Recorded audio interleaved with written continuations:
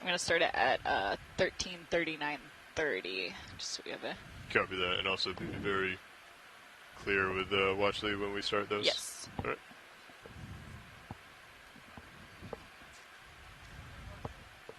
Yeah, I wanted to let the ship know that we still can't hear the pilots on the telecom line, so we just wanted to make sure that they're still planning to be tapped into OKEX. Yes, we are just starting the transect now.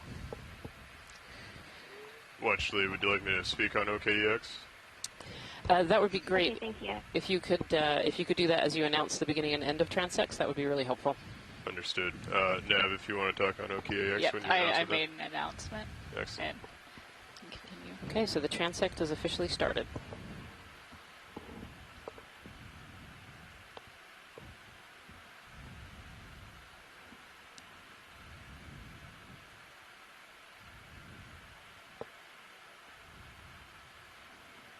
Thank you for that. Mike, do you want to tell the folks watching in from home what we're looking at currently in the water column? Back here. This thing. Mucus. Copy.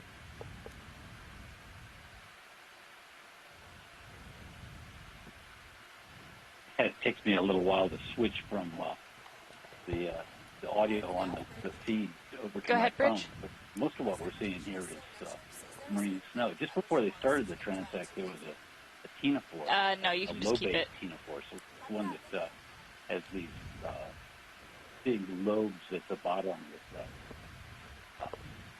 That it uses that to swim differently than what we teach in the textbooks about how ctenophores swim. Ctenophores are called comb jellies, and they swim by beating rows of really small cilia to propel themselves through the water. But these lobate ctenophores are also able to pump with their lobes, sort of like a frog kick. So they have a second mode of swimming. Small white objects just above center. Okay, go ahead. I believe it's going to be mucus, top of screen. Top of screen, copy coming up. This here? Yeah, that was it. More snow. Copy that. I think we're just zooming on some mucus in the water. It's part of the what's generally known as marine snow. Are you planning just to sweep back and forth? Produced by various animals and also... Copy. So you get to the edge starboard and then come back to the port. Surface down through the water column. It includes... Do we want to mark on high-pack transect start and stop points? I don't believe so. Okay, great. Crustaceans that have been shed as the crustaceans. We just want to make sure that we click. There's a lot of stuff that makes up the marine snow. And all of it sinks through the water column and eventually gets down to the bottom. The stuff that doesn't get eaten by something else gets down to the bottom. I think it wouldn't hurt, though. The major source of food for the benthic communities. I'm going to come back to center real quick. Speed it up a little bit. Copy.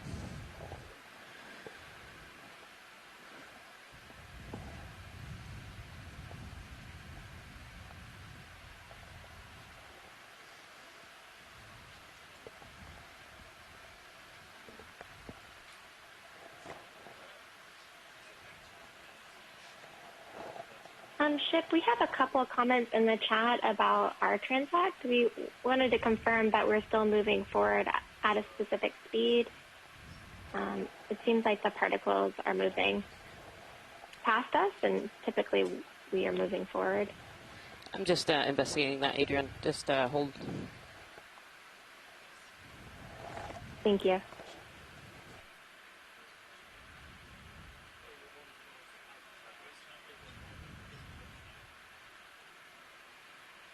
Okay. Current might have switched a little bit. Looks like it's coming more. Probably port side. Yeah. Yep.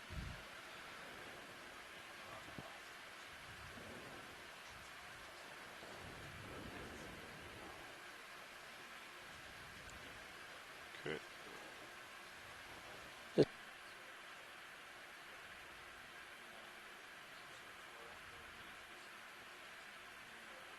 Are we making progress as far as distance traveled? Yeah, we were getting back to center video, just so you're aware. Hi, Mike. I'm looking into that for you.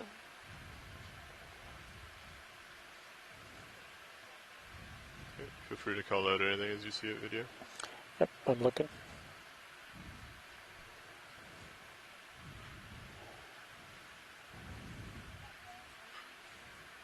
Yes, we are.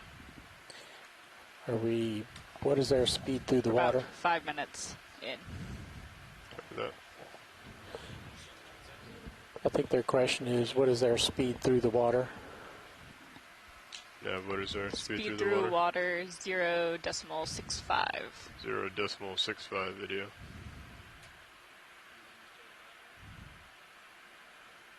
Just drifting off to starboard. Our current speed Pilot. through the water is 0.65 knots. Forward a bit.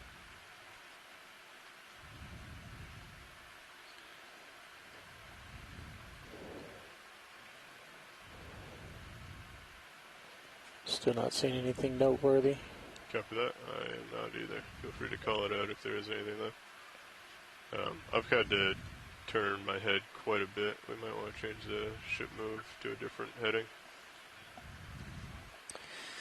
Just right on the Working edge, like a Lars. 2/8. Yeah, I'm moving. Copy.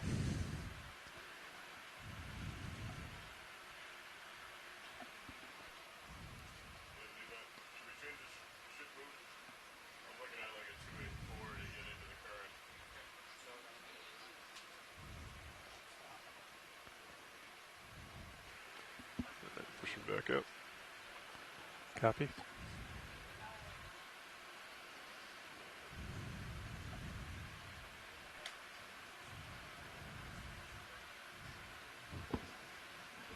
Bridge, ROV nav. If you want to bring your heading around to a 285 Yeah, I'd as like well, to copilot. bring the ship to an easy stop and then call in a new move. And should I give you that move now? You're 285. Yes. Good copy, thank you. Coming around now. There's lower bottom. It's going by too fast now. Yeah, we're getting reset up. Stand by one. So we see a couple small fish swimming around, and potentially Dougal Lindsay just called out a All right, cheetah you're now. slipping off my starboard side. Yeah, Those are airworms, and they have very interesting jaws. So I'm lined And up they're on small, 285. kind of transparent organisms that you potentially It's see 285 within there. the It's screen. 285 there. And mini Oh, krill. it's coming Thank you back for calling around, that out. but yes. Dougal. I'm set at 285. Swinging a little bit. Go ahead, Bridge. All right, we're looking at 500 meters, bearing 285 degrees, going 0.2 knots.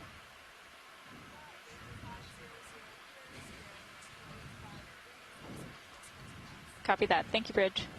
And an object swimming down center screen. All right, Go Lars, that's a 285-ish, roughly. Here, video. That's just gone.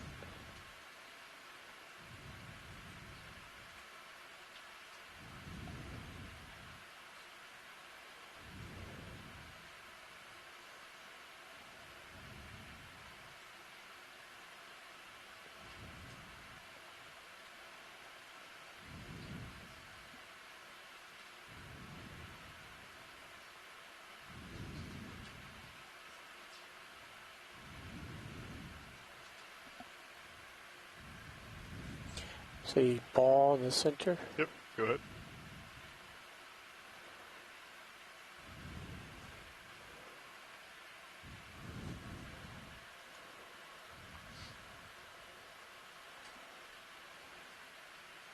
It's out of the light.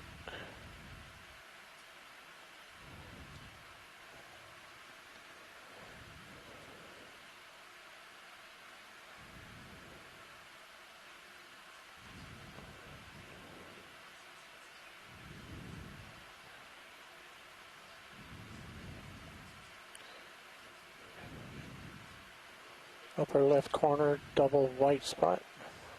Upper left, double white. Left edge, Copy, coming over. still left edge, coming into center. Go ahead.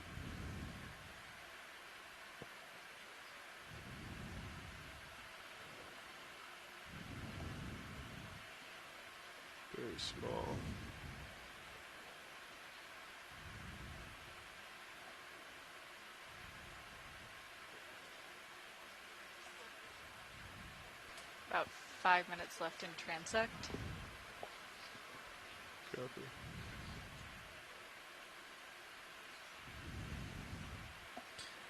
Just sliding off my starboard. Understood. Sorry, video. Full wide. Push forward again. So if you're just joining us today, I'd like to welcome you to Dive 20 of the NOAA Ocean Exploration Expedition, North Atlantic Lower Stepping right. Stones. And Just today slightly we're right. exploring Copy. the world's greatest ecosystem, the world's biggest ahead. ecosystem, the midwater. And today we're diving off of Hydrographer Canyon and looking at all the midwater organisms. Follow me if you need to. Copy. Go out. Coming around. So currently now we're zooming in on a tinacore, our comb jelly. You can see the rows there actually. So Dougal, That's Max camera. I cannot pronounce that, Dougal, I'm sorry, but he provided a species name What? within the chat. I don't know, Mike, do you want to pronounce that for us?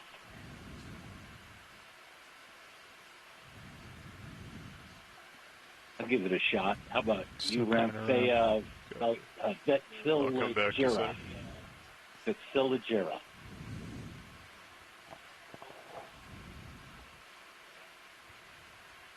I figure with scientific names you could say anything you want as long as you spell them right when you write them down. I definitely agree with you, Mike, That's having cool, to Scott. try to pronounce some of the names during this expedition. I've had the same issue.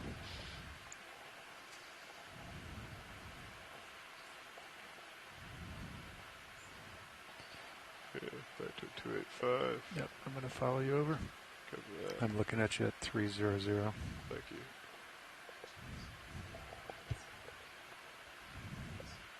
Still centered up 45 on my camera. Understood.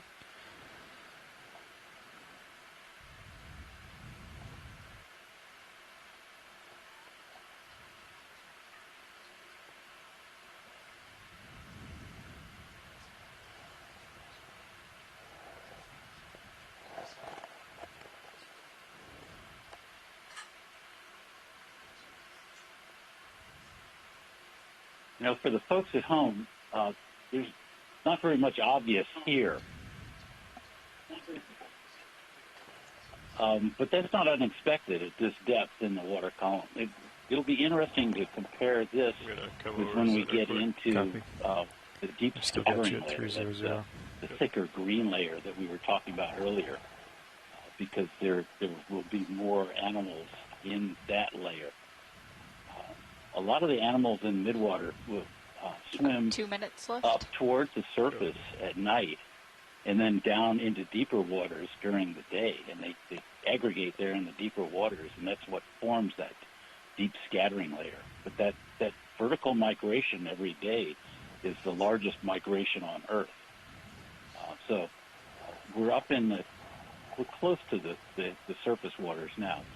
And so a lot of things have vacated for the day and have moved down deeper into the water column. So it'd be interesting to compare this with what we see later on.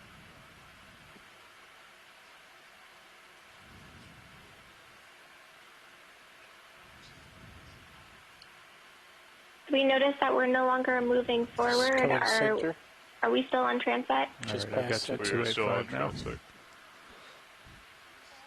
Oh, go ahead, Bridge. We currently are still on transect. There's a line in the bottom right. Go ahead. Good copy. Thank you, Bridge.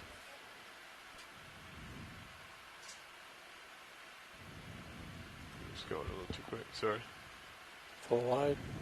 Understood.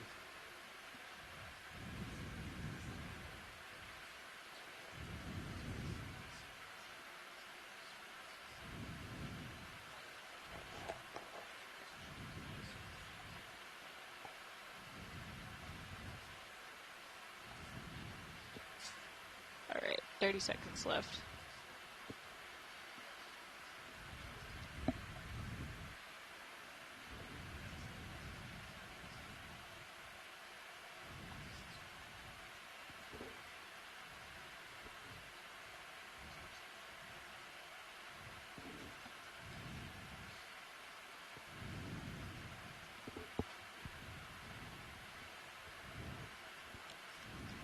Just slide it off to my starboard. That completes our first transect at a depth of 300 meters. Thank you so much, Nav. Want me to follow you over? Okay, great. Thank you. Get ahead. So we'll get set up now for the next transect, which will get 500 meters. For this next transect, is there any way the pilots could try, I know you guys are fighting some current, but try to have the particles streaming towards the vehicles? It helps with identification. We'll do our best. It was a little bit of, there was an organism off to the right or to the left, so it looked valuable for a zoom, so that's why sometimes these particles might have not been streaming directly ahead.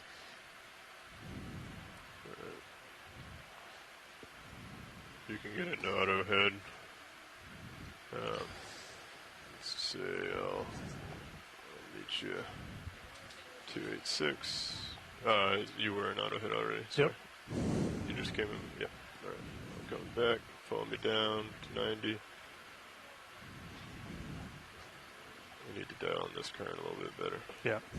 So, Mike, do you want to talk a little bit with the people at home what we expect to find, maybe potentially at 500 meters as we move downward into the water column? Follow me down as I come under. Copy.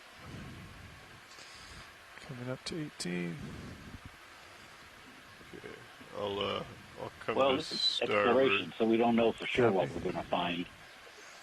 All right, that's 18 there. Okay.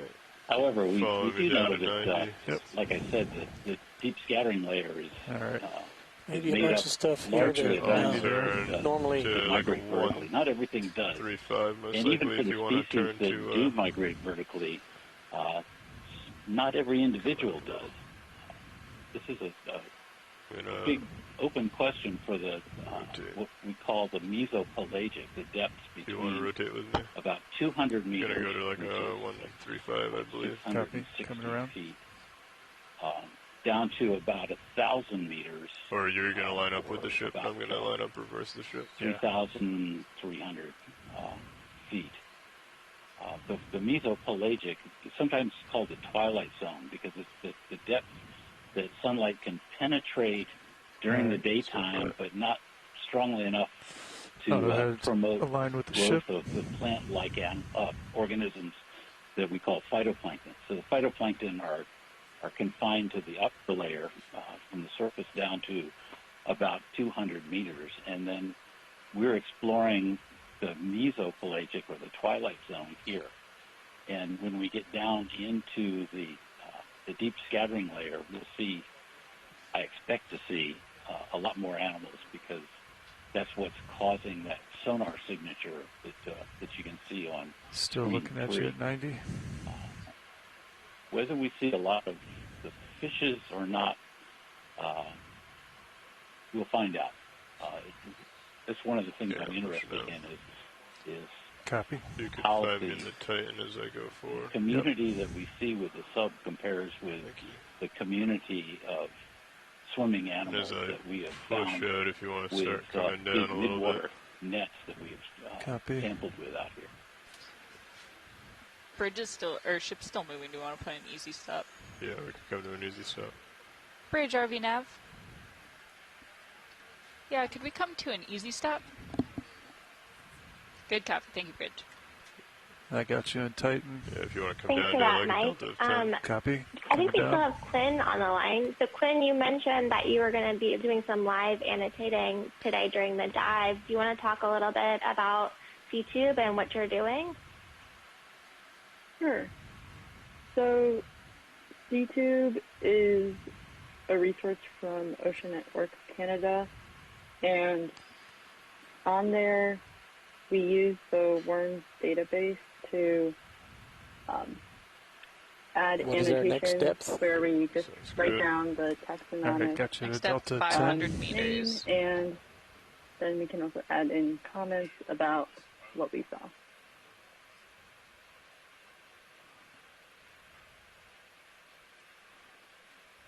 Go ahead, Bridge.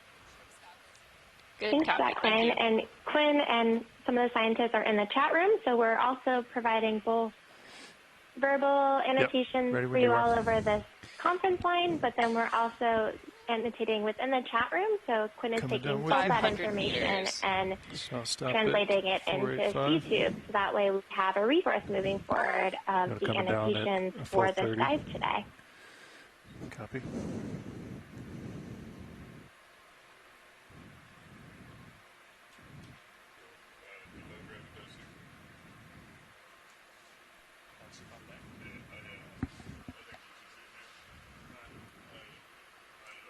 So we're moving down now to 500 meters. Like Mike mentioned, this depth will be within that deep scattering layer that we saw earlier.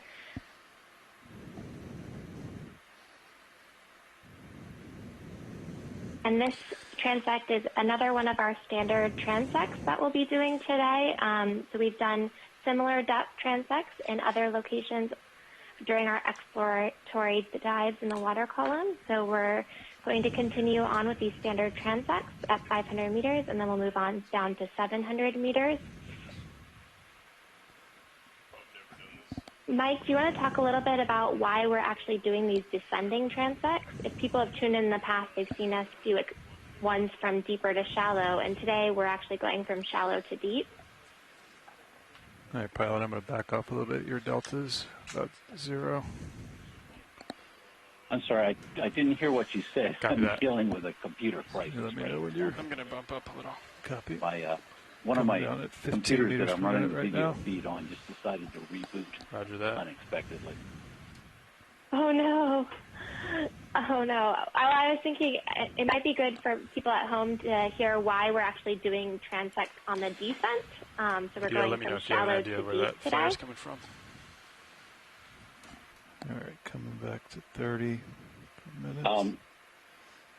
Well, there's been a lot of discussion about whether it's best to do ROV observations in midwater during the descent or during the ascent. But during descent, none of the water has been disturbed by passage of the vehicles or the tether that goes between the vehicles. And I've done some comparisons with some ROV dives that I've participated in. And again, we've seen a 30 lot more meters per minute. squids on the descending part of the dives than on stopping the at ascending 485 parts of the for dives. this next transect. So That sounds good. we're 485. we're making observations on the descent, but we're also, it saves some time rather than going all the way down and then working our way up. What I was talking about as far as the descent versus the ascent shouldn't make a lot of difference as far as the transects are concerned, because the transects are going horizontal. But in general, I prefer to do the observations as we're moving from depth to depth. I prefer to focus on the descending part of the dive. I know that some of my colleagues don't feel that way.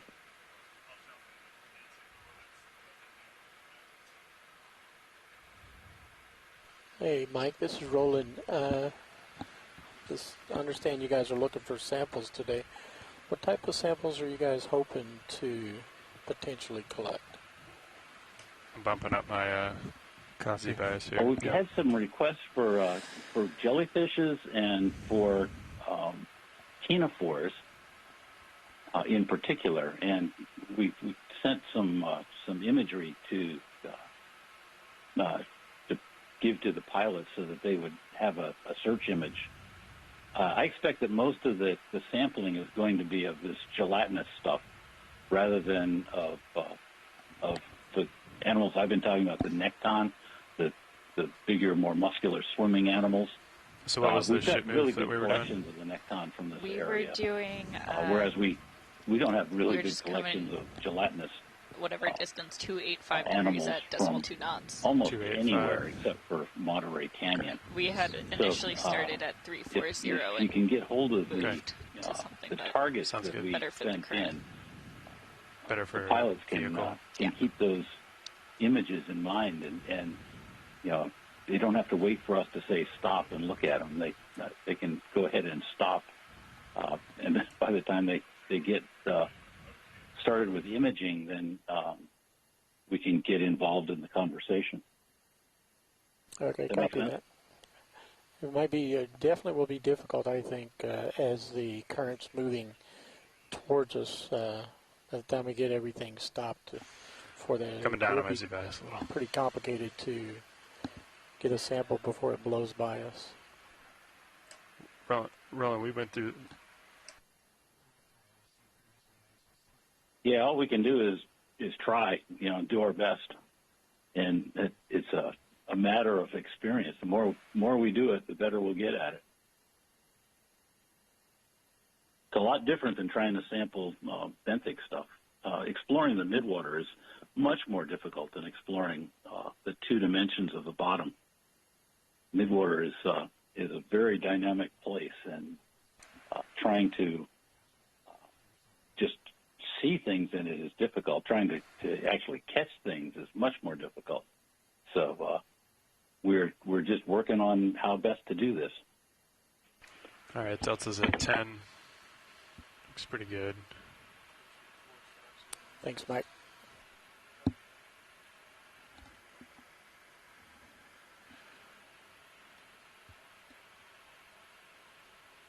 What depth do you expect us to see the larger of this fauna?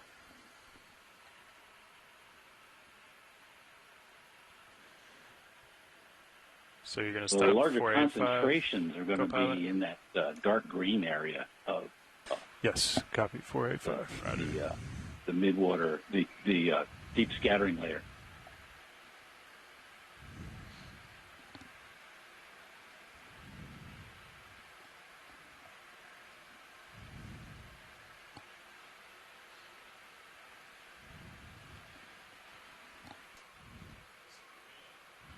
As we're descending, I am starting to see definitely more creatures in the water column.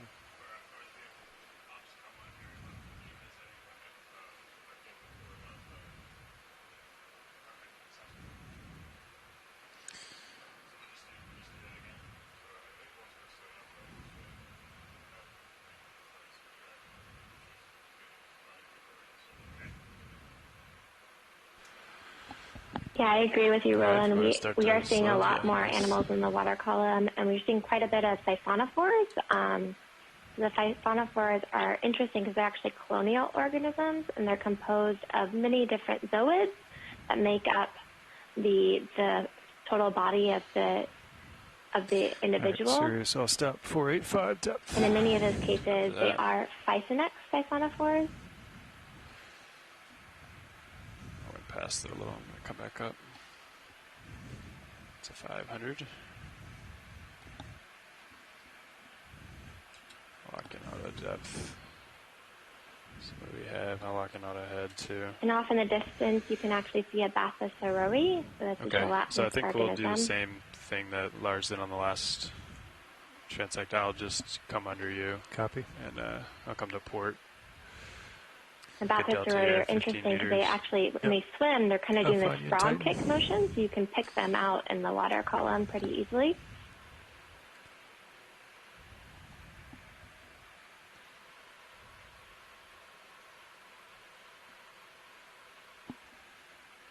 I think that's you right there. And Titan.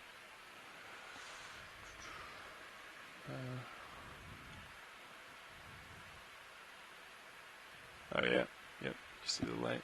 Yep. I'll keep coming back. Follow you down.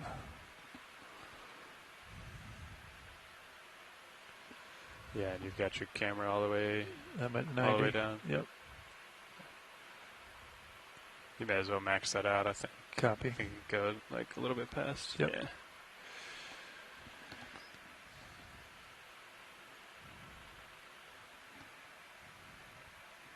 It might be off to your starboard a little. You drifted a little bit.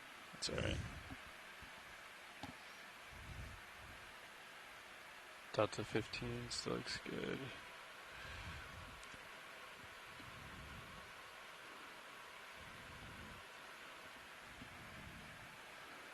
Yeah, that makes sense. If it's like slowly coming this way, I drifted off to your starboard. Yeah, current. Yeah. All right, I've got you in my main. Roger. Umbilical above, ROV. Yeah, I see it.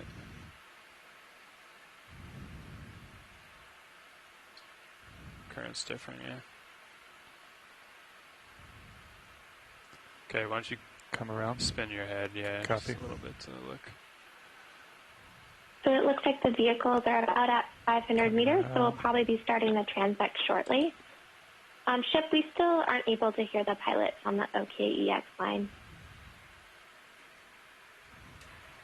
Hey Adrian, it's pilots. We're getting set up, so we're going to stay off the OKEX until we're set up. Thank you, pilot.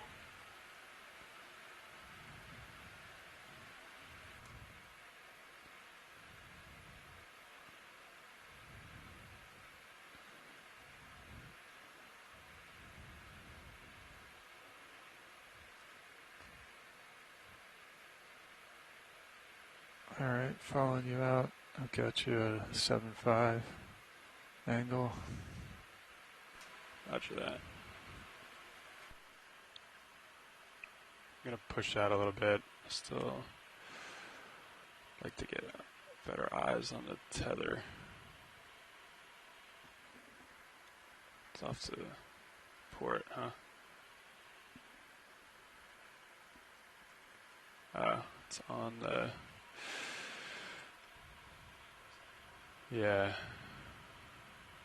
So as we're getting set up, Mike, do you want to talk about the things we've seen so far as we've been coming shallower in the water column? No, stand by on that. Yeah, it is on the brow. We'll come around. Or sorry, deeper in the water column. Yeah, I see that. Okay. See it on the port rail. Sorry, I didn't catch that whole question. It's okay. I said, as we get set up for the 500-meter transect, do you want to talk a little bit about some of the things we're seeing so far on camera one? Yeah, we're seeing a lot of those Bacillus, those low-bait ctenophores that swim with a sort of frog kick. And I'm also seeing quite a few Bisonex siphonophores. There's two major groups of siphonophores that we see down here. One of which has a very complex structure to it, and that's called the Bisonex. And then the other kind only has two swimming bells. They tend to be much larger. Those are called Calicophoran siphonophores. But both of those groups, that's a Bisonex that just went through the video feed. Both of those groups are colonies of animals that are related to jellyfishes, but they're not jellyfishes as such, because a jellyfish is just a single animal.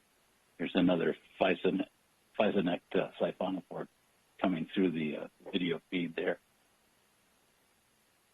Yes, Dougal Lindsay mentioned on the chat, there's too many of the Bacillus to even call out. Okay, so I think there's a lot of them down here. I think it's probably. And as I mentioned earlier, you start to see how important these gelatinous organisms are in the midwater.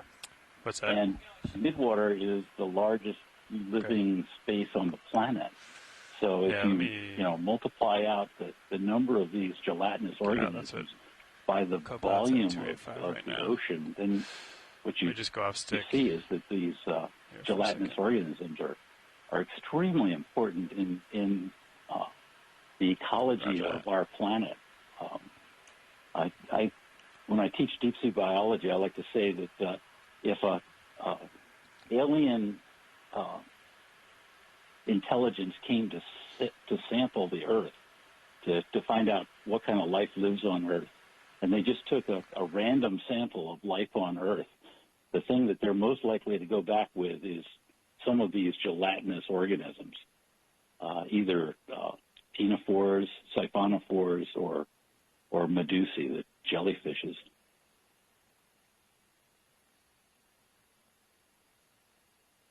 Still seeing lots and lots of those low-bait ctenophores, the ones that swim by frog kicking, Bacillus.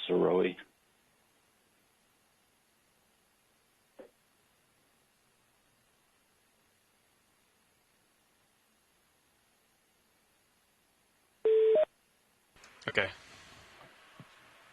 Roger. So I think let's Copilot, let's swing around to the north. I'm going to come back towards your view. I think Nav's right. I think there's a little bit maybe coming like north to south. So we'll try that. Did we have someone just join the telecom line? Hi, this is Tracy Sutton, just waiting for some fish. Hi, Tracy. Welcome. Glad you could join us. Do you want to introduce yourself and where you're from?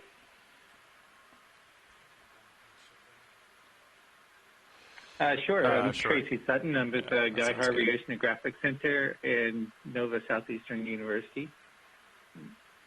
Specialize in deep-sea fishes and trophic ecology of midwater.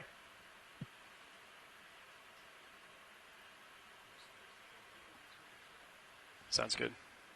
Yeah, pushing pretty So hard glad that you could way. join us, Tracy. And you're perfectly in time because we're going to be starting the 500-meter transect soon, and we hope to see some fish.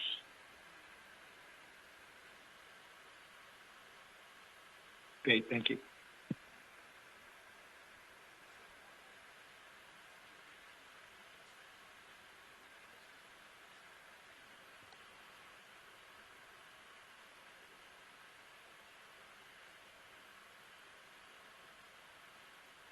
Still looks like it's, coming that, right. So let's keep coming around, Copilot. Why don't you just aim for like due north? I'll do the same. You can just follow me around like you're doing.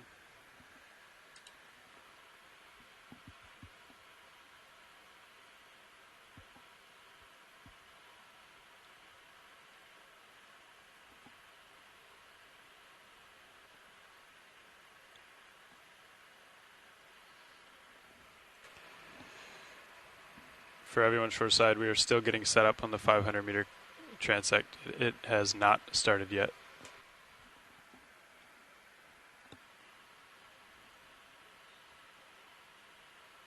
Thanks, pilot. All right. Copy that. I'm going to see if I think I'll still drift this way.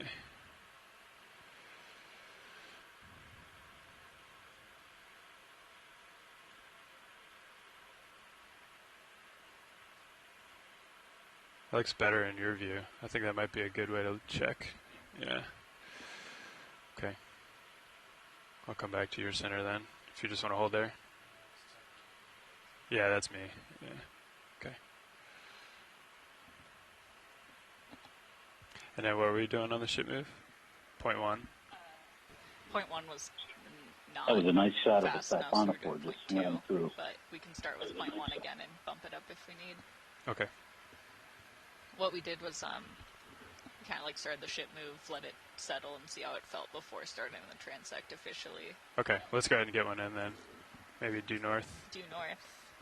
Do we want to do point one, or do you think start at point two? Let's do point one. All right.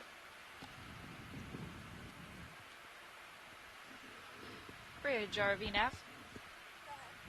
Yeah, we'd like to put in a ship move. We're looking at a range of Just looking 500 meters, 500 meters. Copy that. Yeah, and Dougal just added the chat that it potentially could have been a Nanomia cara, but a Thyssen siphonophore.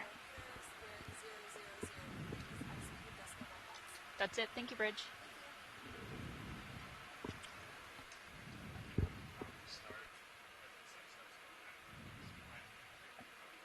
Well, they're still setting up. I just mentioned some of those siphonophores have very powerful stinging cells. 1419. Is that okay? That sounds good. Yep. Some of them are predators on fishes, depending on what species of siphonophore you're talking about. We have just started our transect at 500 meters. Types of animals. Okay, rolling. So I remember Get the swimmer. diving with the Johnson Sea Link manned submersible. We collected a siphonophore, Following you back. and as we were Got you at processing 70. that, one of the scientists got siphonophore tentacles wrapped around his hand. He jumped off the top of the sub and ran into the lab to take care of the sting. And the next day, his hand was swollen up to about twice its normal size, and it looked like it had gone through a sewing machine because you could see a puncture for in dead ahead every here. place that the looks like it's farthest out for us. It's coming in. So if you're something that's sensitive to that, you don't want to eat those siphonophores. Copy that. Following you back. So it looks like we have started our 500-meter transect, and most of what we've been zooming in so far on are those Bathysauroi we mentioned earlier, and those are the ones that do the very interesting swimming behavior that looks like a frog kick. This is a beautiful zoom on one of those right now. Copy that. Let's come wide. Bathysauroi fosteri. You want me to find you? No. Copy.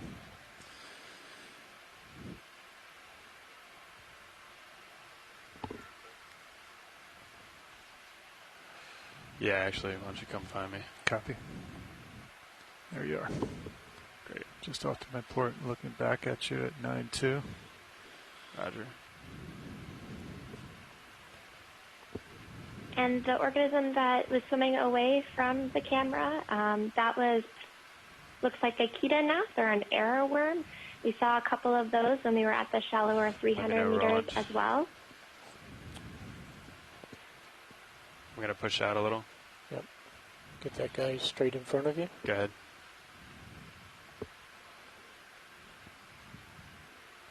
All right, I'm going to come find you. You're still slipping to my port. Copy. Full wide. Yeah. Okay. Okay, sounds good. Okay, short side, I have to push out in front of Sirius again. So the particles will move a little bit more quick during I'm pushing out, and then we'll be back to our normal speed. Thank you, pilot. All right. I still got you at 90. Coming to starboard with you.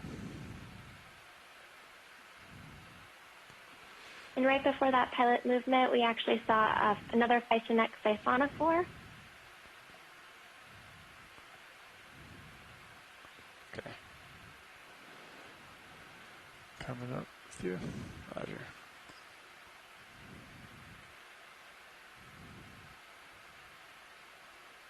All right, that's about due north there.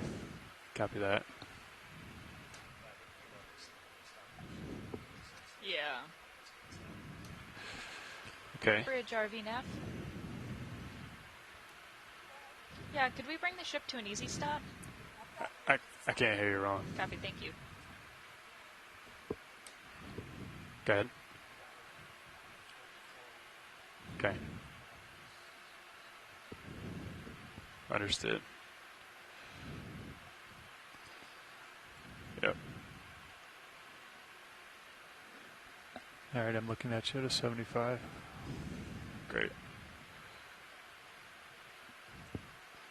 So as we continue this 500-meter transect, we're seeing still quite a bit of siphonophores in the water column. Can we please get a zoom on that Physonex? Good copy, thank you. Repeat your last, Adrian. We were hoping to get a zoom on that Physonex siphonophore. I think it's out of frame now. Yeah, I think it's out of frame. If you could give a direction instead of a species, I think that would help as well. Yes, I can do that.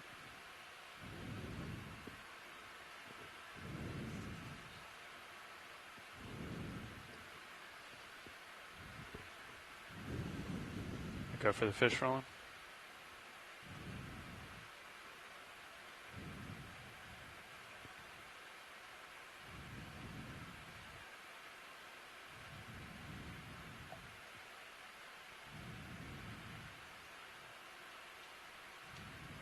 Copy. He's coming right at us. Roger. Tracy, do you want to talk a little bit about the fish we were just seeing?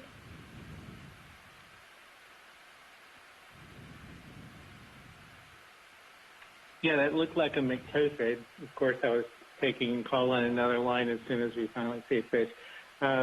Yeah, when you get that really silver iridescence or goldish iridescence, that's usually a good McTophid time because cyclotony doesn't really reflect light like that. So most of what we'll see are cyclotony, bristlemouth fishes.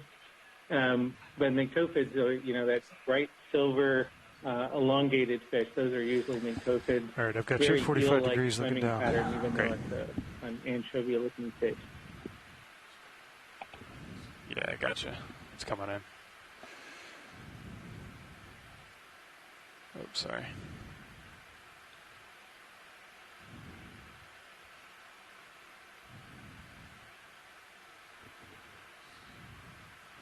Copy.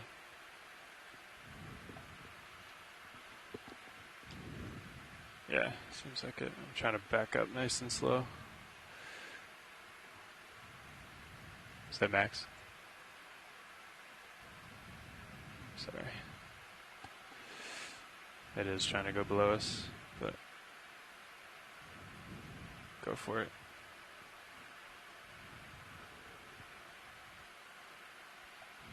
Okay. Roger.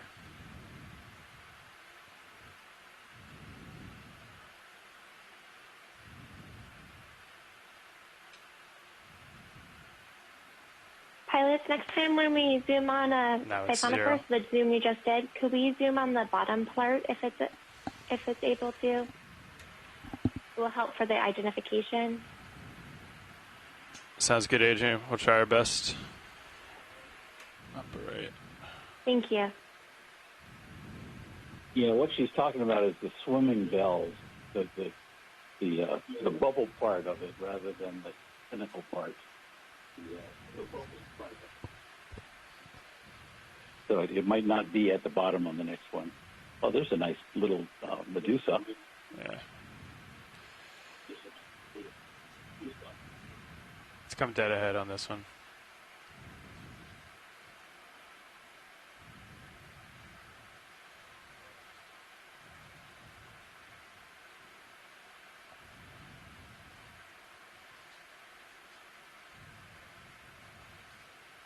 The swimming bells are at the bottom on this one.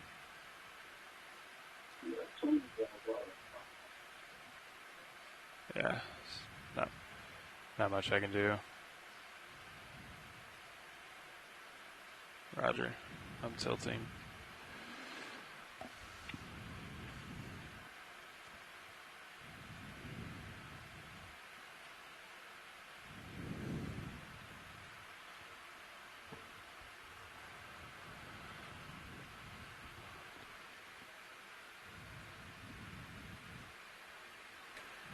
Pilot's going to push ahead a little bit here.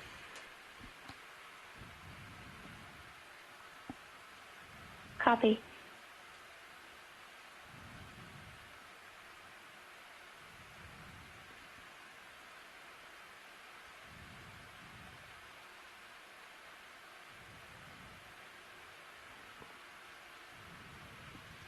What do you have me at, Copilot 45? 45, yep. That's good.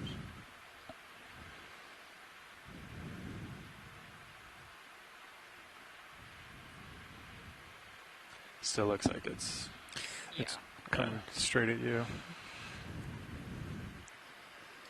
Oh, let's get a zoom here rolling.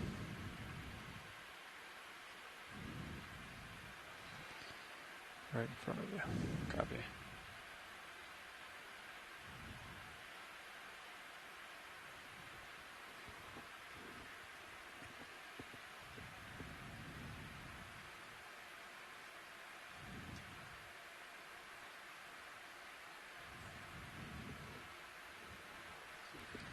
I'm trying.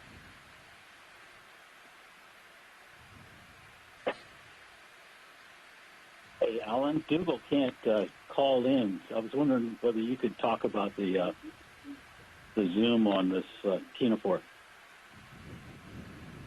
about 10 minutes into transect. Copy.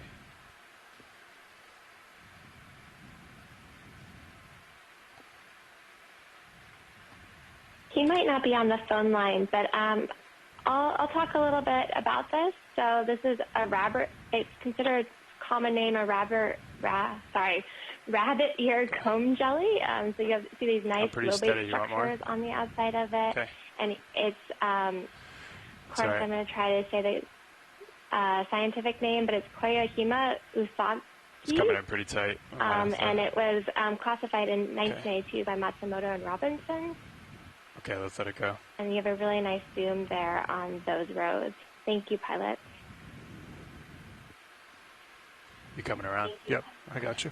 Can we zoom in on the gut before we lose it? I'm so sorry. Negative, we gotta go. Not a problem, thank you. Google identified that as Koyahima usagi.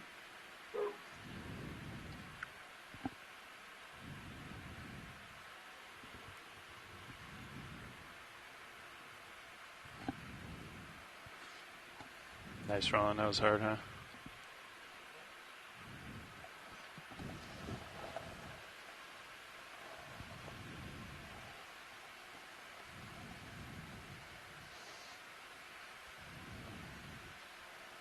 All right, I'm coming back around to due north. Great.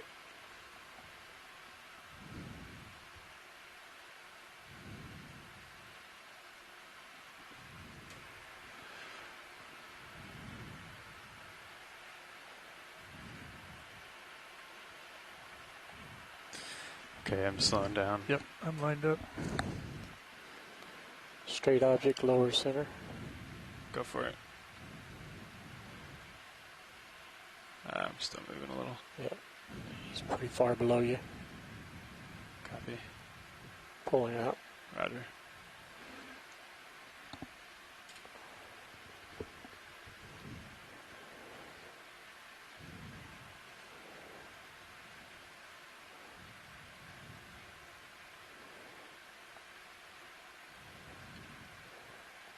Fish upper center. Upper center. Oh, yeah.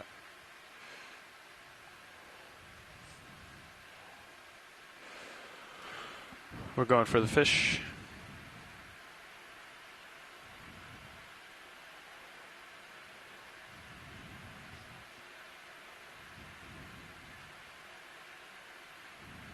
Thanks, Pilot. That's a great zoom. Tracy, you want to talk about what we're seeing there?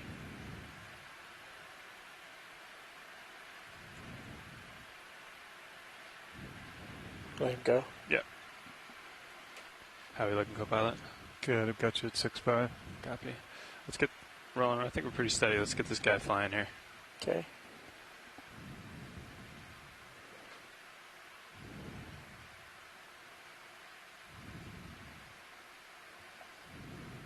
So what we're looking at here is another Bathurst-Aroe. So this is Bathurst-Aroe faster eye. And again, you can see that nice, interesting swimming motion.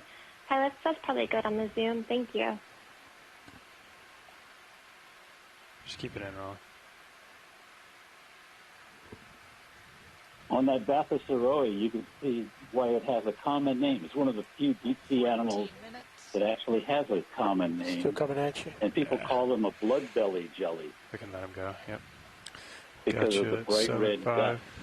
Roger and that. one reason that animals have a red gut is because if they eat something that's bioluminescent, they don't want the animal in their stomach to light up and tell a bigger predator to come and eat the team.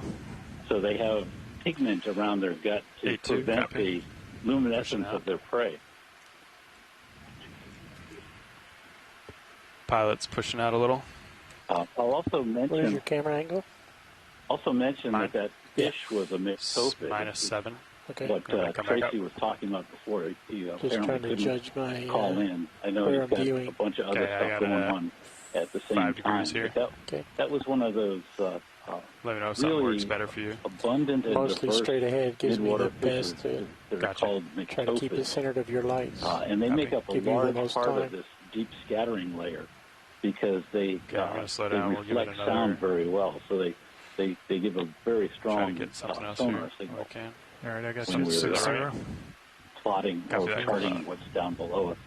With the object in the distance or near? Near, I was just looking at the And to that, I will also add that Mike was too kind to mention that I'm also an onion head, so I was giving a very nice rendition of lanternfishes whilst my mute was on my phone. So very nice. That actually was very, very good video of lanternfish because they tend to be really efficient avoiders of ROV. So to get that much clarity on that was quite. There's a huge cobra going by. That thing is gigantic. Probably Farrayukita, Norwegian. I'm going to let this guy go. He's going off this starboard. Okay, I'm going to step out now because you have a nice siphon flow.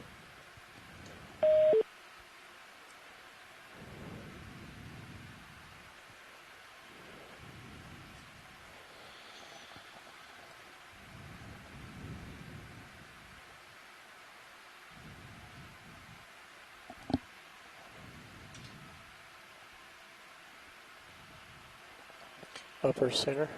Upper center eye.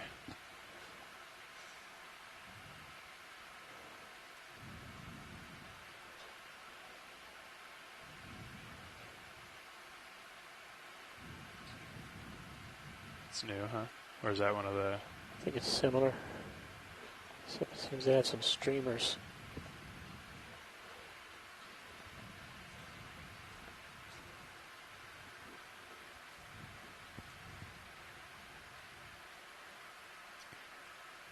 Looking down at you, 7.5. Copy.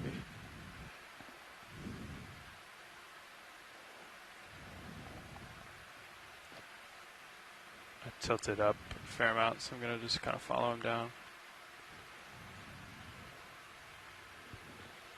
This guy seems to have some streamers coming off that I hadn't noticed on the others. This is another Okeanos, and it may look like it's the kind that I saw before, Maya, but it's actually a different genus. Oh, different call rolling. Different genus. Okay, we got another couple seconds. Then we got to go. But in the same family. Looking straight down at you, 90. Roger. So you can see thread-like extensions coming off of coming back up. What look like ears up at the top right now. On the camera. And it may sound like that I know what I'm talking about, but I'm actually reading what Dougal Lindsay is typing into the chat right now.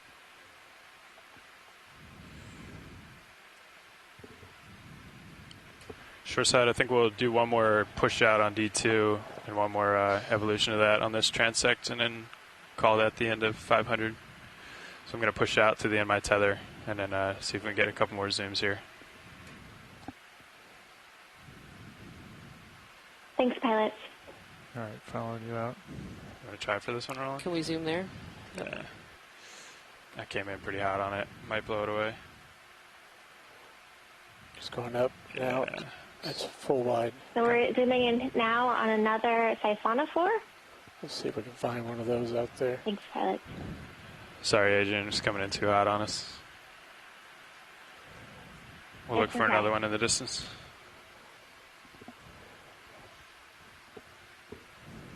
Left. Left. Got it. I think he's too far below. What's your thought? Challenge accepted. About 19 minutes in. Copy. He's going down too. Yeah, there you go. I can follow him for a minute. Okay.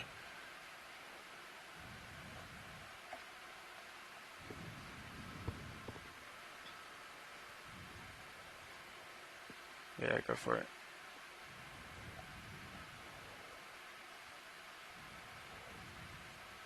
And here's another zoom on a great zoom on a siphonophore. Thank you, pilots, for zooming in on the bottom there for us.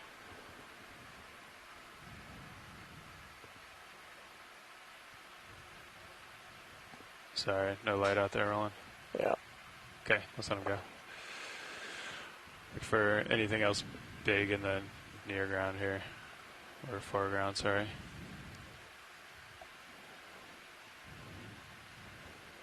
And then we can, we'll call it the end of this one. Based on that zoom, Dougal in the chat says that it could be a halostema. Go ahead and call it, yep. And that marks the end of our 500-meter transect. Okay, co-pilot. So I think I'll just come around to starboard. And why don't you just stay where you are? Copy. and I'll push out as I'm coming around. All right, I'll find you. Thank you, Ship. So for everyone at home, so we just completed our 500-meter transect, and we'll be descending deeper into the water column. Our next transect will be at 700 meters. And this is, again, one of the standard transects that we're doing to allow for comparison across the various places that we've explored. So we'll do a 700 meter, and then we'll go back down to 900 meters. We're really interested in the 700 meters because it's still within that deep scattering layer that we saw within the acoustics earlier today.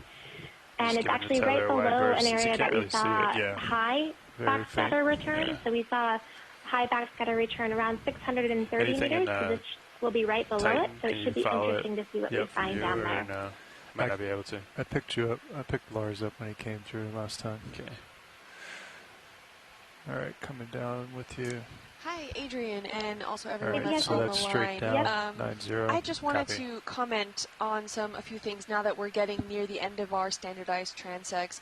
So as far as timing goes, we're still making pretty good time, but I wanted to put it out to the community if it would be an option, since the EK, that baseline that we saw for the deep scattering layer, was at about 1,238 meters. If after we finish that 900 meter transect line, if we could actually proceed down to that 1,238 meter transect line at the base of that deep scattering layer, it would save more time for further exploration within that time for the variability transects. If we already can be down at that level and transect that line overall, and then come up and proceed then with the variable transects, if that's something you would like to do. Yeah, it's hard to make out, huh? There you are. Hey, this is Mike, and I'll tell you my vote, which is yes.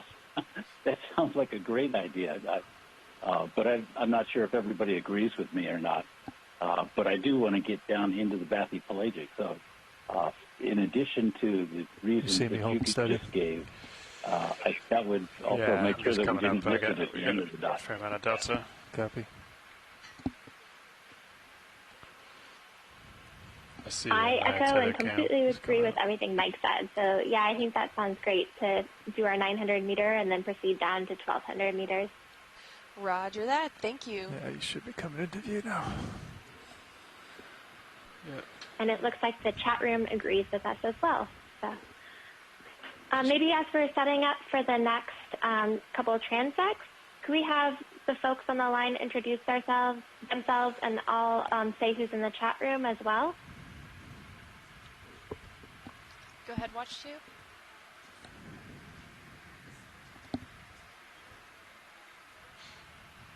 Sure.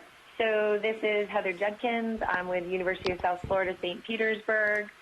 I work with cephalopods. So like Mike, we've worked together on a lot of projects, as well as Tracy.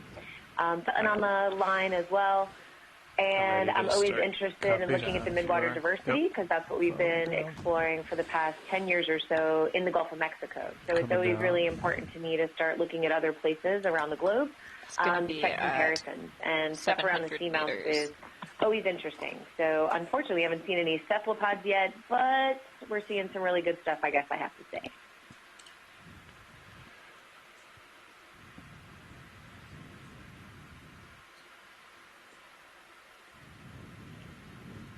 Thanks, Heather. And my name's Adrian Copeland, and I'm with the NOAA Office of Ocean Exploration and Research.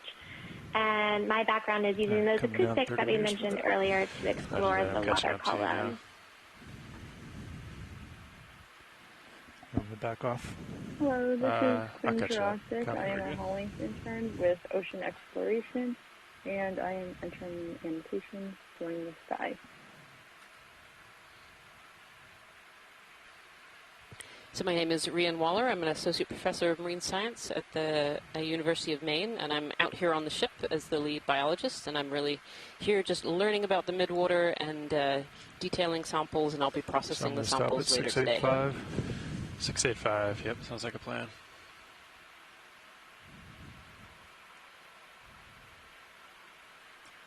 Just came down on my Z-bias. See how and that Mike levels out. Vecchione is leading our water column dive today. Mike, do you want to introduce yourself? Oh, I thought I'd been talking enough. This is Mike Vecchione. I'm from the NOAA National Systematics Lab, which is actually located at the Smithsonian's Natural History Museum. And I've been pushing for midwater exploration for a long, long time. So I'm very happy that we're doing this.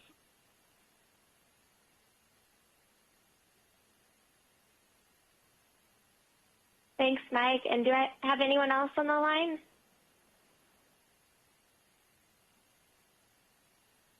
Okay, well, in the chat room we have, oh, go ahead, sorry.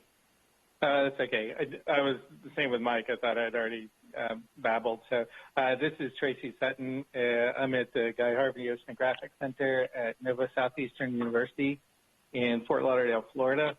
This really takes me back because I started working with Mike about 20 years ago, Mike Vecchione, when I was at Woods Hole, you know, right here, Oceanorapher Canyon and the stepping stone. So it's really nice to get back in there. I primarily work on fishes and which serve as food for Heather and Mike's fauna. So glad to be here. Thank you.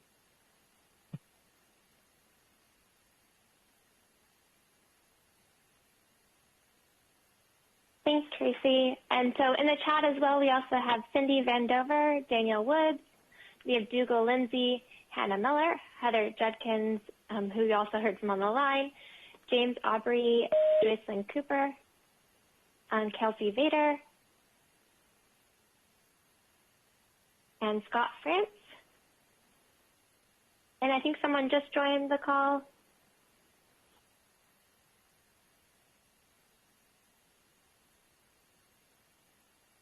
I think that was probably Tracy hanging up.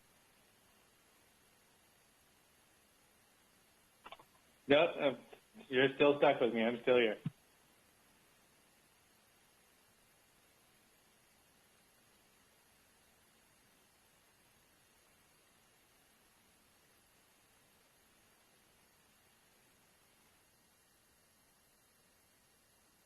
I'll just say that I love the idea, that may have been a lepto, I love the idea of doing these midwater transects on the way down. So whoever's idea, that's a great idea.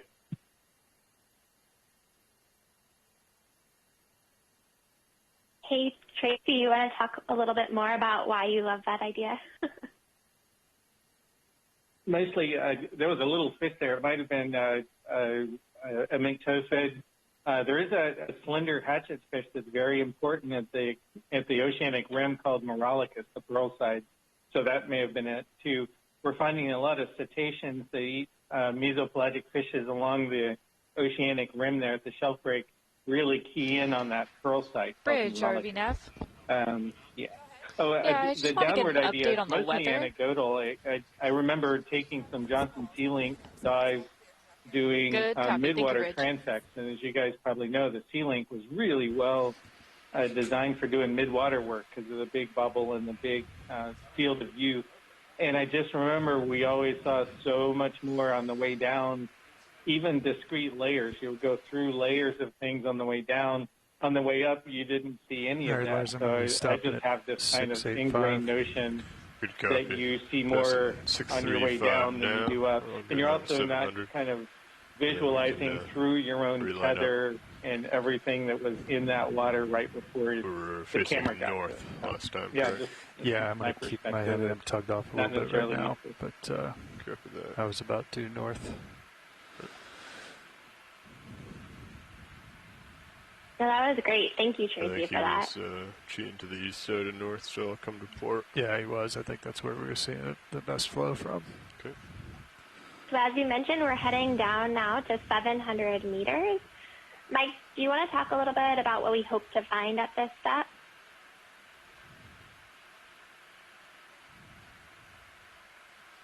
Well, I hope to find squids, but I'm not very optimistic about it.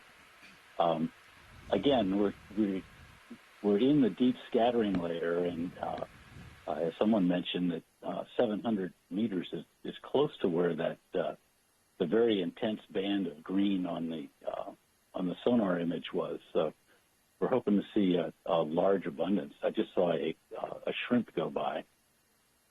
It's hard for the scientists to tell what's going by when we're doing these rapid descents, but but we're still trying, and people are logging things in the chat, which I hope are being translated over into the C-tube log of observations.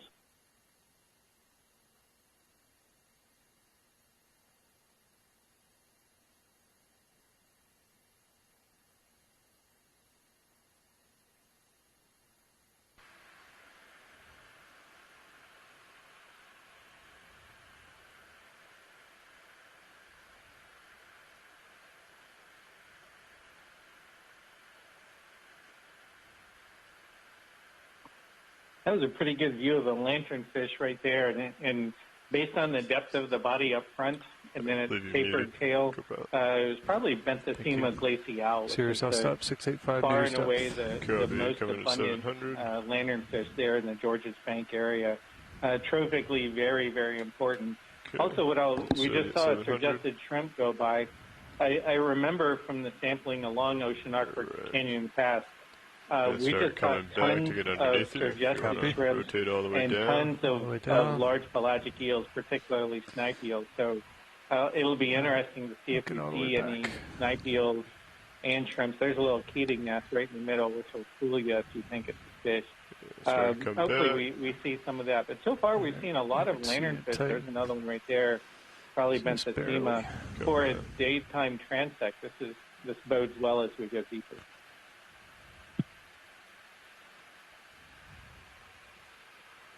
You know, Tracy had mentioned earlier that some of these animals, particularly lanternfishes, are really important in the food web. And he had mentioned cetaceans. When we were working out here, if we wanted to see sperm whales, instead of going to the seamounts, we'd go to the canyons. And it was really common to see sperm whales and pilot whales feeding in the canyon areas, like where we're diving right now. These are the deep diving toothed whales that feed on Tracy's myctophids and on my squid.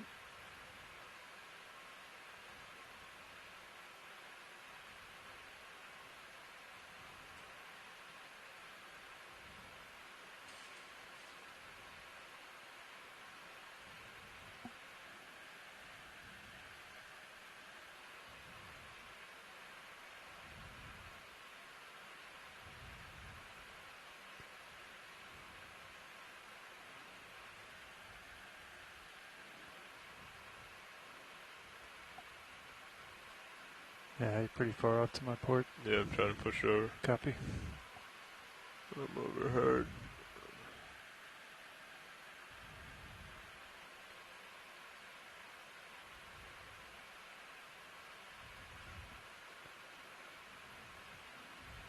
Yeah, coming around now. There has been some discussion in the chat. The scientists are noticing that there doesn't seem to be as many of those Bathysauroe ctenophores at this depth as there were at the previous depth, although we are still seeing some of them, and also seeing the Physonex siphonophores pretty commonly. Yeah, Delta 14, do you mind coming up a little bit? As I come underneath you? Coming up. And one thing I think we're seeing here, so when the ROV is moving, that was another lanternfish, probably Benthesema. As the ROV moves through the water, a lot of things look like Star Wars when you go into hyperdrive. So it's hard to tell exactly how big things are. But those look for all the world like euphausids buzzing by. There's a lanternfish that just got whacked, I think. In this area, especially the large euphausids, Meganictiphanes norvegica, was super abundant. I think we just went through a layer of that. That sure looked like a euphausid show there for a second.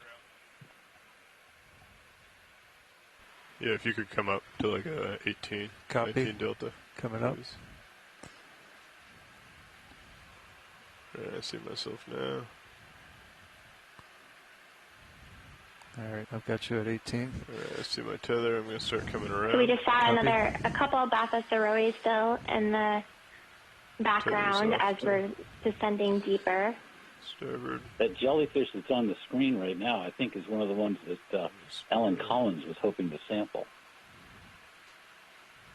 The one that looks like it's got a couple of antennae pointing upward from its All right, my heading is still due north, Lars. Copy that. Yeah, Mike, I think we can only sample once Still we're actually looking on back at you. transect. Looks Right now, they're still like, setting up. from your view, I'm facing into the current No, right I now. understand that, Yes, but At like a mentioning 65. it so that if we see another one, If you want to maybe rotate over to that. we'll be ready to grab it. Copy. That's a suggested shrimp that just went through there. I'll follow you over as you come. Look at that. Yeah, looks... I think we're at the right level for those jellies because I've seen a couple of them. You want to come over to... they were trying to set up. I think 5.5. And there's more suggested shrimps as well. And then I'll push ahead. Yep. And I'll meet you at 45. Following you out.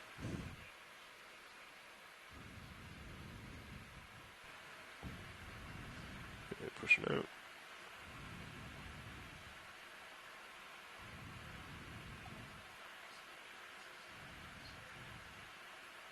All right, I've got you at 4.5 there. Copy that. If you want to come down a little bit to about a 15, 16. Copy. Delta. Coming down easy. Yeah, this looks a lot better.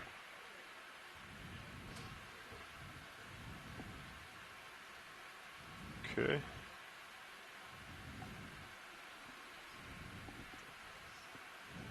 All right, now we have good eyes on tether. All right. Into the current. 15 delta. I think we can go ahead and start this one. Yeah? Yep. Alright, I'm going to start it in about 10 seconds. That works with you for 5 seconds. Copy that. Just get a nice even time. Understood. Alright, starting. Copy that. We have started our transect at 700 meter depth. This one here? Yep.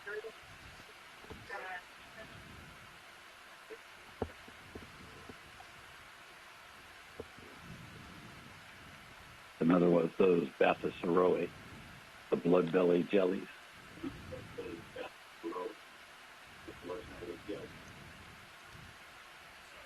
There you go. I was going to mention that we've mentioned suggested shrimp a few times. They have very characteristic antennae. That when you see them, they have long antennae that have elbows in them. Video, where's the best? Right around 0? 0. So the antenna bends backward along the sides of the body. Yeah, go ahead, take it. Shrimp. It sort of functions like the lateral line. There's one on screen now. Okay. So the antenna going back along the sides of the fish is sensing the environment the way a lateral line on There's another one if fish you want to come does. Center. Okay. Take as you got it. And it's actually extended out from the body, so they're sensing farther away from the body than they would if it was just along the sides of the body.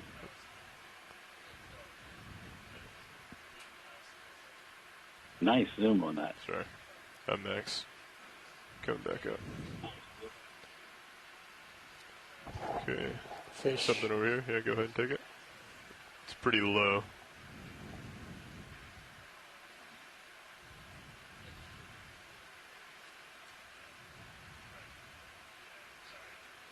I'm just going to follow him as he comes over to It's a starboard. Tracy animal.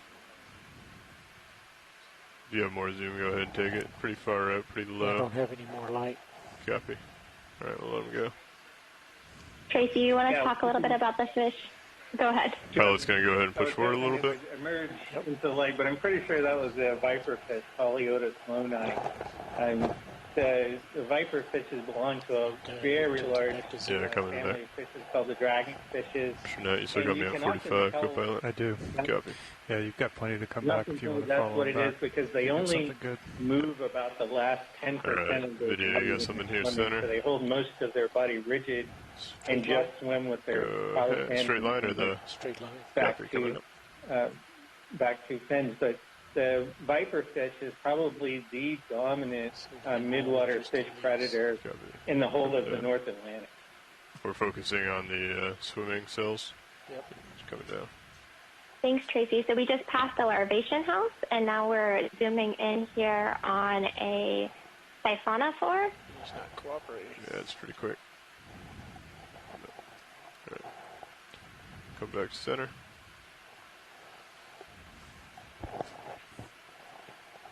Yes, Dougal says that's a Nanomia bijuga type. It's a lot of snow. This is south siphonophore lower left. Copy.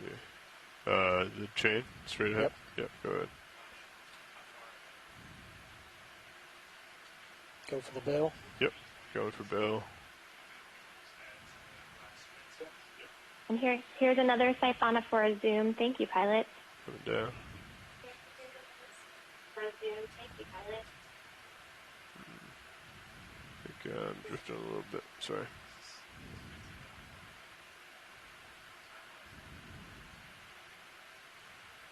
It's gone. And Dougal says this might be a halostema. Yeah. Dougal says this might be a...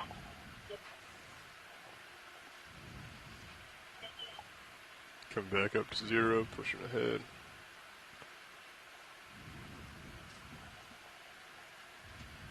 Okay, 0 there.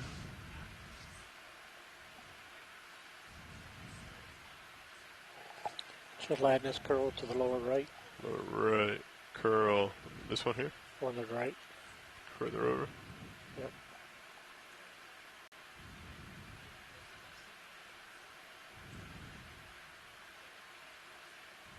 Following it as it goes to port. Trying to keep focus on the swimming sails.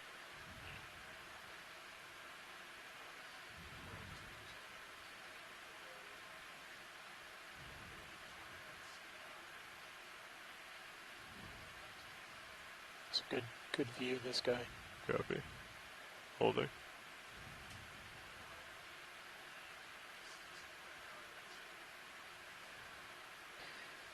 This is a beautiful shot of a siphonophore here. Absolutely gorgeous. You can see the different parts of the colony. Those swimming bells at the very top, and then different cells following it in a trail.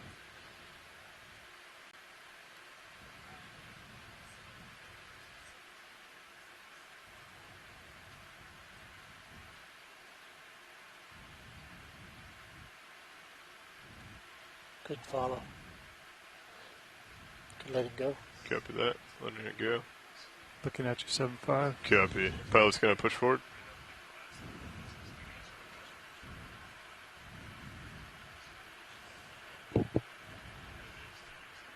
Coming back up to 0 on the camera. Got me at 7-6. I'll follow you up. Understood. It's a nice shot.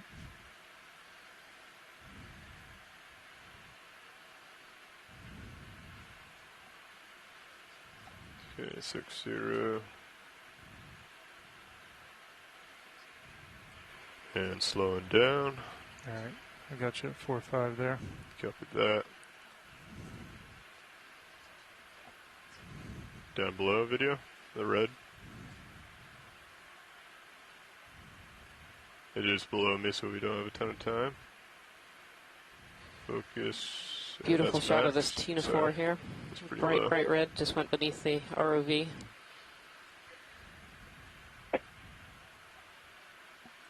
Yeah, that's a different kind of ctenophore. It's called a sidipid ctenophore. We got this and has white 2 long circle. tentacles that come off of it. Something or other. Mucus. Copy. Pilot's clear. Dive in shrimp. Gonna have a little more rotator. Clear. Copy.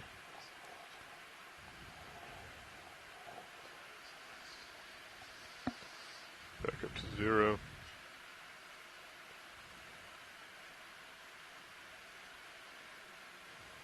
Making my way back to center, co-pilot. Copy. The people at home, they wonder why we keep seeing red things. And it's been mentioned on the Okeanos dives before, but red is a very common color, particularly in the mesopelagic and this twilight zone that we're in, because the only light down here is blue, and blue doesn't reflect off of red. A bit. So it's essentially just absorbing all the light and not reflecting any of the available light off of it. So it's sort of like being invisible. Something in the distance here video? Yep. And the red I'm going to keep pushing in on it, but is used take it. to prevent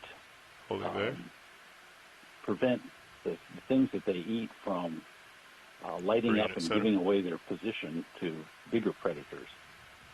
So we see red quite a lot in the swimming coming up, like the belly of this blood belly. It's going to go port jelly. But that red ctenophore that we saw that was bright red, you might think that shows up, but if you're living in a dim blue environment, getting ready for another wouldn't show up at all. Getting a little too close. It's up again. It's a great shot. Thank you. One thing that started to come up within these transects is that we are making actually great time as far as these transects go. So it was a suggestion from the pilots that we can essentially double the transect of which we're operating at. So we can spend more time currently at the 700 transect as well as the 900 and the one that's at 1,238 meters, and then reassess the variable transects at the baseline of that.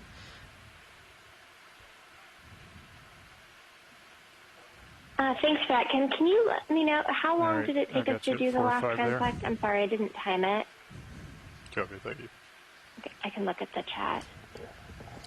So if we do have the time for if you would like to extend these next ones at 700, 900, and 1200, we would not have time to do the variable transects afterwards. But if we would like to do the 1200 assessment and then stop at that 630 mark where we have that high intensity layer of the deep scattering, that's then the last transect that we can do. Okay, so we'll just keep at this 100 meter depth or 100 meter distance. We would like to get the 630 meter variable transect. So we'll continue with the same sampling regime. That's max up. Sorry, it's floating up into my. Ooh. All right, coming back out of 0. I'll just mention that was a nice zoom on another kind of ctenophore. We got jelly swimming in the bottom. Go ahead and come in. It doesn't have lobes and it doesn't have tentacles. Go ahead and take some more as it swims up. But it can engulf other gelatinous animals and it eats them. I believe we want to sample this one if you can collect it. Yeah, can you come out? Can we collect pilot, please? Yeah. Co-pilot, bring the door out a little bit. It's going up real fast. It's gone. Gone. Sorry. That's gone. Yeah. We need to know pretty quick. Yep. So co-pilot to run over it. We'll draw out a little bit just to get the nozzle out, and then go ahead and start suctioning. Yep. Okay. No problem, pilot. Thank you. You want me to leave hydraulics on? Yes. Yeah. Keep hydraulics active at all times. Yep. It was not enabled. Sorry, that was Need to push out. Yeah.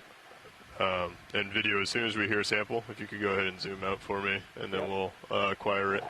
And Mike, also in the chat, Duke Olympia said that we should probably try to collect one of these Baptist early to freeze, since this may be near type locality. What are your thoughts on that? Copy. Pilot's going to push out.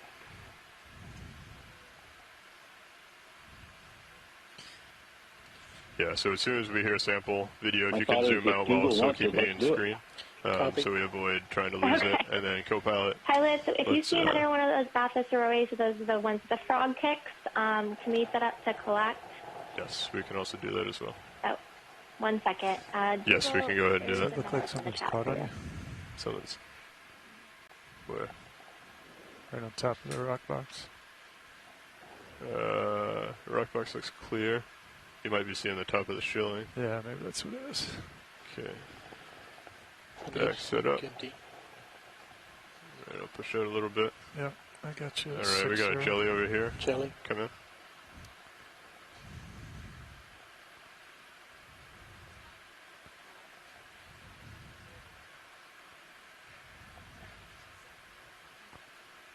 Okay, it's coming in real close. Yep. Yeah, alright, I'll let it go. That's another one that was requested. This one here? Yep. Yeah, can we collect this, pilot? Can you come out? Video. Video, full wide, please. You are full wide. Okay, I have no idea where that went. Came straight into me. There it is, upper center. Upper center. Copy. All right, I'm looking down at you, 80. Understood. Gonna come up a little bit. Get section going. Copy. Yeah. Drawer out. Yeah, drawer out. Copy, drawer coming out. Is that far enough? A little bit further. I lost sight of it. Straight ahead, center. Copy. It's going below you. Copy, coming down. Below the nozzle. Understood. Not that far, co-pilot. Copy. There? Yep. It's coming at you. Copy. Coming up. I think I lost sight of it. I'm looking back at you. 95. I do not see it.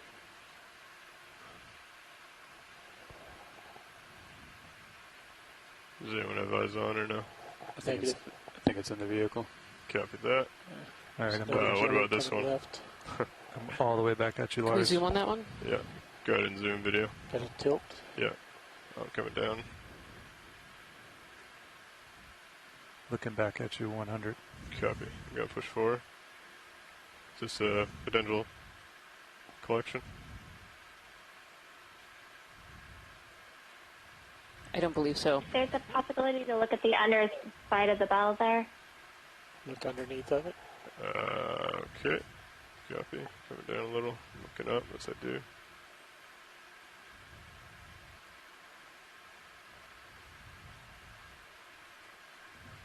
Yep.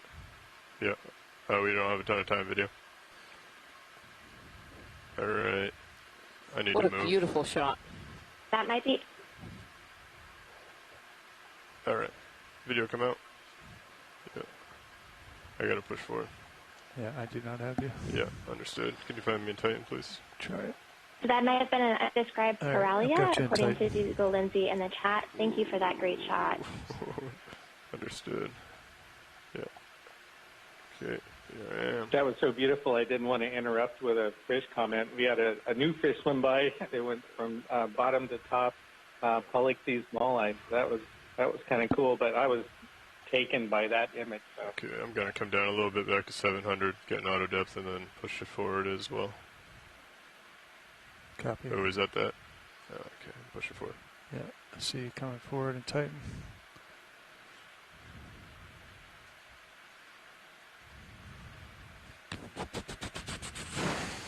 Auto depth in, push it forward. All right, I see myself. Let me get centered. Yep. Pilot's gonna push forward, get reset up. I'm following you out. Copy. Thank you.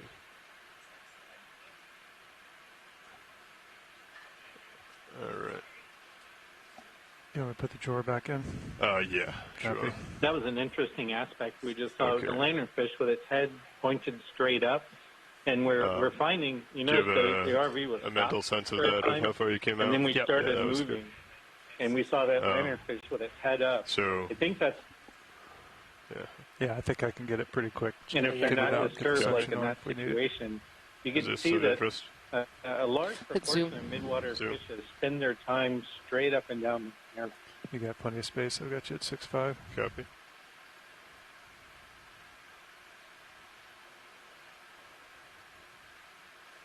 Oh, it's going pretty quick. All right. Sorry. Beautiful. We have confirmation we don't need to collect those, but it is really nice having the zoom. Thank you. Understood. All right, got you at 7.5. Copy that. I'll push forward. So that was a Sol Mandela that we just Pilot's zoomed pushing in forward. on. All right. Let's get back out there, get set up, recollect, and then We had a comment in the chat that there still is quite a bit of Bathy Saroe here. I will say, for the chat's awareness, we've seen quite a bit of Bathy Saroe throughout the entire dive, starting kind of around 400 meters and deeper. Yeah, come back over to the 5. Jelly lower right. Copy that. I think this is the same type as the one we saw before. I'm just going to get set up. I think this is that breaststroke one. Can we get a zoom on that one in the bottom? I got you at 4.5. Too far. They're still just setting up, Adrian, for getting back on the line. I'm going to get back up to the 0. About Okay, thank you. a minute and a half left. All right. You got me at 45. Got you at 45. Let's slow down a little bit, and then Jelly lower left. Right. lower left. Copy. Go ahead, snap zoom.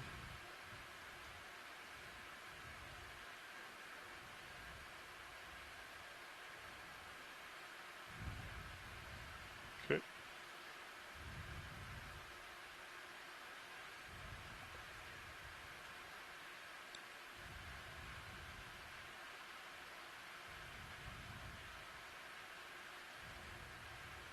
Sorry, video. And wide. Copy that.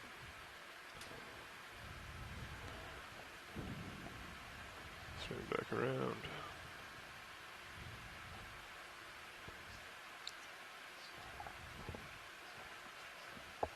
Got about 30 seconds left.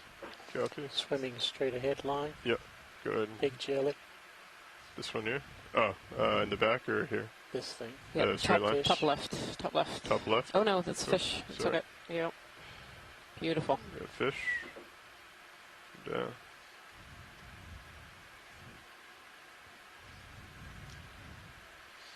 That's a great zoom there. Tracy, are you still on the line? Okay, I got about 10 more degrees of camera. I was again just awestruck by that. That's a juvenile rat tail. So this is normally a benthic or demersal fish that hovers across the bottom. It's probably the dominant fish of the abyssal plains.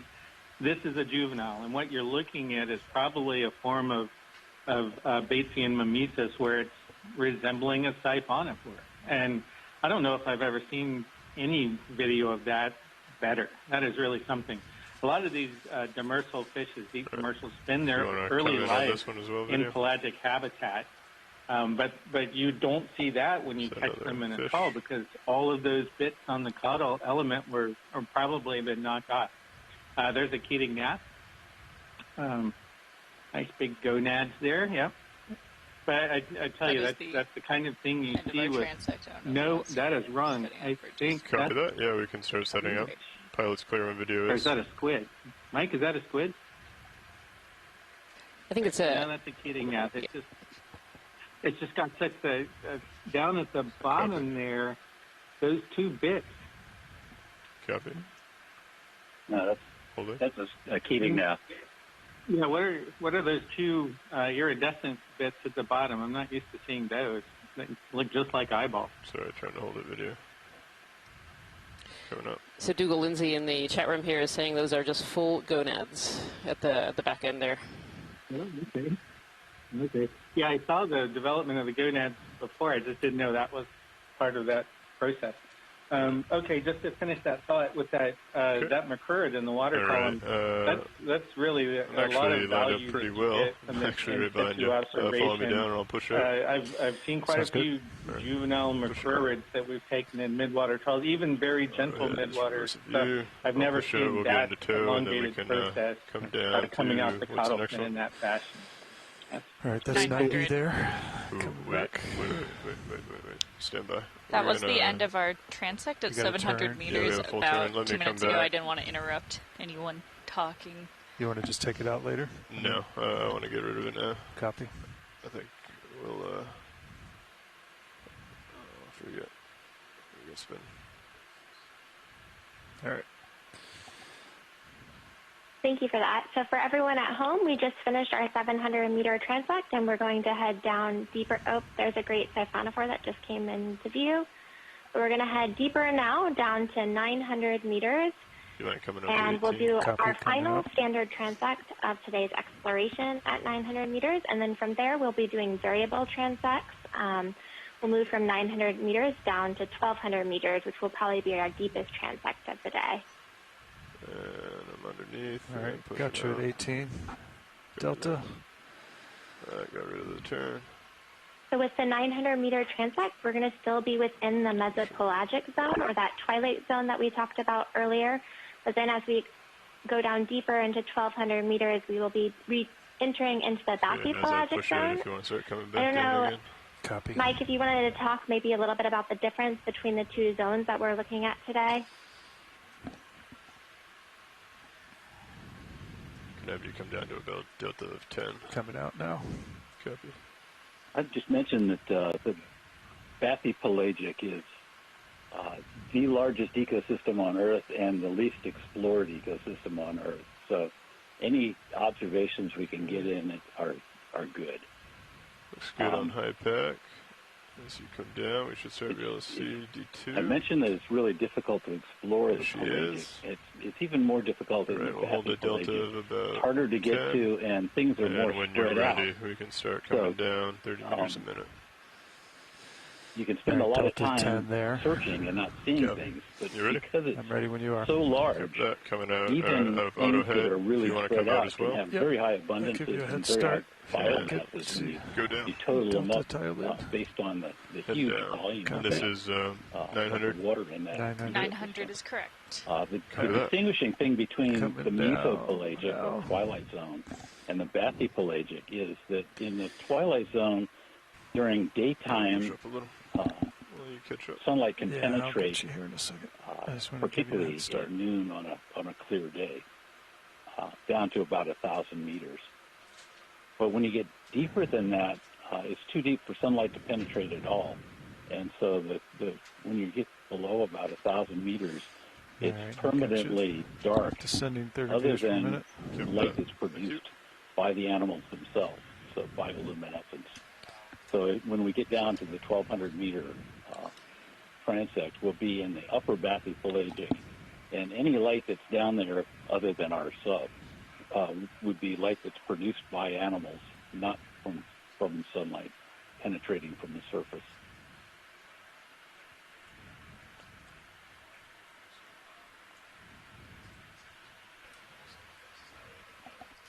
When that happens, should I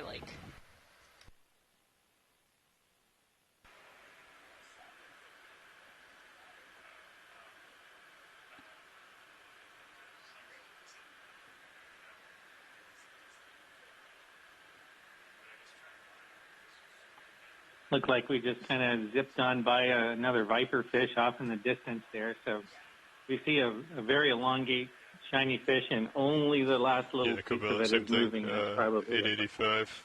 It also looked like we saw a paralipidid, which is called a barracuda, and cut out posture on our way down as well. I know we can't zoom while we're descending. But again, it's just another example of things. Especially during the daytime, I would recommend adopting that straight up and down posture, such that if you look down on them from above, they present no cross-sectional area to really see. Same if you're below looking up. Where I don't have the reference of the sea floor, it's easy for me situated straight up and down because it has such a tiny cross-sectional area. And then the fish can be looking up where the light is. So it makes a lot of sense for things to be like that, but we don't normally think of the entire midwater being associated standing on the end of that.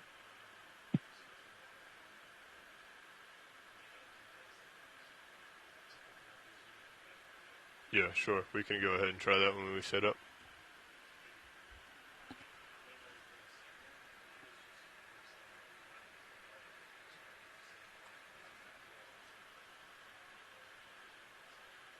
Okay. Yeah.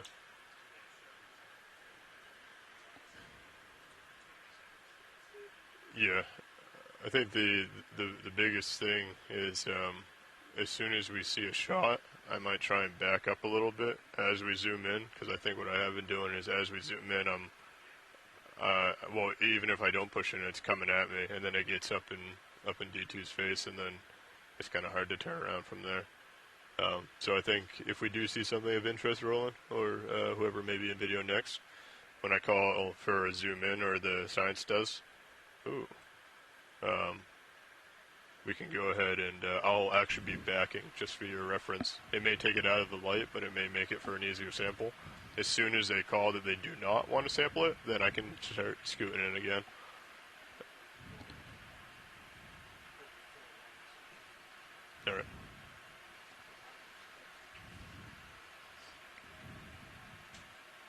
if you're just joining us, we're currently doing water column exploration within Hydrographer Canyon. We have completed our standard transects at 300, 500, and 700 meters and are descending currently down to 900 meters. From 900 meters, we will be starting our variable transects. These variable transects will be based on the environmental features that we collect using a CTD or conductivity temperature depth recorder. We will also be planning them based on our deep scattering layer depth, and we'll be using the acoustics for that.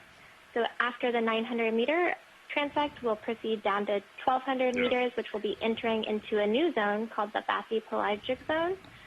And as we're descending now, you can see quite a bit of organisms still within the water column. We've seen quite a bit of siphonophores. And here right now, there's still some gelatinous organisms, including a potential Paralia. Yeah, if you don't mind. This is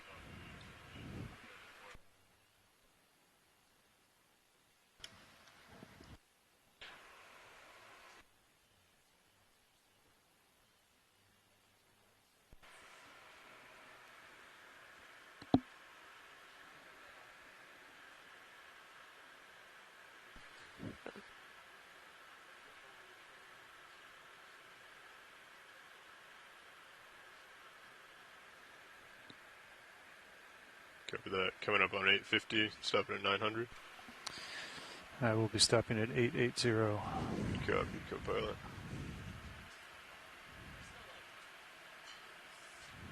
All right.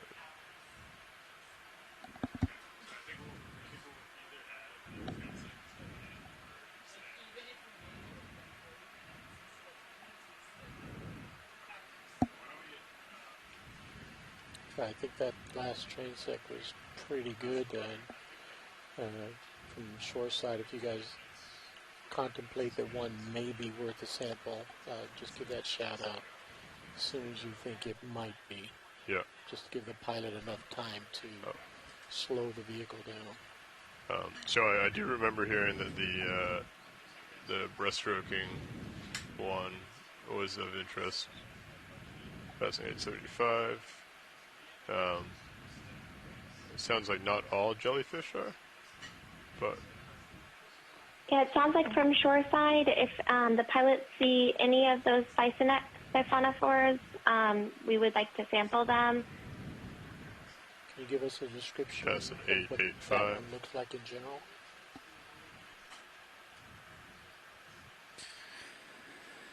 Yes, that's the one with the swimming bells and the colonial organisms. All stop, 880. Okay.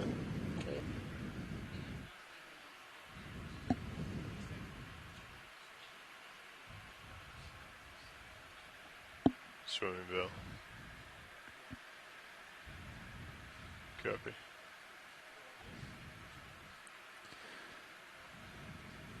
Understood. All right, 900. All right, let me get auto head locked in here. Auto head is locked for me. Reverse of you.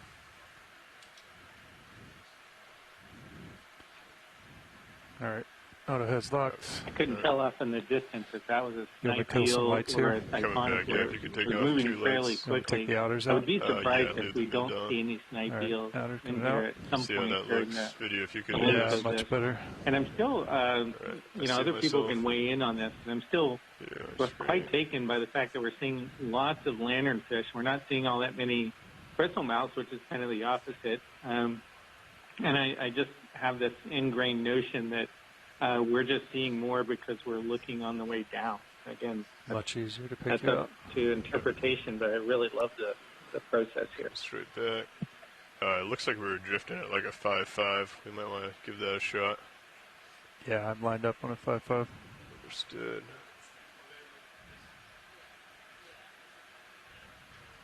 Okay, I see myself there. I'm going to come to port to get to that 5.5. Copy. You got me at 101. I'll go a little bit further until I'm at 90.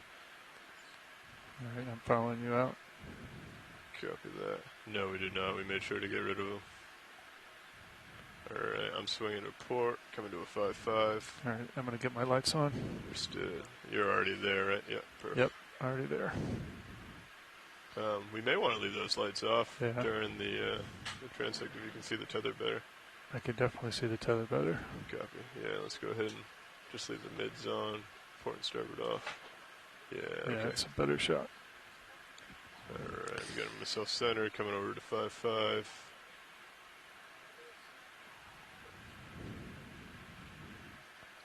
And I will start pushing forward. Blue, that was a snipe eel that we just got saw. you, One of the things 7-0. you can look for when you see large eels is that Sarah Boomer, the sawtooth eel, is usually oriented head up and straight as an arrow, whereas the snipe eels, Nimikids, are usually in a lateral position, and it looks like they're swimming somewhere. Let me get lights on low so you can get if you want to start coming down to about a 15 delta, you have me at 5-3. Copy, coming down.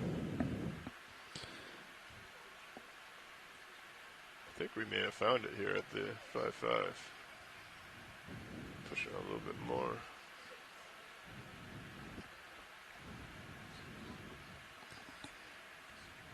Auto depth is in.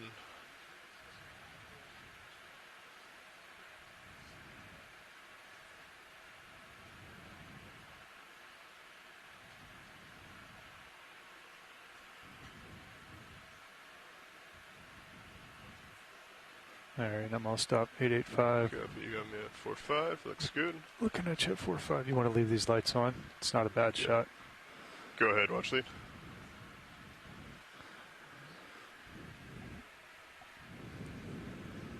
Copy that. Understood. Alright, video. You all set up? Nav, you think you're just about ready? Yeah, I'm ready. Copy that. Co-pilot, you good? I'm ready. Alright. Alright, are we good to start it in 5, 4, 3? Let's just let video get set up. Okay, I'll give it Here, some confirmation. Alright, let's go ahead. I'm going to start it in about 10 seconds. Okay.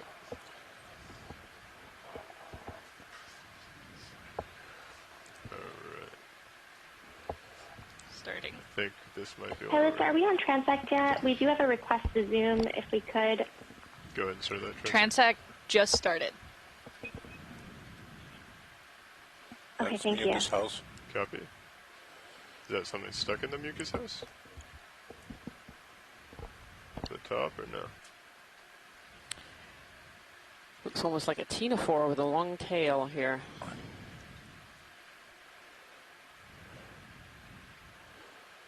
Yeah, ctenophore. That's the other kind of siphonophore. It's a calicophoran siphonophore. Trying to come out.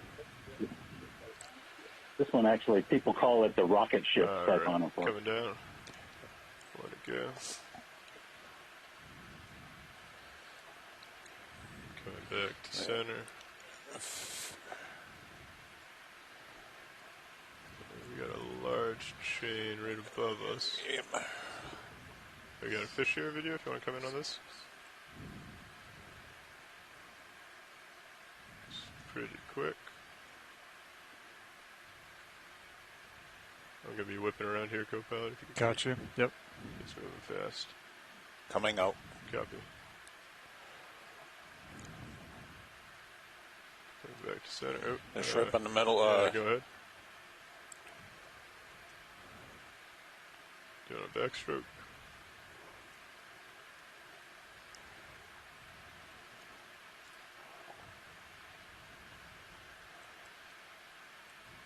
Coming up a little.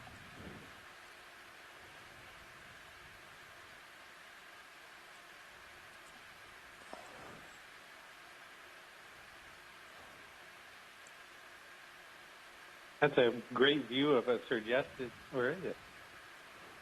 Yeah,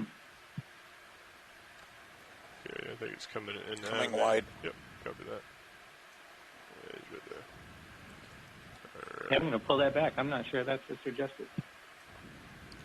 Coming back to 0. Sorry, coming up to 0. Coming back into the current. Yeah, I think it was a Pilot's going to push forward a little. Yeah, the eyes were very large and the antenna very small. And I know from the from the paper that I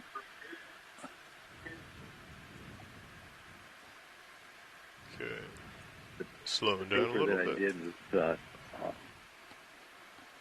fellow student from down there. Got a number of shrimp in the Miranda. Copy that. Looks like a fish over here. Actually, anyway, the most common suggested was you suggest these Arcticus. Okay. Yep, that one's a collection. All right, pull back. Full wide video. Full wide. I think it's pretty low. Coming out of depth, coming down. Shore's coming out. Oh, jeez. Copy that. Coming up. I lost sight of it. So for everyone at home, the pilots are currently setting up to collect this Physonex siphonophore. I think I lost sight of it, unfortunately. And according to the chat, Dougal Lindsay says it's probably the Nanomia bugiae type. Yeah, good copy.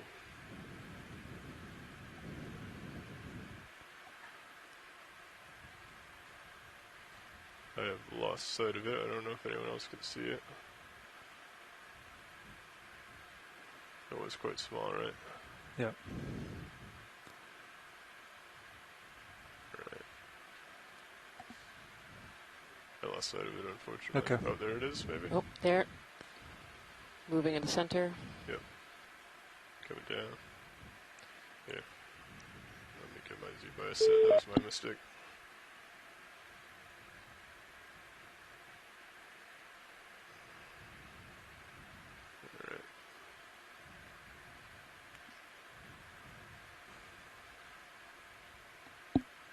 All right. Yeah, let's. I'm gonna pull the drawer back. Copy. Yep, that was my mistake. Sure. We'll have another shot. Do you want to go ahead and come in on this video? Center screen.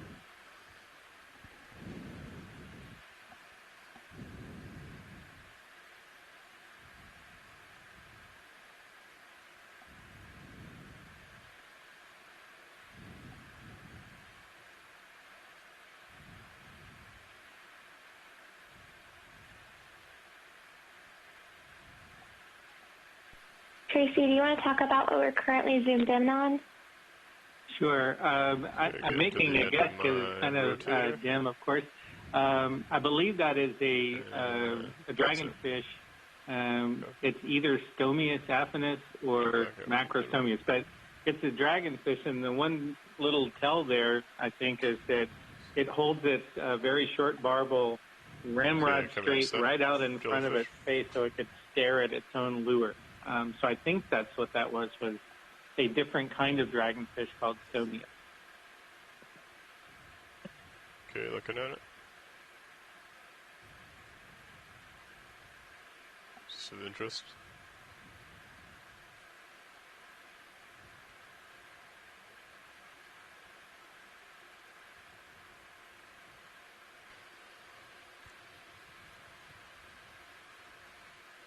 So Dougal Lindsay is saying that this is a periphilia, if I'm saying that correctly. Just beautiful shots there. Okay. Thank you, pilots. This is great. Yeah, this is another one of those helmet jellyfish that we saw when we were at the shallower depth.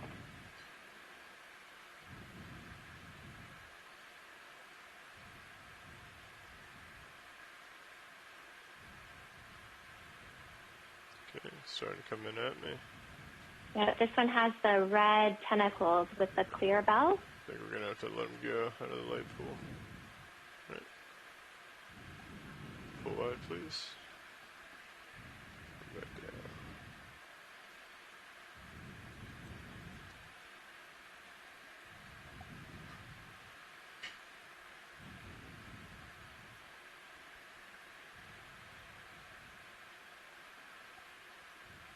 Pushing out a little bit. Pushing out a bit. Copy. Yeah, I still have you at 5-0. Copy that.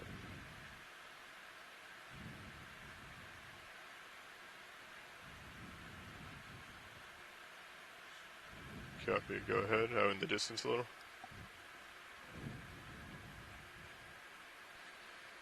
Yep, that one is a collect if we can. Full wide video. Draw out, please. Draw and coming section. Out of auto depth. Looks like it's up above me right now. Coming up. Suction is on. Copy. You want more drawer? Nope, that's good there. Copy. Oh, wait. Is it? I think it's right in on me. Okay, coming up. We're on jar 1. Jar 1. Copy. Just behind me a little Didn't quite get enough view of that fish that kind of zipped by, that dark fish. I think it was something we haven't seen before. Maybe a bathylaggett, I'm not sure. So we're setting up right now to collect this Bison-X siphonophore, and it looks like it's again another one of those Nanomia by Juga. Thank you, George Matsumoto, for telling me how to properly pronounce that one. That's tough. So it's a Nanomia by Juga. Suction off. Copy that. You want to zoom in on this in the distance? There might be another one. You had it on full suction? I did. Is this another one? Yep, that's good. All right, yep. Come out video, please. Suction's on. Copy that. All right. All right. All right. Do you prefer, which one do you prefer? Either one. Right. Either one's good. Okay, let's be very cautious about this. I'm going to be coming up, co-pilot. Copy. Yep, I'll follow you if I need to. And suction is fully on? Suction is fully on. Okay. Understood. Coming up with you. Copy. Copy, copy, copy, copy.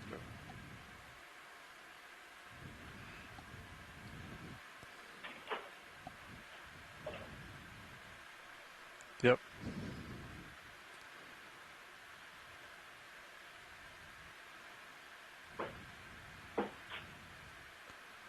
Understood. Come on, sweetheart. At full suction. Understood. Push forward just a tiny bit. It's alright.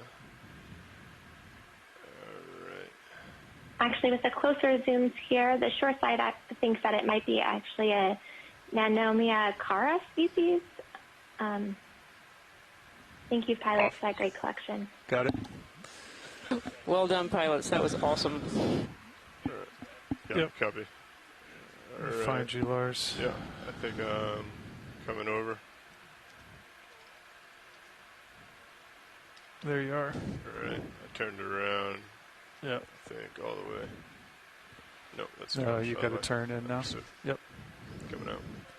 I'll follow you over just a Can you hair. bring my drawer in, please? Yeah, stand by. And rotate drawer out of the way. Copy. Retracting drawer. Nice work, co-pilot. Thank you. Nice work, pilot. All right. Get your... over to the side, coming over. I'm going to come down, get auto depth in, so I'm at 900. There's a squid. Coming back. I'm going to recenter up, and we'll get back on this transect. Thank you, pilot. Alright, I think I'm off to your... Yeah, you're below me.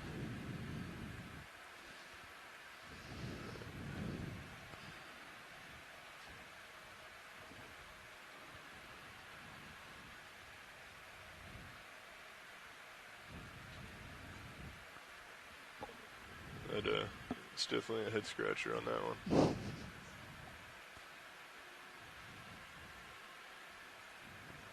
Coming over.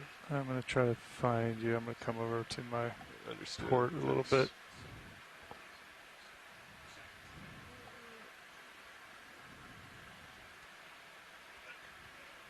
According to high pack, I should be slightly in front of you. You should start seeing me here shortly. I'm still coming around. Yeah. Good delta at least. Are you out in front of me? Are you underneath me? Can you find me in Titan by any chance? Stand by. Copy. Thank you. I'll push forward a little bit. Alright, you should be lined up. There's a tether. Okay, just off to my port. That. You want to tilt up? Oh, I'm out in front of you. Way out in front of me? Yep. Tilt up. Coming up. Copy, thank you. There we go. Excellent. Alright, you're right at 4.5. Yeah, you're perfect. Alright, I'll slow down and we'll start this again. Yeah, let me come back over to 5.5. Copy that. Same. I'll do the same.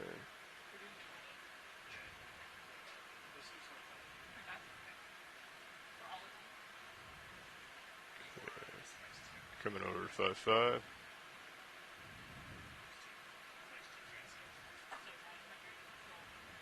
Coming back and back. Okay.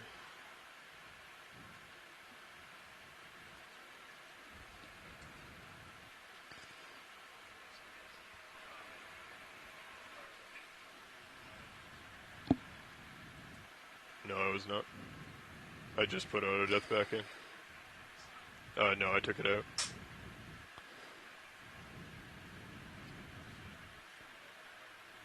Yeah, that's so. I have Z bias in at 28 now. What happened last time is I had negative 66.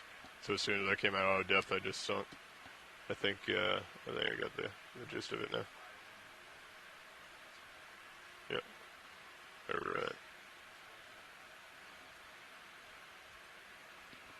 Okay, sorry about that, folks back on shore. We went on a little wild goose chase to get that. We're now set back up and ready for any call-outs. Thank you, pilots. Confirm Jor 2. Okay.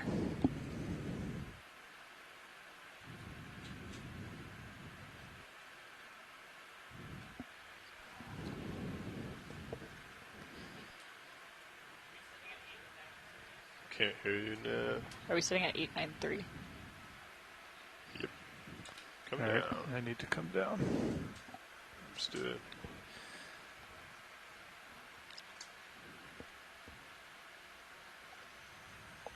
We're coming down to 900 depth video. Sorry about that. Thank you, Nav, for catching. Yeah, no worries. Oh. We are getting reset up at 900 meters for those wondering. Thanks so much, Nav. Okay, auto depth in. Okay, and it looks like we still have a request for the Bathurst ROV, and we've seen a couple come into view. So if there is one that seems feasible for collection, it'd be great to get that as well. Copy that. Roger that, Adrian. We'll keep our eyes up. All right, Sirius, I'll stop 885. If you wouldn't mind coming up a little bit, just where we have that tether coming right up over us now. Copy. Thanks. Alright, video if you see anything, or watch leads if you see anything, feel free to call it out. Looks like a small jelly maybe here. If you want to... It's real close. Never mind. Got a little under 10 minutes left. Copy that. All right, I'm going to hold you there, Lars. Understood. Tether looks good. I'll come up if you start backing so we don't get tether caught. Copy that. Alright, fish. It's pretty close. Looks like jelly in the water column here on the port. Yep, coming up. Coming over. Not quite sure. Did I miss it? Full wide, maybe? Center? That's I think it was just very, very small. Alright. You sit to the right? Oh, there we go. That's up in the void, so coming back down center.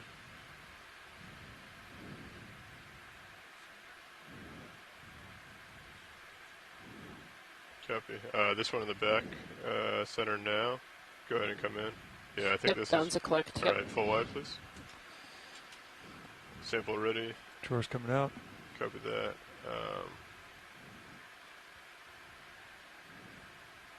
Okay. Do not see. Okay, I think I see it now. Go down. Suction's on. Understood. 800. Full suction, please. Copy. Full suction, 1200. Okay, backing a little bit. Coming up. So we're currently getting set up to sample this Bathurst ROV faster eye.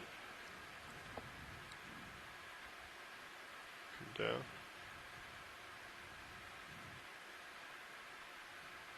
Oh, it's so small, it's in my... Okay. Try to We keep seeing one fish that keeps circling around. I think it's the same fish. All right, it's in. It might be what we call a barracuda, which is not related to a barracuda. Tuna, it superficially looks like a zip. Nice catch. They often seem to use the light of in-situ vehicles to hunt, so it'll be interesting to see if we get a good view of one highly active. It's really difficult, but coming back look for all the world. Like that one fish was not afraid of the ROV, it was actually using the light. Thank you, co-pilot. I saw something go in, I don't know if it was... Yeah, I don't know if I see anything in there. Alright, we can, if you want to manually move it over, copy that, go ahead, come in. I don't have a ton of down, rotator left. Follow it as it comes up.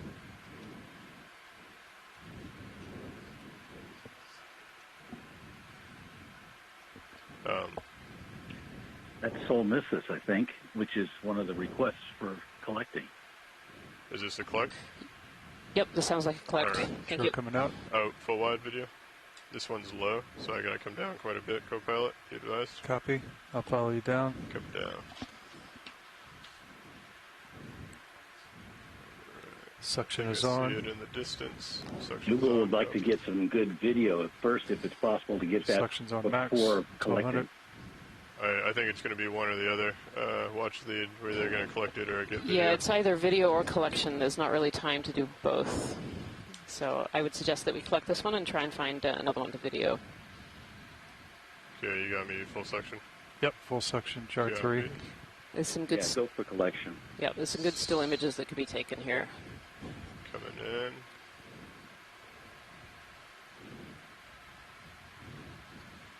Alright, nice and gentle, nice and gentle.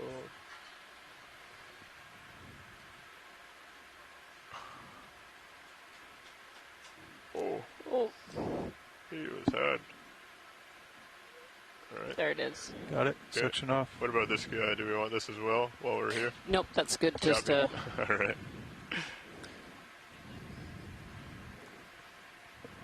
Okay. Yeah, sure. While we're here. All right, George. Great collection, pilots, and currently we actually have a Garoe. Suction is off. Okay, copy. We're zooming in on that Garoe now. Right, we're gonna lose it here, video. Alright. Let's come back up to 900. All right. Nice job, co-pilot. Well done, How many pilot. jars do we have left? I believe we have 2 left. 2 and 6. And then we have 1 that is a potential but cannot be guaranteed.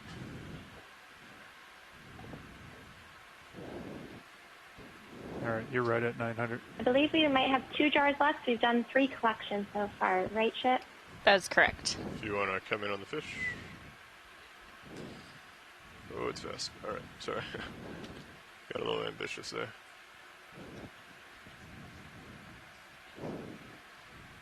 Okay, coming back to center. I'd swear that's the same fish that we've been seeing. Gonna come back to center and reset up.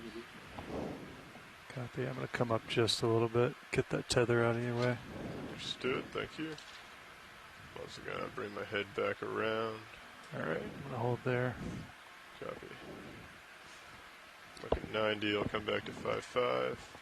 About 3.5 minutes, give or take, left in this transect. Copy that. I'm looking at you 4-5, pilot. Understood, getting set back up. Gonna get set back up into the current, push out a little bit here. Folks on shore.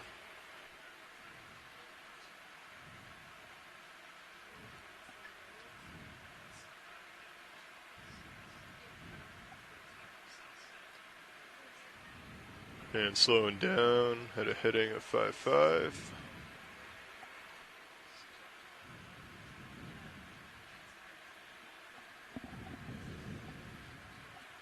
Alright. Upper left, copy, go ahead.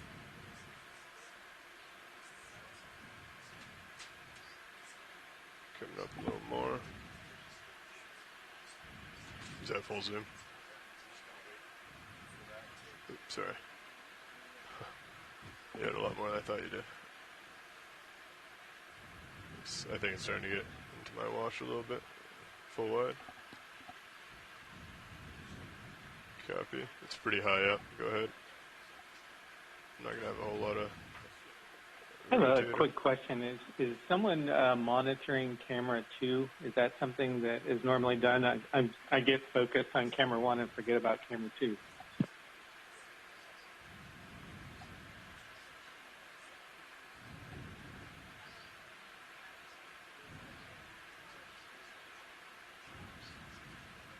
Okay, I'll let him go. Thank you, video. Full wide. The pilots monitor both cameras, but we only do zooms on camera 1, so I think most of the scientists have also been focusing on camera 1. We got a little red jelly here in the middle. You want to come in? Yeah, I asked because every once in a while, this is a really good spot where we would... Is that a cobra pot? If so, that's a big one. This is a good spot to see a swordfish. Yeah, that's a huge cobra pot. This is a good spot to see a swordfish, and often they'll hang around the back of the ROV and also large squid. So I was just wondering if anybody had eyes on it. Sorry. Give us a shout. That was my bad. Yeah, so if you look on There's live 2 stream of them. 3, we actually have our multi-viewer screen up, which actually has an overview with Sirius filming D2. So we have an overview image in case there are some other pelagic fish in the area. And the control room is constantly monitoring that camera. Oh, that's lovely. Thank you. That is one that we normally record as well.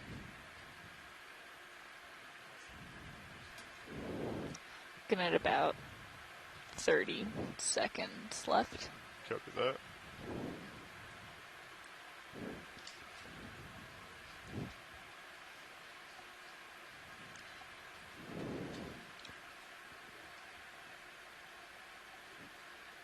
With all this life that we're seeing in the midwater, it would not be a surprise at all that there would be large predators here. So we might get a better chance of seeing it on 2 while we're sitting here. Thank you all very much. I'd say so. All right, coming back around. Stopping transect. Copy that. Just letting everyone know this is the end of our transect at 900 meters deep. Good there? Oh, yeah. Copy. Little guy. All right. If you should see something on camera 2, call it out. The watch lead would make a note of it, and we could go back and clip it out. I'm going to come back, get set up underneath so you. It's not lost.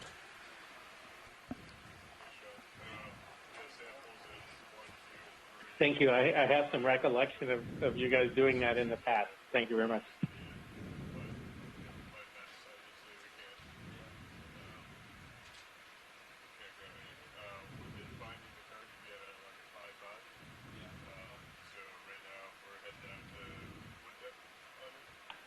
Thanks, Ship. So as I said, we've completed our last and final standard transects at 900 meters, and now we'll begin those variable transects that we mentioned earlier that are based on the environment and what we saw within the acoustics when we looked at the deep scattering layer. So first, we're going to head down deeper now to 1,200 meters. This is over 3,000 feet below the surface, and we're going to be looking to see what we find there during doing another 100-meter transect. And this again is we're leaving the mesopelagic zone or the twilight zone, and we're going to be entering the bathypelagic zone. So we're interested to see what kind of organisms are going to be in this zone when compared to the mesopelagic. Gotcha, in Titan. Copy. I don't know, Mike, if you wanted to chat more about the bathypelagic zone.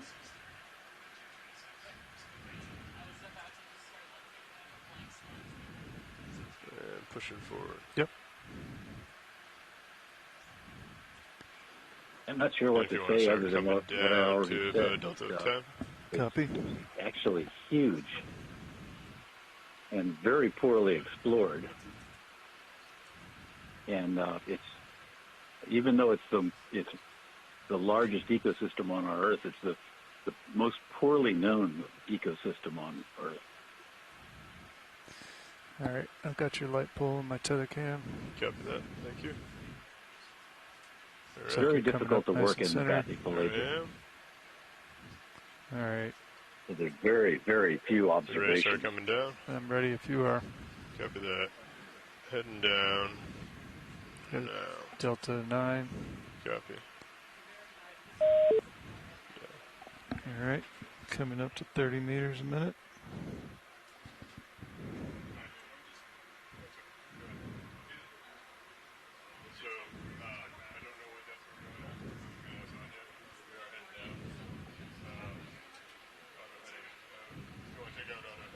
Copy.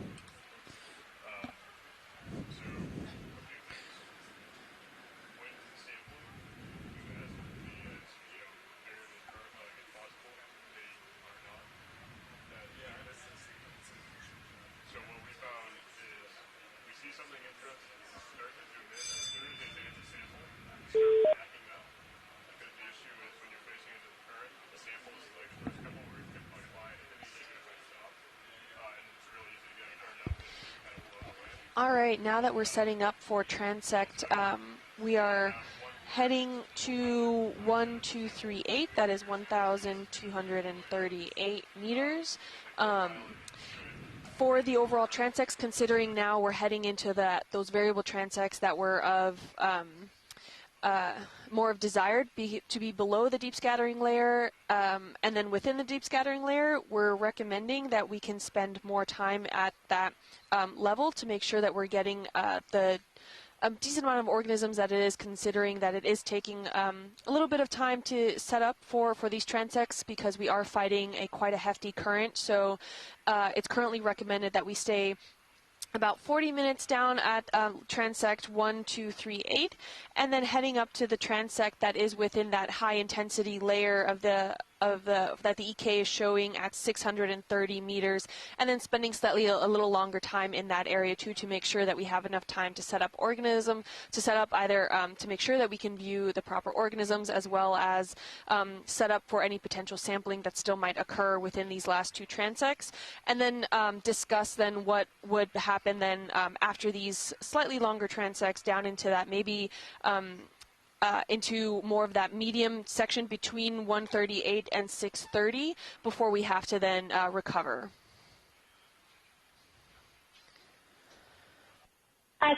Kim, question real fast. I thought we were sampling, or we were going to do a transect at 1,200 meters, not 1,238.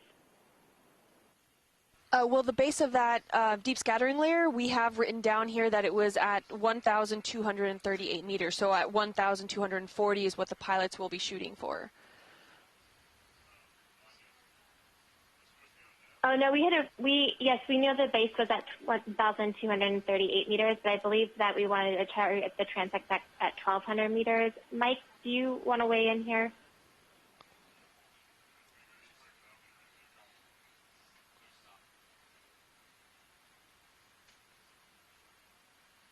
All right, Nav, so we're going to 1,200, is that correct? I actually don't think it's going to make a whole lot of difference between 1,200 and 1,240, very specific. Copy that. No. Okay, great. So I think we can do either one, but I think we still want to maintain the same protocol. Anybody else want to chime in? All right, we are doing 1,200. 1,200, good call. I'll just add that right now we're going through a pretty good layer of barracudinas, all these silverfishes that are head up.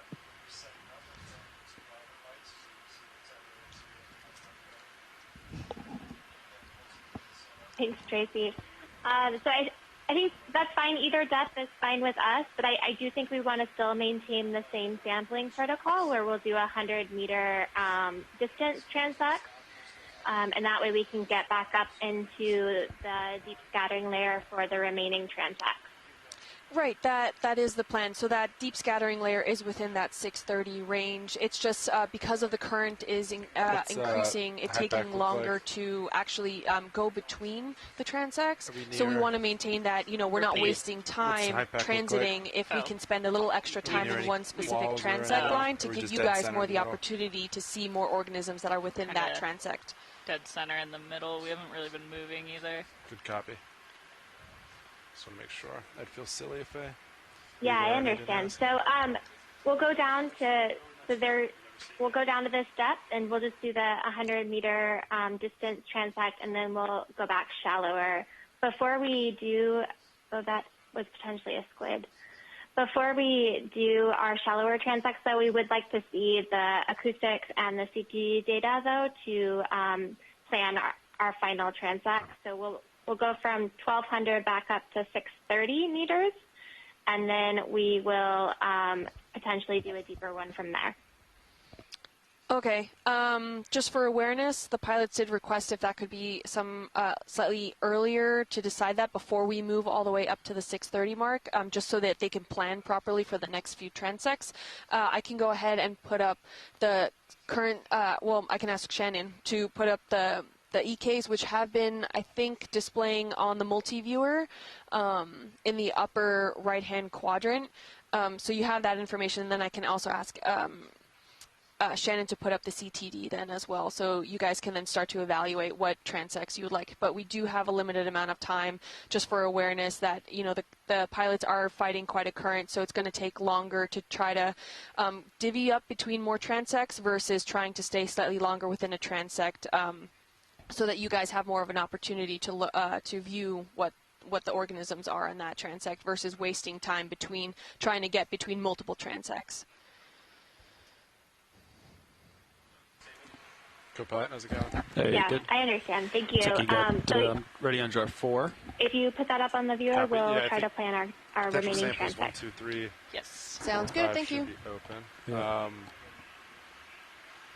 And I think when we hear go for sample, I think just I think after we finish the quickly bump 1,200 the droid meters, a little bit we're to get the nozzle definitely sticking going to want out. to get Yeah, in a just transect start ramping within the as you hear it. I wouldn't wait thickest for me. part of the I think deep scattering layer. That, delay the darkest green part strong. of that echogram. From shore side. Okay. That's good. Yeah, I completely Okay, agree with ready. you, Mike. Sounds good. And video, when you hear sample, I'm a bit just come wide transfixed on for me. camera I one. think that's what they were doing last. I don't know What if depth you just bend have switched we it or gone not, through in but the last 5 minutes? yeah, when you hear sample, just come wide of the cameras. We've gone from 900 meters down to we're right about 1,100 meters. Where are we stopping, depth-wise? 1,200. We are Okay, stopping thank at you. 1,200. This last Stop 5 it, minutes roll has above been me. absolute gold. 1185 or something. We've seen more we were fish pointing at 5.5. in this one section So than we have we'll in, get in there. all of the dive time combined. Reevaluate And this where we is, think this current's is an coming from. incredibly We've been dense using, layer. you may have heard this, we've been using Sirius as kind of a helper for seeing where the current's coming from, Yeah, too. and I will add to that, Tracy, Okay. if you look on camera speed 3, some of that deep scattering layer actually went deeper throughout our exploration, and we just were passing through a pretty dense backscatter return, so it was And on bright setup, green I on think it's been so camera turbid, feed we've been 3 at turning the top Sirius right lights off. in our Yep. EK The outers. data. So Okay. I'm guessing I'll that's turn the probably outers the off fish we just went for through. setup. Ops. Ooh, copy that. Yeah, that's excellent. Yeah, there's We did really the Bridge, RV nav. lantern fishes, all these barracudinas. Yeah, I just wanted to get a weather all of update. these things have gas bladders, so I would I have suspect they're 50 pretty meters to strong. go. Just to see that many barracudinas in that one shot was pretty amazing. There are Good also copy. some Thank very you, Rich. large fishes back in the distance, so you could just kind of see their ghost, but they were probably on the order of a meter, between a half and a meter. So, yeah, a lot of stuff down here.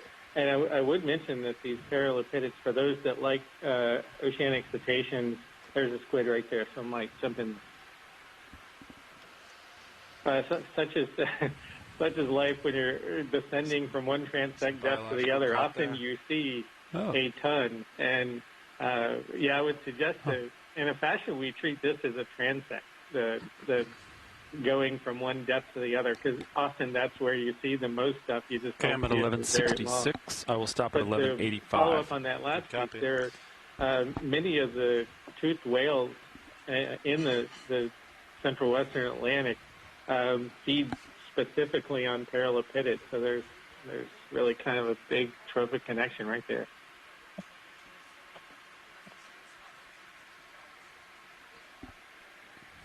How long are these last two transects, Nav? The one we're about to do, 82, current 4, estimated time. 5, slowing down, Sean, and winch is stopped. We have a current time estimate of 45 minutes on this one. Fly from Notion Copy but that. Ocean might, Exploration. we might need Are you on the to line? lengthen it. Go ahead. Yes, I'm here. Engage auto heading. Hello. Auto heading is punched in. I was having lunch. Apologize about that. So I just wanted to jump in and Delta kind of see 14. what we're discussing for the rest If you of want me to come up, I the can. variable transects and see what we can whatever. do. I got some information from You want more delta? team lead Chris about kind of like what we need to know in order about like what to plan for the rest of the transects. I'm coming up so a little bit. What I I'm coming up a little bit. Just give you a little more we're going delta. down right Sounds now good. to get Yeah, that you still full come to deep 20. CTD cast for you guys. Then after that, we're going to be going to the 1200 meter. We're at the 1200. Nice. Okay, we're at the 1200 meter transect. I'm going to so we'll turn get my that outer CTD lights off. cast Is that for you. correct? Yeah, sounds good. By the middle of the rotator's 1200 maxed meter out. I transect, got you in basically what we Titan. need to know in terms of timings is that we can either keep the two Got you in transects, Titan, the Delta 1200 18. and the around 600 meter transect, at the same length Copy, that they are looks planned good. as of I'm now. still backing. If we Good want view. to add a third My one, aft then cam. we'll need to start Good shortening VPTZ. the transects to be able to accommodate for the third depth. So we just need to know that by the middle, let's say, of the 1200 meter transect, so that we can shorten the 1200 meter one and then proceed up to the following one. So the options are 3 transects shortened that we need to probably know pretty shortly about, or the 2 transects at those targeted depths with the currently planned time frame. Do you want to come up maybe 2 more meters? Sure. If that makes sense. Yep, that makes sense, Shannon. Yeah, so if you can pull up the acoustics and the CTD on camera 3, I'll check it out during That's 20 delta. the 1200 meter transect and determine whether or not we need to shorten that one and the 600 one. I do know that it is of strong interest for us to really get a good sampling within the high backscatter return of the deep scattering layer. So we will potentially prioritize that. Good. Okay, so we would definitely know. Monitor's All right, still I will maxed get out. the acoustics on for you now. Have you look at that. I might not be able to show the both of them at the same time, but then we'll move forward to having the CTD on there. So I'll just work with the video engineers real quick for you guys, and then let's get this thing going. Good. All right, I'm going to turn. Actually, I'll just turn. Let's see. Thank you. To port. It's already kind of going that way. How's that sound? Yeah. Copy that. I'll meet you at. Hey, this is Mike. Sign up with you. My vote would be to do the full 1200 meter and the full transect within the deepest, not the deepest, the thickest part of the deep scattering layer, so through the soupy part. So I'd rather see the 2 transects done fully than to shorten them and add something else to it. Right, so that around 6 or 630 meter transect is it within that densest part of the deep scattering layer. So that's what we're trying to evaluate now. If we want a prolonged dive at that All right, so I'll just transect. get. Can we zoom on that fish at all? Stand by, watch it. We're still setting up. Okay, I got you. All right, Adrian, this is Shannon again. Oh, sorry about that. 4-5 Go there. ahead. Yeah, it's 4-5. All right, let's hang out for a second. I was just saying that I'll go that off fish stick. is Let's see where I've been it waiting looks for it. like That's it's coming the from. snipe eel, the Look mixed drift feed test. location. Yeah, let's see where I go. And he's there to eat those You can turn suggested your lights shrimp. back on properly. Okay, video, I'm going to turn my lights on if you're okay with that. 3, 2, 1, coming on. I'm hoping we'll be able to zoom in on the head. There's another one on the top right. The jaws of those, the snipe eels curve away from each other such that they kind of look like a trumpet, if you will. And the jaws are studded with hundreds of crochet, like Velcro, like hooks. And the theory is they use those large non-occlusable jaws to tangle the antennae of these suggested. So you see these suggested trailing these long antennae. They should really think about getting those removed, because apparently that's what snipe eels use to catch them. So hopefully we'll be able to kind of zoom in on the snipe eel head. Increase the gains on this auto. Okay, I'm pretty much at 2.5. All right, thank you so much. And yeah, if we on stream 2 and stream 3, we have the CTD cast information for you. On stream 2, we have the EKs on stream 3. Keep it on. So, Adrian, if you guys could all take a look at that and let us know what you would like to prioritize for the remaining transects, that would be great, as we are nearing, I guess, are we nearing halfway? Nearing a fourth of the way on this 1,200 meter transect. Can I get a move going? Just still about to set up, actually. Move to the water? Oh, we started. Okay. As I say, we have not started this transect yet. That was my bad. Correct. Sorry. Yep. Thank you. As Nav stated, we have not started this 1,200 meter transect yet. There you go. And just let me know what you need from me in terms of hovering over layers for depth information. 0.2 this way. Yeah, Nav. Okay, great. Yep, so if we look at camera feed 3, I can see quite a bit of backscatter right where your cursor is. Unfortunately, I can't see the depth on my resolution. So what depth is that at? Yep, that's 630 meters. 1 second. All right. It is still at 630. Okay, great. So I think that is our target depth, unless anyone else on the phone line or chat thinks that there's a better area to target. They said they can do more than 500. Okay. I don't know what the max is. You just ask max move at decimal 1. 2.5. No, I think you're right. That would be a good place to go. Bridge, RV Nav. Okay, perfect. Yeah, so I was looking. Your max. I was looking at camera 2 just to see if there was anything interesting within the profiles of the CCV. And they seem pretty standard, and looking at them, based on the oxygen and the depth. So I think we just will prioritize the high backscatter returns at the 630 meters, and then doing the same distance transects at 100 meters. So we'll prioritize continuing the same sampling regime. And then if we have time, we can reassess. But I think for now, we'll just target 1,200 meters with a 100-meter distance and 630 meters with 100-meter distance. Understood. Great. That sounds good. So we're going to prioritize those 2 transects at that full time that we've discussed already as our normal sampling regime, and go from there. So we will let the pilots know of the plan, and excited to see what these new transects bring. All right, Nav, when you're ready, I think we're ready to start transect. Okay, and let me know when you're ready. Oh, sorry about that. Start feeling, or should we just start? I'll get off the line. I think we could start. All right, I'm gonna start at 16:30. Good copy.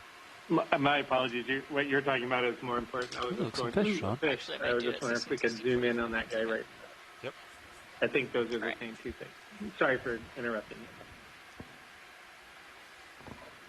Get my Z-bias ready. Can start to come out of auto depth. And Adrian, can you confirm that we can go back to our normal camera setup on stream 2 and stream 3? Just so everyone is aware, we can go back to your normal.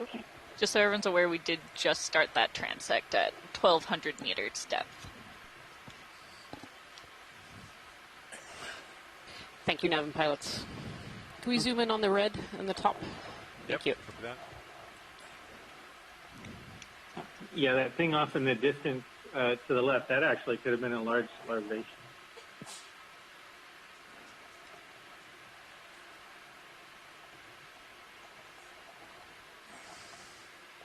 That's a Caridian shrimp, maybe a Canthophira.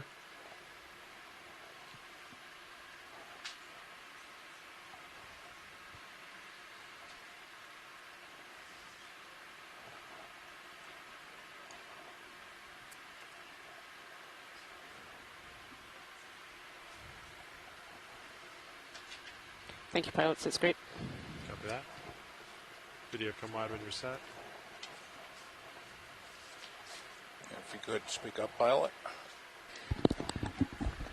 On the left-hand side, there's a gelatinous moving into center. Oh, there it goes. Sorry, Watchley, that one's gone. That's okay. Sorry. It's not muted.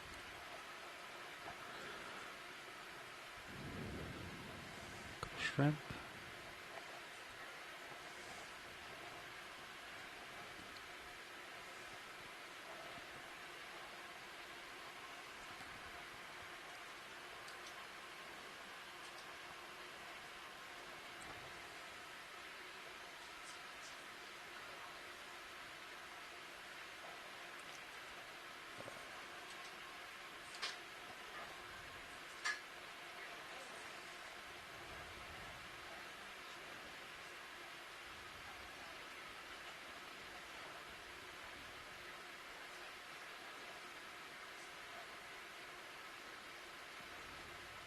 Center. Right. Right. Center. It's coming into center.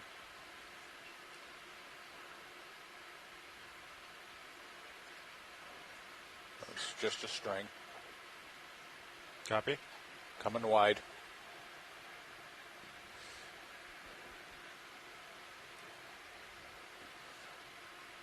Another center. Go for it. We have 2 targets. There's the first.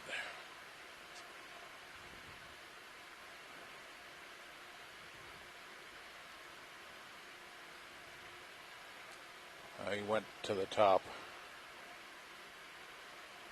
Top right.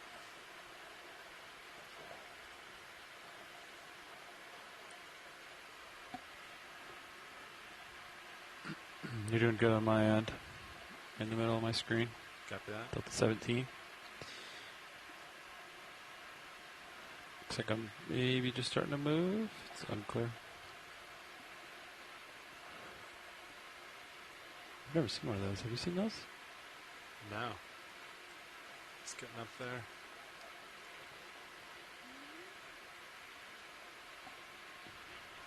So we're starting on the audio because entered into the chat that's an undescribed family, a new species.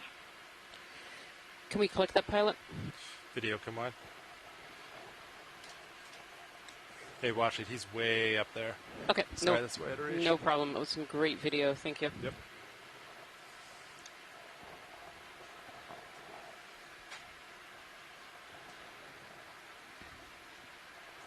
I'm ready for sampling, Sean. All I have to do is draw out and initiate. Good copy.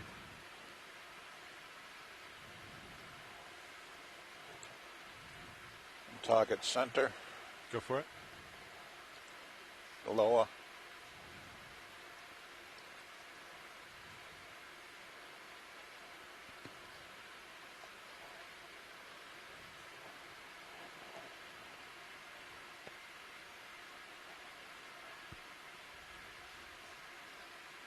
I don't think it's anything they're interested in. Copy. Let it go. it appears just to be a mucus strand. Thank you, pilot, though.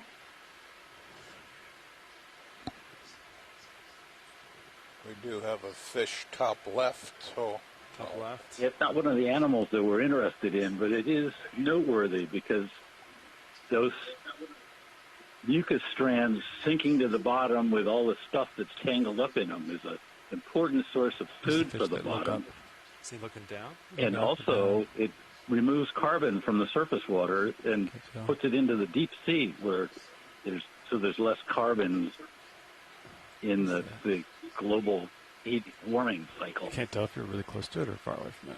It's pretty far. Well, or is it pretty close. Or is it that little thing? It's just small, yeah. This zoom here is it's maybe a meter. Another one of these arrow worms. I think it's inside the lens. Very large one. It looks like. Then they can focus. It's right. Yeah. It's very tiny. Yep. All right, we'll let that one go. Oh, what's that? Okay. For evolutionary biologists, those are quite screen. interesting because they don't seem to have any closely resetting, pushing related groups. My camera back level. I think this is a great speed. Do you agree? It's very nice, yeah. Just going to reset.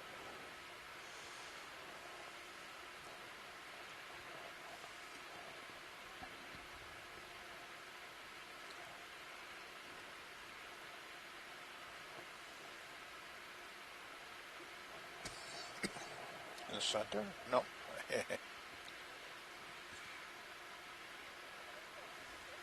All right, stretch out again. Keep going.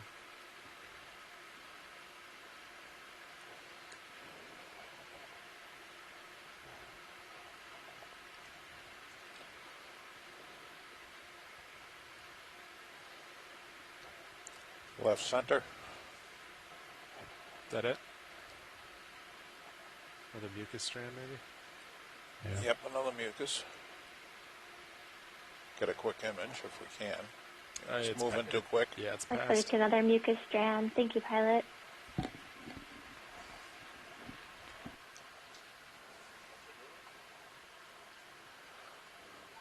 Bottom right red. You can zoom in. Right. Thank you. Shrimp. I didn't see any shrimp in our packet.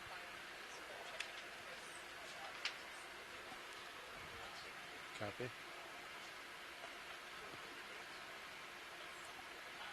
Biddy, he's beneath me.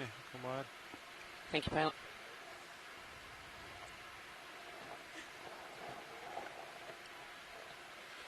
Top center. Trash bag. Sirius. Below Sirius.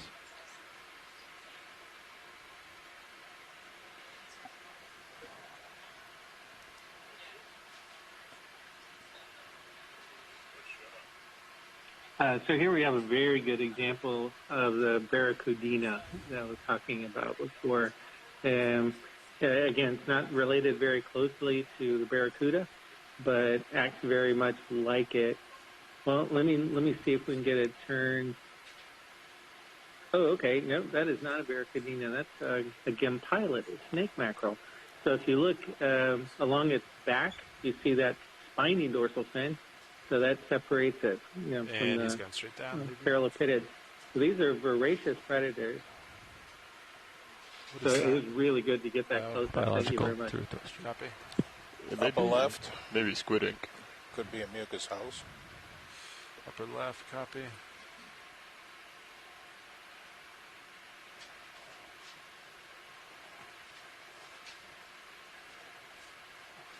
Thruster seems fine. Yeah, good copy. Yeah, which is it's achieving the same RPM as the port one. You said trash bag earlier. It's a larvation house, so these usually have organisms living in the middle. I think we can just about see it. It was white. It's since blown away. Copy. Yeah, go ahead. It was underneath me. Yep. Some movement in there. Yeah, I was just going to say it's a feeding structure that's produced by a little thing that looks sort of like a tadpole. You can just see the tail waving inside of it right now. So what it's doing is pushing water through it. There's an outer structure and an inner structure, and captures very small particles out of the water that the animal feeds on.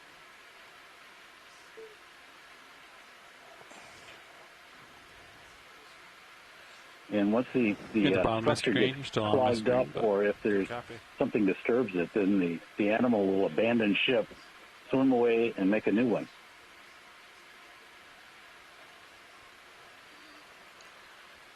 All right, do we move and on, when it's pilot? abandoned, then it becomes a major part of the marine snow. Pilot has to push forward and reset. Collecting particles and sinking down into the deep sea.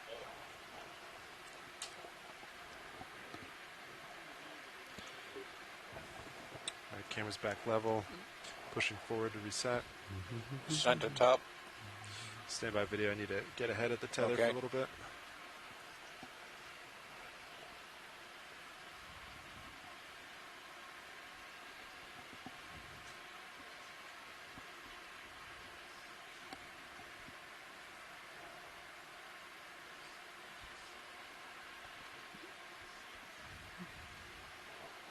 There you go.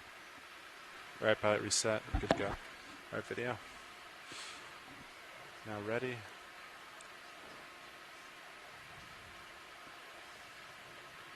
I think that may have been a polychaete that we just went by.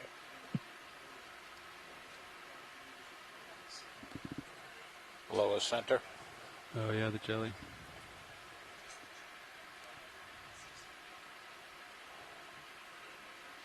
These are my favorite, John.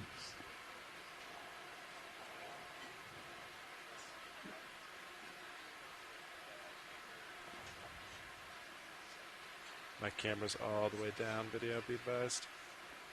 Oh, never mind. I got a little more. He's very low, though.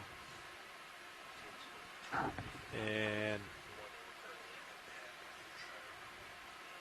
he's beneath me. Video. Tilting camera back up.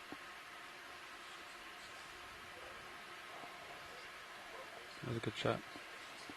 So that was a great shot of the Solmissus, or dinner place jelly. That's one of the individuals we actually collected earlier on the dive.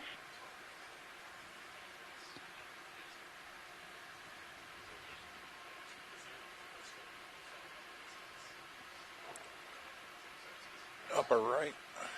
He just went off the screen. Keep going up. Top center. Yeah, he's gone. Yeah. He's gone. Good copy.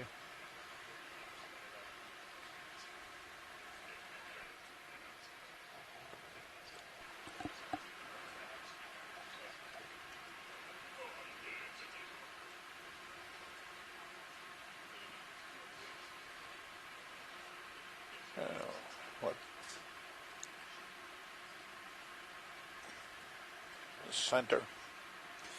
Center. Is that it? That's it.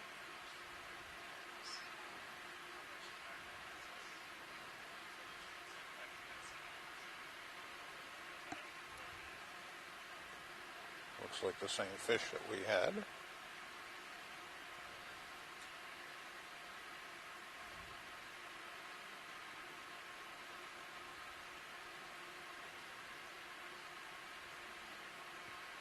It's another arrow worm.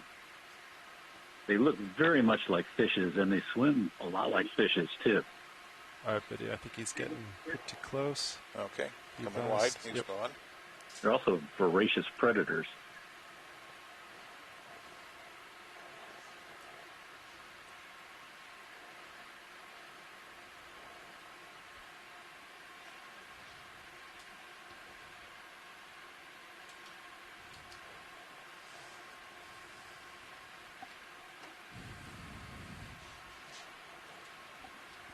Lower right.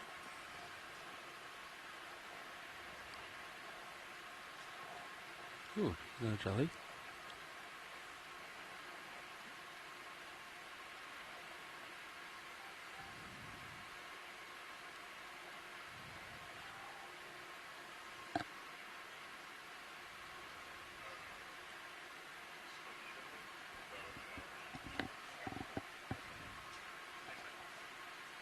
Can we collect, please? Yep, video wide. Watch it. He is super far down. Out of the way. Okay, Yep. no problem. Thanks so much.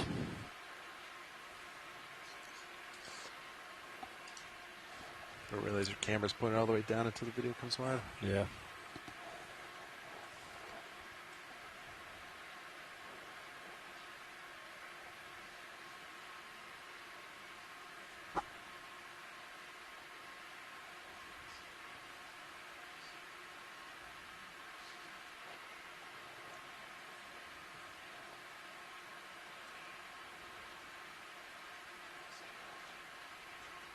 Center right. Right there? No, that's one. Is that the one?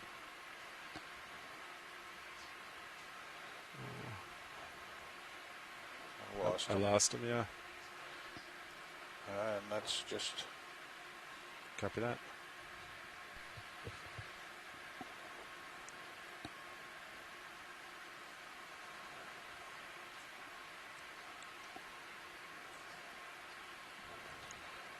Those shrimp are so center quick. right. Up. I guess it's a shrimp, isn't it? That's another shrimp. Copy that. I think we've seen a lot, right? Yeah. Good copy. Coming wide.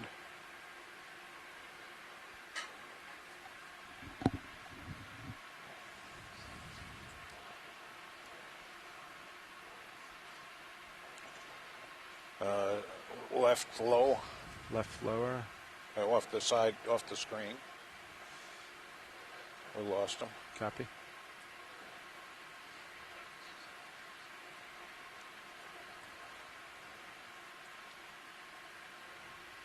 Got something coming at the center right.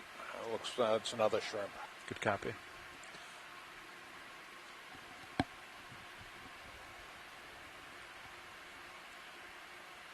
It's that center The there. lower center, yeah. Go for it. Well, maybe the upper center was something as well. Oop.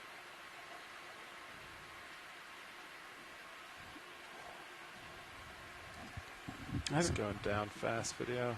I don't hear a lot of chatter. All right, we'll let him go.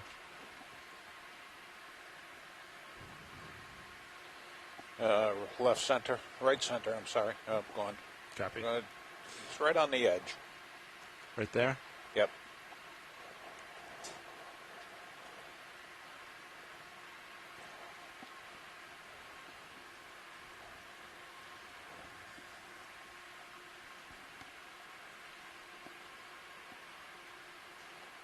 I think that's the same thing that Dougal asked if we could collect. Copy, video wide.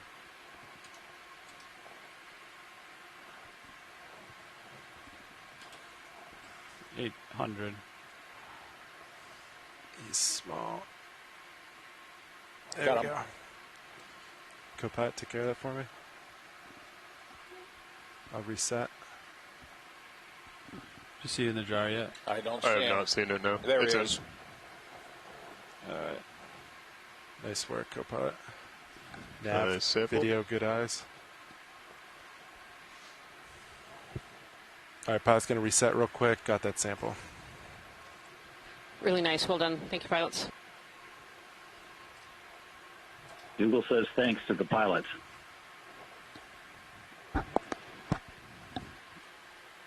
You are very welcome. It's our pleasure. That was a good one. Just went right in there. I think I tried to kill the suction right as it hit the net. That was well done. Yeah. All right, Pat's in a good spot. Ready to go again. All right. Thank you. Let's see what this is in center. Top. Top. A little. Are those two items? Yeah. They're not associated. They look like they could have been traveling together. Okay.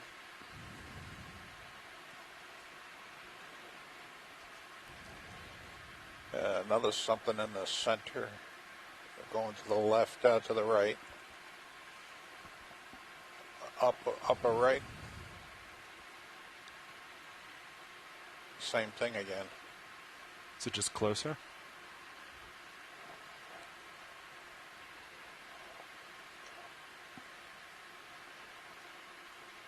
No, it isn't the same thing.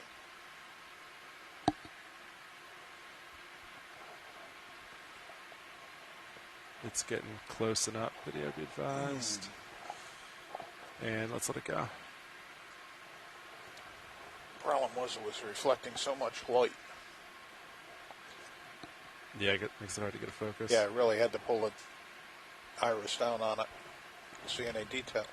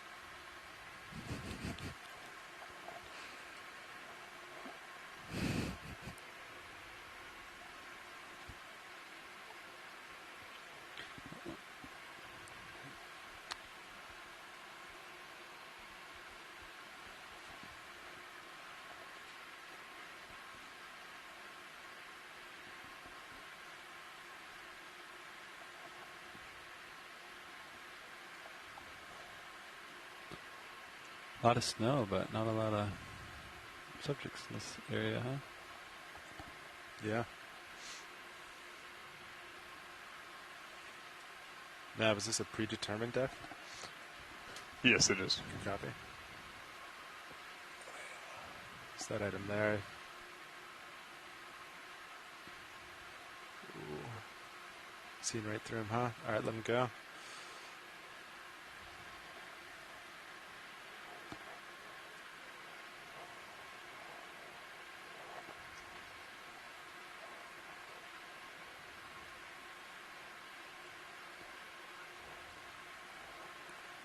Lower left. Lower left.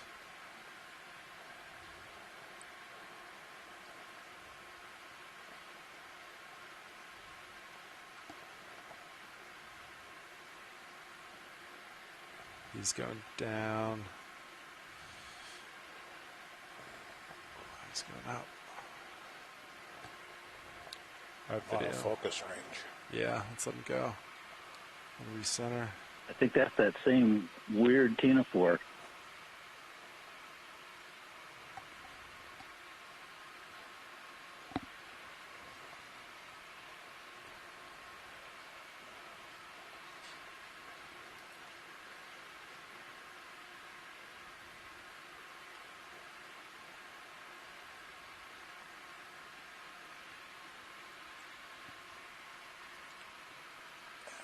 Center left.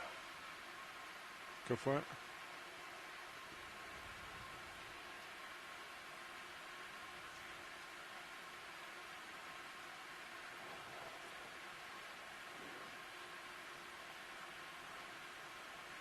Wow.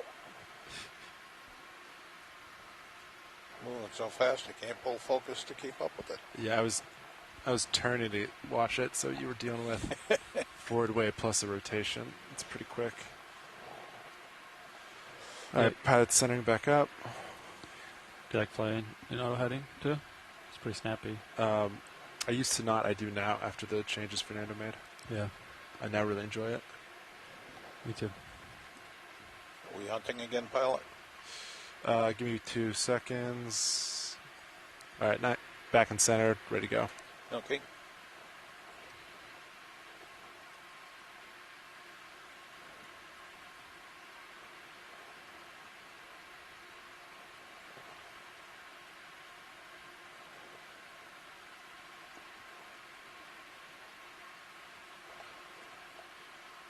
Top center. Top. Right there.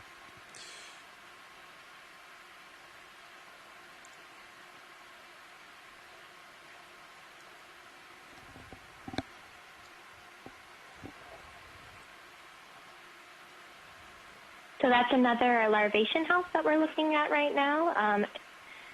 And you can see the mucus outside that currently has the marine snow attached to it. I can't tell if I can't see the organism inside, but there potentially is still the animal within the inside of this house. He's getting close, video. Yeah, he's... All right, let him go. There was an animal in there. I saw the tail. Looked empty to me.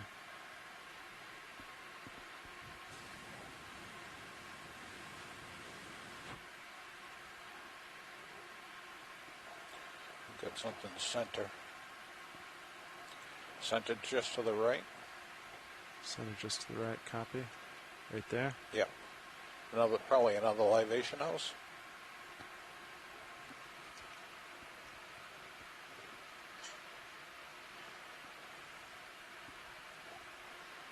And here we're zooming in again on another larvation house. Thank you, pilot.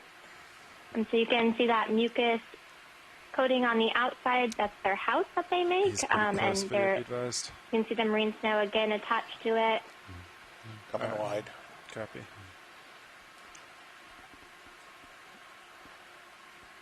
Is that a fish? Right there? No. Yep. Nope. Come on. He's in close. Copy, let him go. Lost him in the legs.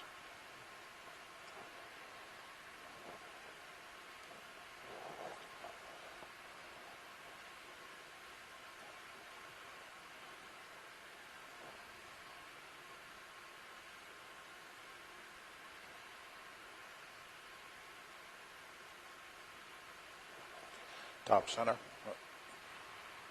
Tilting up. Top. He's very high, video be advised, and he's passed over. Yep. Let him go. Camera coming back down.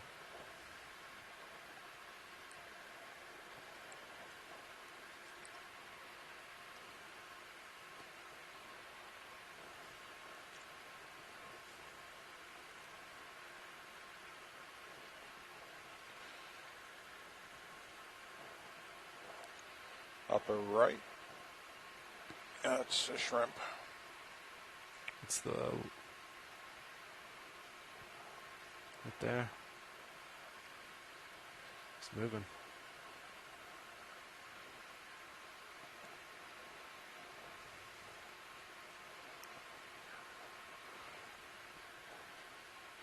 It's really moving. Alright, we'll let him go. It's gone. Fish. Yeah.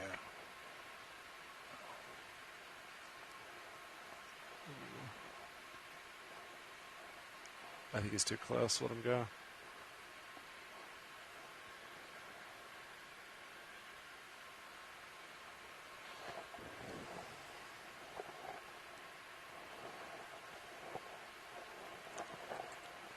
That fish was a large cyclothone, probably cyclothone microdon, and that shrimp was a Caridian shrimp. You could tell the difference between Caridians and Sergestids because the Caridians have a permanent flex in their back. And it looked like that one was what we call buried. They actually brood their eggs in a clutch and carry them around with them.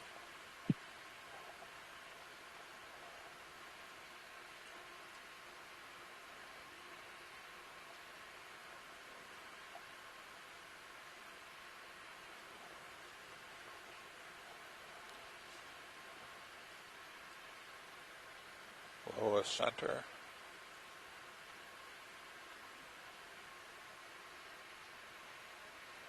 Of the mucus house.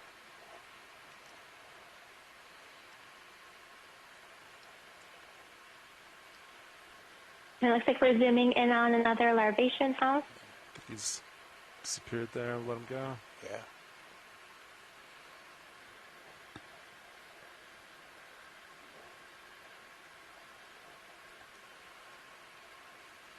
Probably a fish. How long is this transect nav? What's left? Right there? Yeah. See if we can get them before we smoke them. We currently have 39 minutes left in this transect. Ends at 17:25. All right, let's give or take. Okay.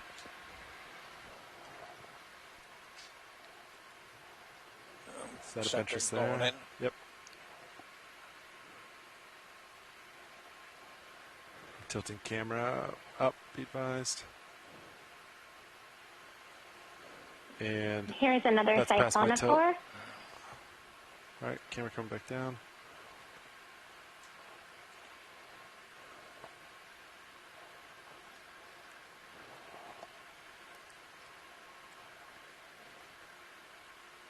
All right, camera's back level.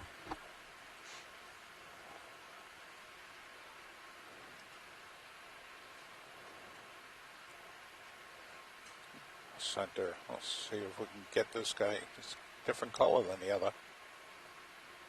Or reflecting different, but he's too close. Copy.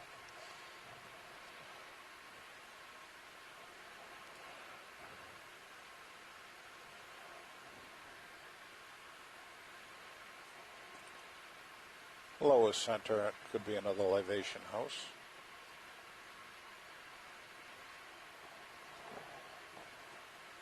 Nav, do you have high pack screen a little bit? Yep.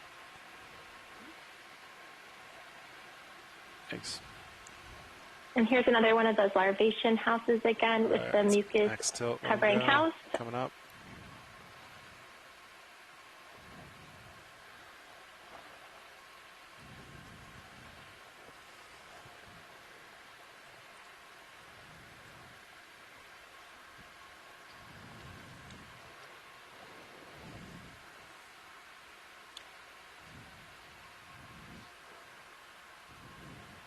Right center.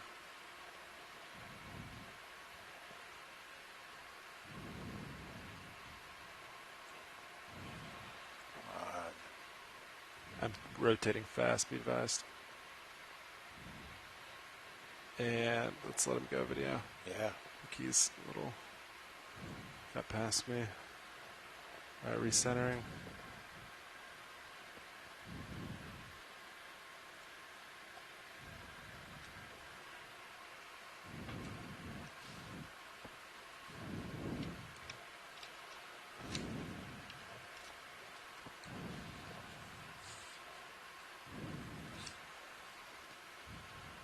Let's see what the bright spot is in the center. Dead center? Actually, we have something on the center right. Center right. Copy.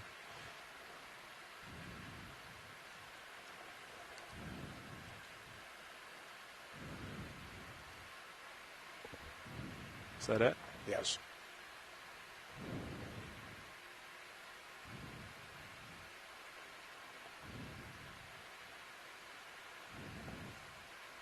Looks like it could be a shrimp, but there it is.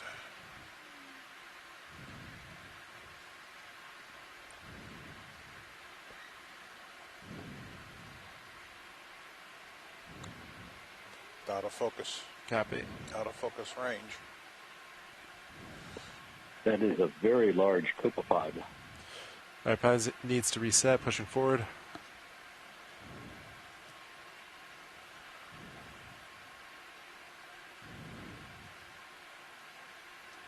Yeah, I believe that was Periukita norvegica, which is a very important copepod for higher trophic levels like right whales and large fishes and whatnot. D2 reset, ready to go.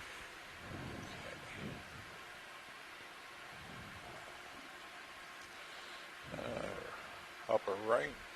Let's see if tilting up right there.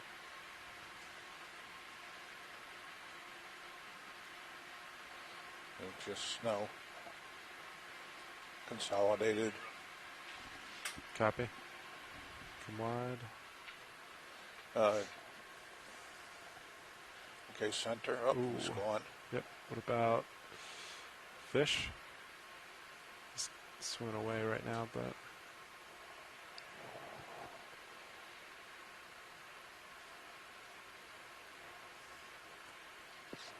That's a pretty good view of the world's most abundant vertebrate, cyclothony. Hard to tell what species it is. It's hard enough to tell them apart under a microscope. Just based on where it is, it's probably Cyclothony micronaut. But it's been estimated that if you added up all the cyclothony, there it is, beautiful. If you added up all the cyclothony in the world ocean, they might outnumber all other vertebrates combined, including all other fishes.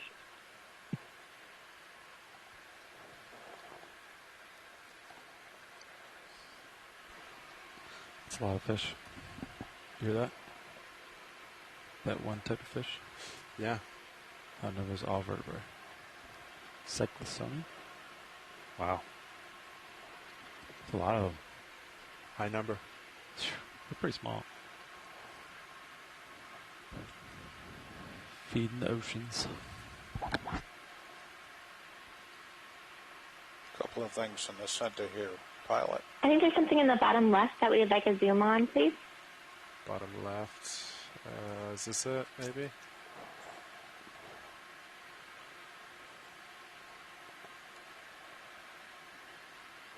It's the only thing I saw, bottom left. I think that's good, pilot. Thank you. Copy that. All right, video, you can come wide. Thank you, pilots. It looks like it's another larvation house. Center Fish left. on the bottom right, I think. Is that, watch it, is this? Yep, coming center. Yep. Copy that. This one's still for us. Nice. Steady. It's a great image of viperfish cyclothony. Notice that elongate feature on the dorsum. That's the second dorsal fin ray. It's been hypothesized that it has a luminous organ at the tip, whereas you can see in this image it currently does not. What you can also see is it has a gelatinous sheath. So that kind of halo you see around the length of the body, that's it's kind of a mystery material, but it's a clear jelly. Notice also how the pelvic fins and the pectoral fins are splayed out, which probably gives it a somewhat a bit of lift. Any current at all will lift the fish because at that size they don't have swim bladders. It's literally looking through its teeth. So the teeth of the lower jaw extend all the way above the top of the orbit. So that's, if you look forward to the eyeball, that's its lower teeth. And then its upper teeth extend below the limit of the lower jaw. So this is a spectacular piece of footage for what may be the most abundant top predator in the world.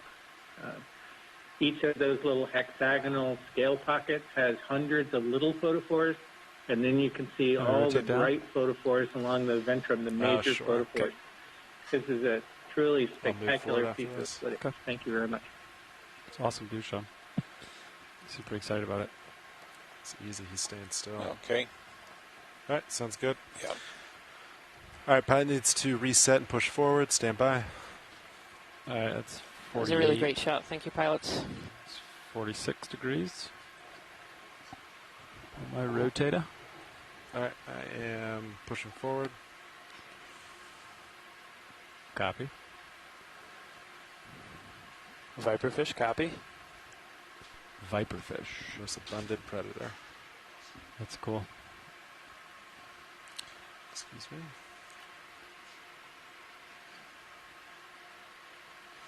All right, D2 reset, ready to go. Thank you. Center left. Copy that.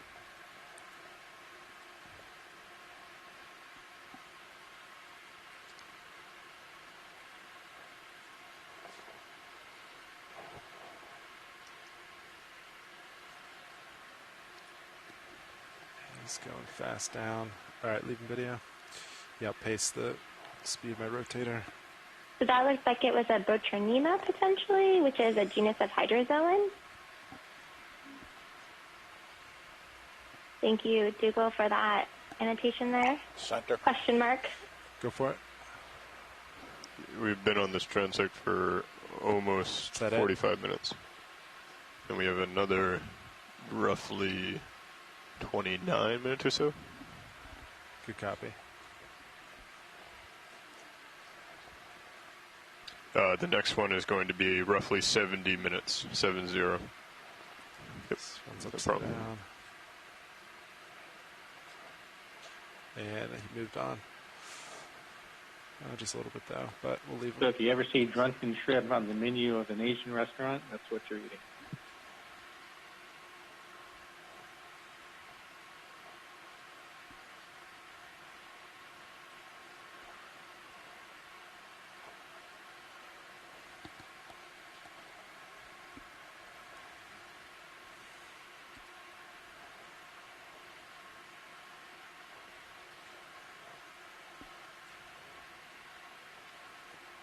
There is something center here.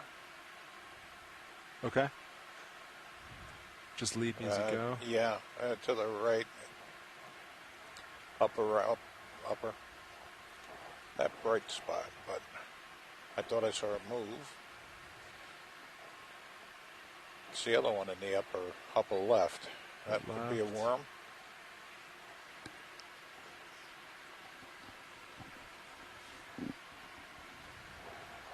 Come on.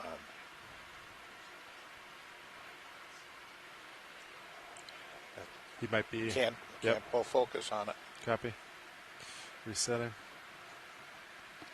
We have something pulsating is on the top center if you tilt up. Top center. Top right now. Top right there.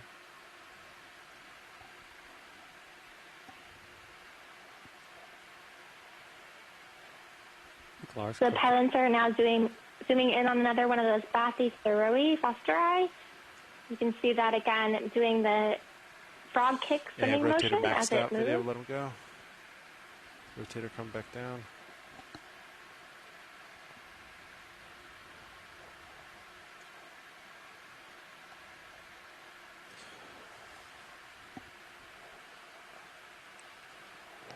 A couple of mucus strands. Yeah. Oh yeah, what's that red dot upper right? Let's try this in the upper right. Upper right, copy. Team 4 with associated or something? What is that?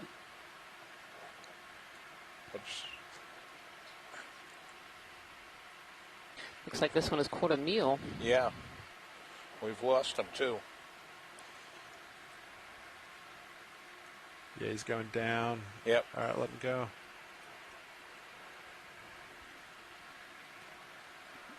Rotator come back up. All right. Center.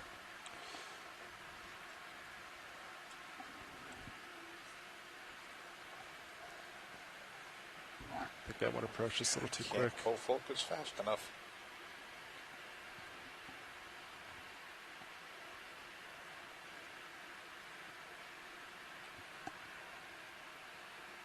Yeah, the chat is thinking that was actually an amphipod, maybe on the outside of that Tina 4.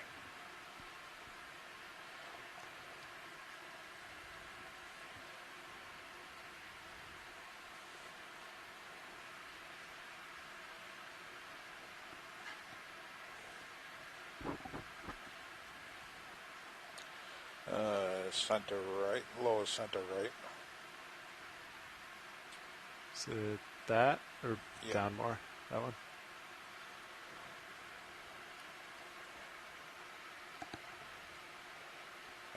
Arrow.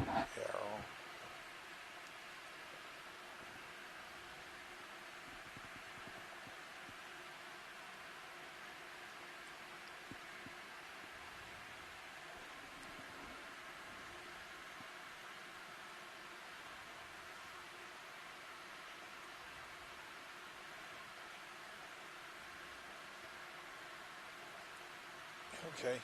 Copy. Swim up. There he is again. It's right center. To the right-hand side, there's a jelly. Yep.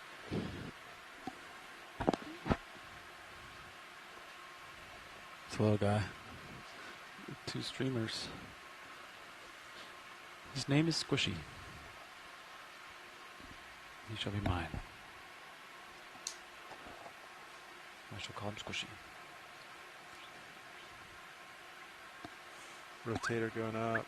He's swimming up fast.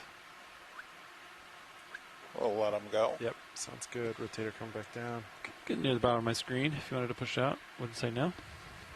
Copy that. D2 pushing forward, center. Resetting real quick. Stand by. We good? Yeah, actually zoom real quick video. I'll go after this. I'll rotate down just a smidge here. Keep you centered. Copy that. Got a little bit of time if you need it. He's super close video. Yeah, I'm out of focus. He's like in the lens. Out of focus range. Copy. Yep. It's very small. All right, D2 pushing forward. Stand by. Rotate up. Thank you, pilots. Rotating up. And 45. Good copy. Pushing ahead. Pushing forward. And thanks, pilots, for that great shot of the Pantid Chogon jelly. Pantid Chogon. It's a mouthful. Impressed how they know all these names. Pantid Chogon. Looks like a bell, kind of. We have something low center is just off screen. And people was just saying in the chat that those wavy orange things that you saw in that jelly were actually the gonads. All right, D2 reset, ready to go.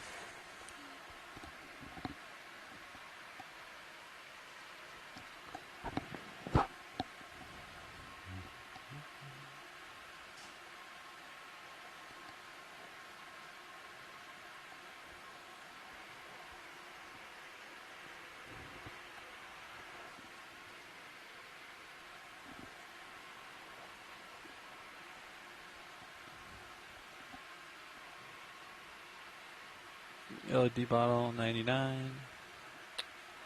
Comps look good. We have something center top. Thrusters look good. Center top, copy. And shrimp again. Well, that, yeah.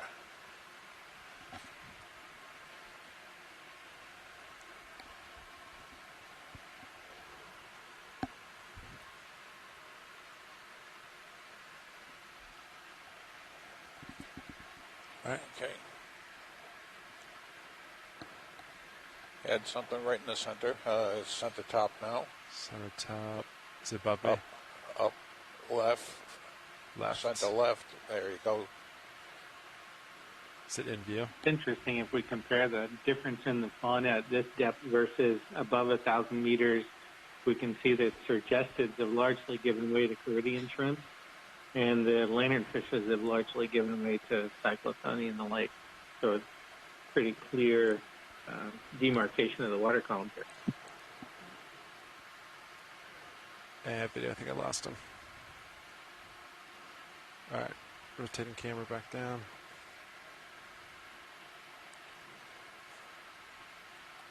Sending it back up.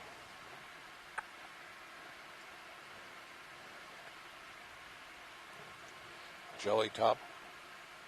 Center. I said a quick rotate, so he might be caught in some swirls. Be advised.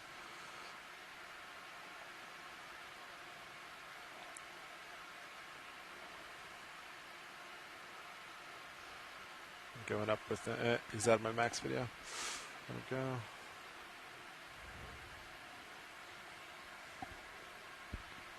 Rotator coming back down to 0.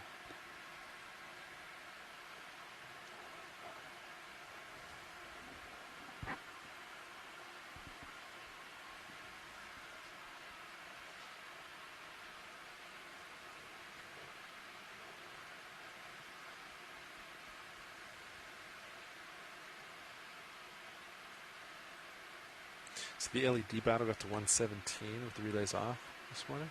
Relays were on. Oh, they were on. Okay. The lights were dimmed to 0, but all the light cores were still enabled. Understood. For like a little while on deck, and then we turned them off. Yeah. Copy. Yeah. Because the squall. Tyler, can you zoom on the top right? Top right. I don't know if this is it video, but...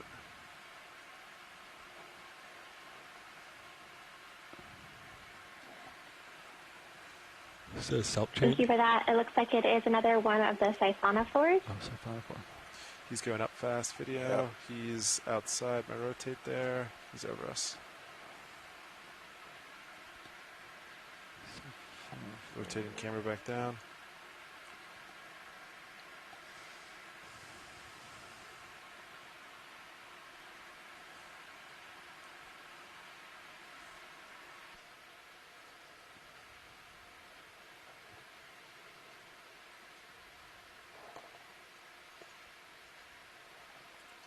And something center.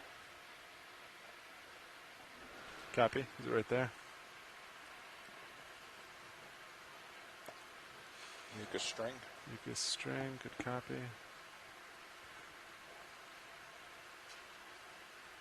So that's another one of those mucus strands that we saw earlier that make up a lot of this marine snow that we're seeing here. All right, we'll let him go. And like Mike mentioned earlier, this marine snow is really important for the ecosystem. It's a critical component of the food web, and a lot of this marine snow will actually sink to the bottom and feed many of the benthic-dwelling organisms that you've seen throughout these various dives. So a lot of the coral and sponges that you've seen are filter feeders and actually will filter out this marine snow and eat it.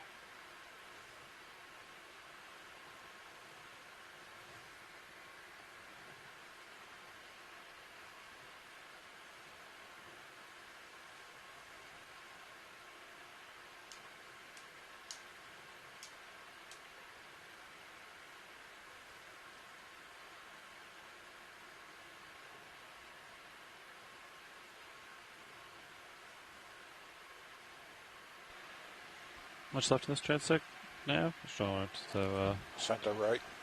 Center right, copy. Roughly 17 minutes. Okay. 17:25 What's is the next? Rough. We have one more transect, and that's it? Yes. So this is, again, another one of those frothy, throwy phosphoride that we've seen throughout the entire dive today as we've come from 300 meters now down to 1,200 meters below the surface. Ooh, is that We've actually seen it on every single transect. So we were able to take a sample of that earlier during the 900-meter transect. Tyler, can we zoom in on that, please? He's very low video. That's almost max tilt.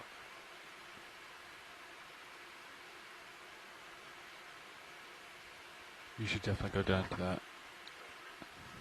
That's cool looking. So this is a beautiful shot of an atolla. No, okay. That's max tilt video. We'll let him go. Okay.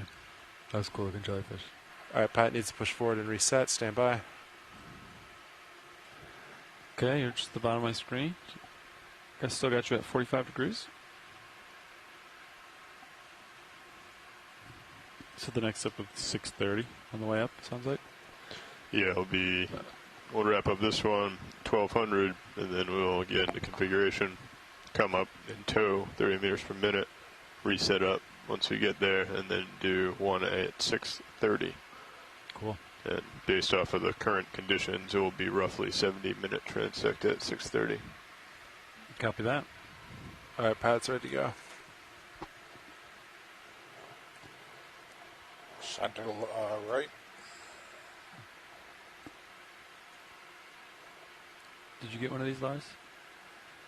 Yeah, I believe so, in jar number 2. You know what it's called? Ooh, they described it as that's again the Bathythorelli soft fry that we've seen throughout the dive today.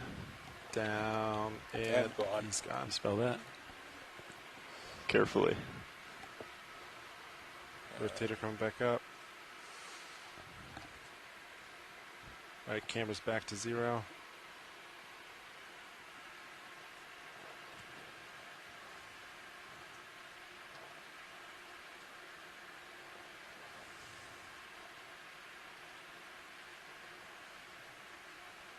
Pilots, can you zoom on that? Straight. Yeah. Oh, actually, never mind.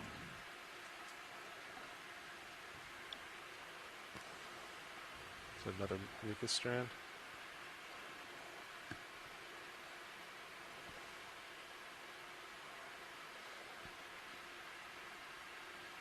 All right, I'm going to come wide. Copy.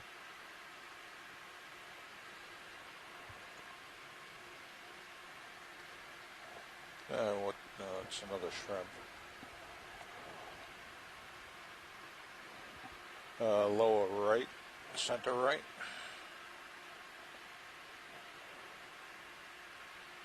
Is that it there? That's it.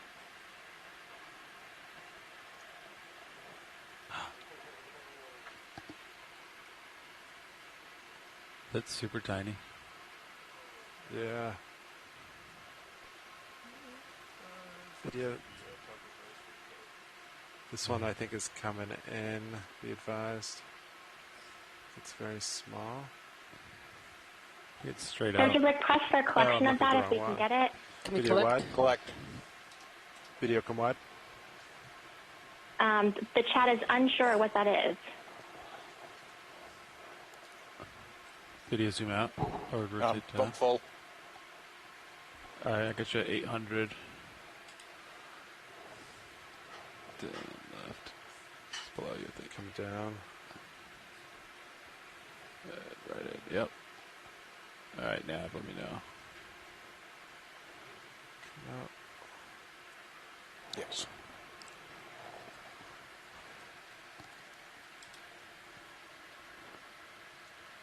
Great job, pilot. I will highlight that most of them in the chat said this is a highly desired target, so thank you so much for making that happen. Good copy. Pilot is pushing forward to reset. Stand by.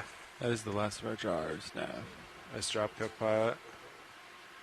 Nice work all around. Pushing forward. Yeah, let them know that we can't sample anymore. I will say Tracy was quite helpful and said that he'll help us all, and that was a jellyfish. Thanks, Tracy. But I will say most of our gelatinous experts in the chat are not sure what that was and are really excited to be able to have a sample to see if it is a new species to science. Dialed out to like 400, 300. So great job, pilots and everyone on the ship. Thank you for that. Should add that to the SOP. Yeah. Just for reference. It's a small turn. All right, T2 is reset, ready to go. And all of our jars are full. Yeah. All suction sample jars are occupied.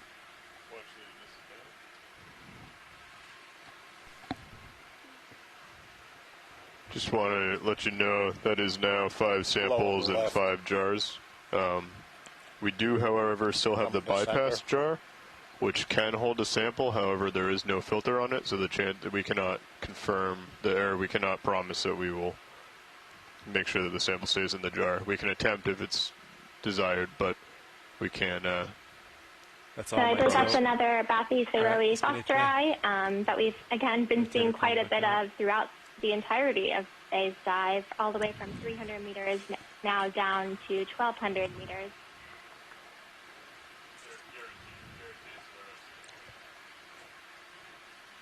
All right, cameras reset, 0 degrees.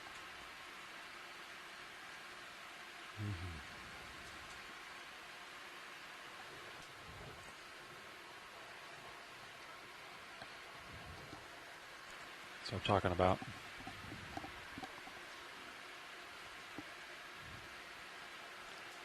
This guy set up for a photo op. Down? Oh, he was. Yeah, it's gone. Ooh, what's that? Oh, yeah, upper right. It's like a chain. Oh, it's like a shrimp plus a chain. Oh, no, it's right. a fish. It's a downward facing fish. I'm calling it. Yeah. Oh. He was a bigger one. Can't confirm. They get... They're scared of you, Sean. I don't know why. That was a fleeting view of a deep sea smelt. That's those new thrusters. A gelatinous eating fish that occurs quite deep. That may still be it down deep in the center. I don't know if you can see it. Left of enormous eye. center left. And apparently center they can left. change colors very quickly. Center That's something right. we've learned from our video. They can go from almost pure white to almost pure black in just seconds.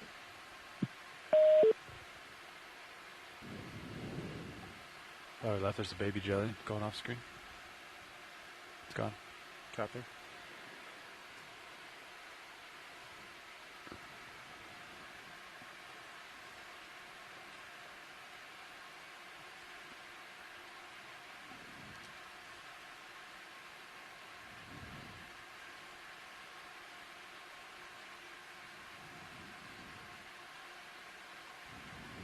Co-pilot, could you actually rotate to jar number 2, if you don't mind?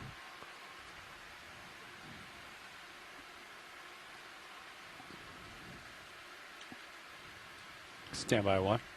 Thanks. This is jar number 1. Go find a gelatinous creature. And rotating to jar number 2. All right, D2 has to reset, pushing forward, stand by. Right, and then rotate to 3. See if we get a view. Can you stop there by any chance? Or have it so it's right in the middle. And just leave it there if you don't mind. I'll keep an eye on it and see if we see it moving. Pretty sure it should be that little breaststroking one. I think it's in the back there. I think video said they could not confirm if it was in there or not. Okay. All right, D2 reset, ready to go. I don't see it, Lars. You mind just leaving it there for a little bit and I'll watch it? None of the jars should be active where you're at. I concur. Copy that. We may still have that jar available if we want to try again. We'll leave that up to WatchLead to determine.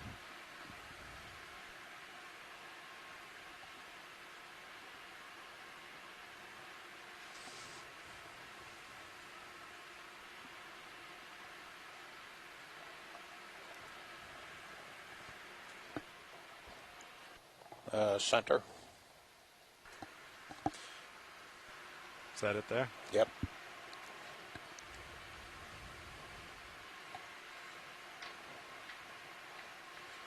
And I don't have focus range. Copy. It's just, yeah, too close.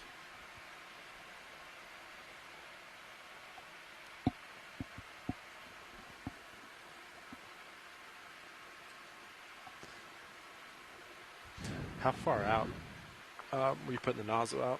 Whatever it was, it felt good. We could like put a photo for reference in the SOP. Not sure what that one was. Probably, 25, 30, 40%. I'm not sure. It was for that time. I extended a little bit further. Okay. Because I didn't see it in this camera yet. Yeah. And I think your rotator was up just a little bit. So I was extending it until I saw it in your camera because I thought your rotator was kind of level. Understood. But it was a little bit further than I did previous. We got Center two samples, I think. Going to the top. Yeah, I see him. Looks like he got picked up in a prop wash.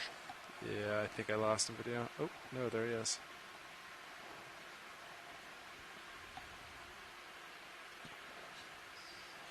Rotating down fast. Yep. Looks like it's mucus again. Copy. And we got something center left, same elevation house. Copy that. Is that of interest, or should we just... upper left. Left. But he's out of the light now. Copy. All right, D2 is to reset, push forward, stand by.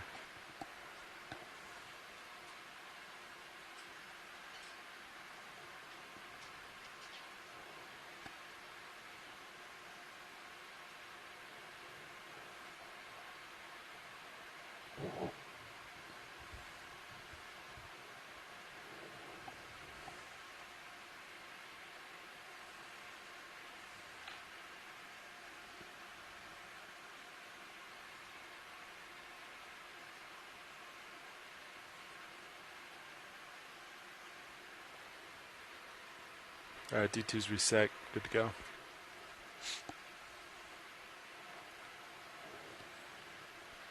Pilots, you have about 5 more minutes left in this transect, roughly. Good copy. Thank you, Nav. There, let's just go right in here in the center. Yeah.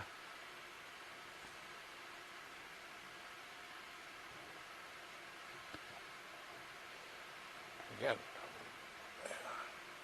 Yeah, not sure where he went.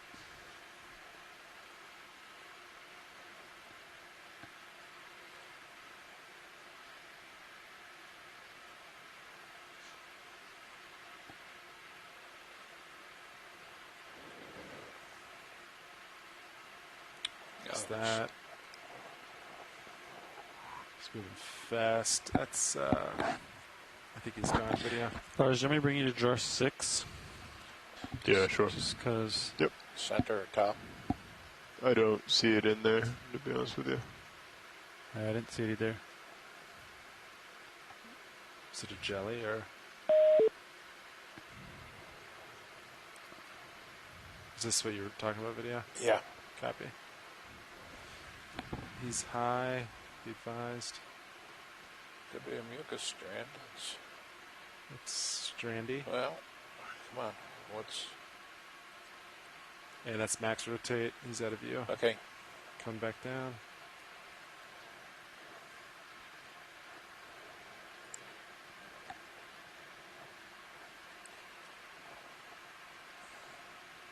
Copilot, would you mind doing the same thing with jar 3, though? Putting it halfway in? It definitely went in the hose. If it didn't come through, it may be in the other jar. Jar 5 should be dark red jelly. Yep. Jar 6 should be... Or, excuse me, jar... What was jar 4? Jar 3 is... Look how big that jelly is. Hold it there. Did you see that? Yeah. Is it in one piece? Yeah. How'd you get it in there? Chris used a suction sampler to bring it in. Well, without destroying it? He used it carefully. No way. It's bigger than the house. Yeah. Guess they're pretty gelatinous. They're flexible. Yeah. I don't see it in there either. Right. Lower right, left. Center left. Right there. Oh, there's the jelly in 4. Red. Transparent. I lost him, video. Yeah. So we have the siphonophore here that we're zooming in on. We've seen quite a bit of siphonophores throughout the dive today as well. All right, D2 push forward and resetting. Stand by. Actually, I think that was potentially a fice nest, but it was hard to tell. Guy's moving quick. That's probably cool. Next time.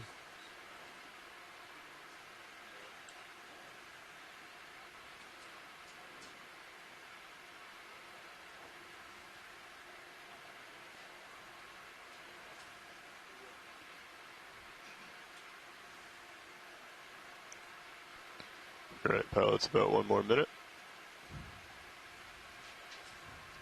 Pilot, for this last minute, I'd like to just zoom in a little bit. Maybe we could pick these things up a little earlier. There's something center right. You zoom on the red right of screen. Actually, there's 2 items right there. See, I can't pull focus on that guy anymore. That's... I'm rotating he's fast. too close. All right, let him go. Is that of interest? Yes, please. All right, video, go in.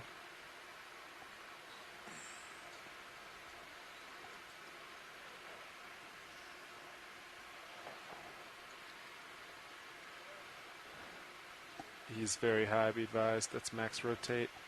He's out of view. All right, camera. That's another siphonophore there that we're zoomed in on right now.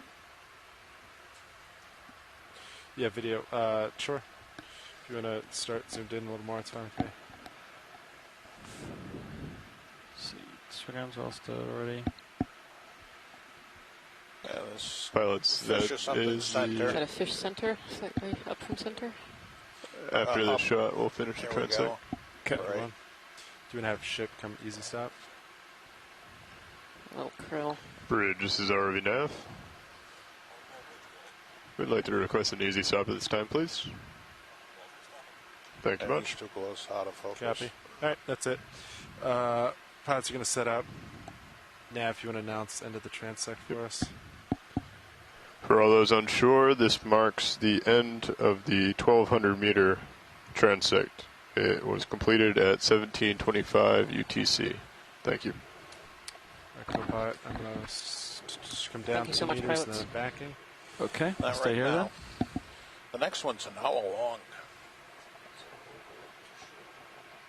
Thank you, pilots, for that great transect and a couple of really exciting samples. So for everyone tuning in, we've just completed our deepest transect of the day. We just finished up at 1,200 meters below the surface, which is almost 4,000 feet below the water surface. And now we are going to head back up shallower and start our transects again. We're going to go from 1,200 meters now up to 630 meters, which is about 2,000 feet. And we're going to start another transect at that depth. All right. You turn my lights off? Sure. Since we have time transiting, I know we have a couple folks on the line. Maybe this would be a good time for everyone to introduce themselves and talk about where you're from and what you're particularly interested in today. Concurs. Nav, do you concur? Yes. Nav also concurs.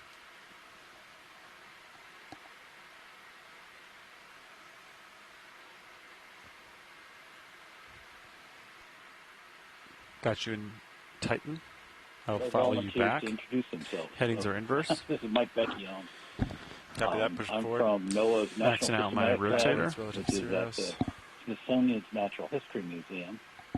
And I am interested in exploration of midwater, particularly nekton. But what I do research on is squids and octopods, of which we have maybe seen a couple, but not any close-ups today. Good view of the fisheye. Copy. Yeah, the tether value is better.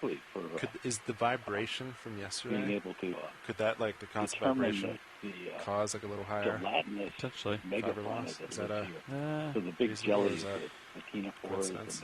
Could be coincidence. All right. As I keep pushing forward, I'm going to come up a little bit. Okay. Decrease delta.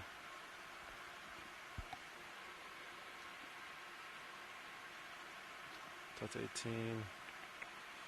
Push forward a little bit still. Hello, this is Quinn Jurassic. I am a Hollings intern with Ocean Exploration, and I'm entering in annotations, and I'm enjoying the dive so far.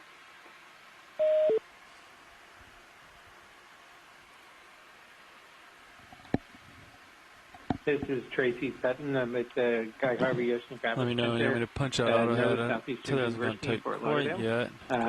Also, same as Mike, just interested in overall pelagic ecology. My focus is on fishes.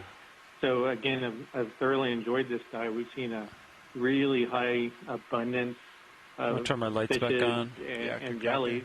Not as many shrimps as I thought, but and also some breathtaking video of a viperfish and a rat tail, a juvenile rat tail that seemed to be emulating a siphonosaurus.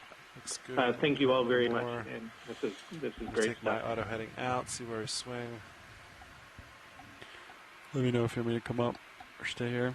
Copy that. Okay, I'll go next. Hi, everyone. I am Adrienne Copeland, and I'm with the NOAA Ocean Exploration.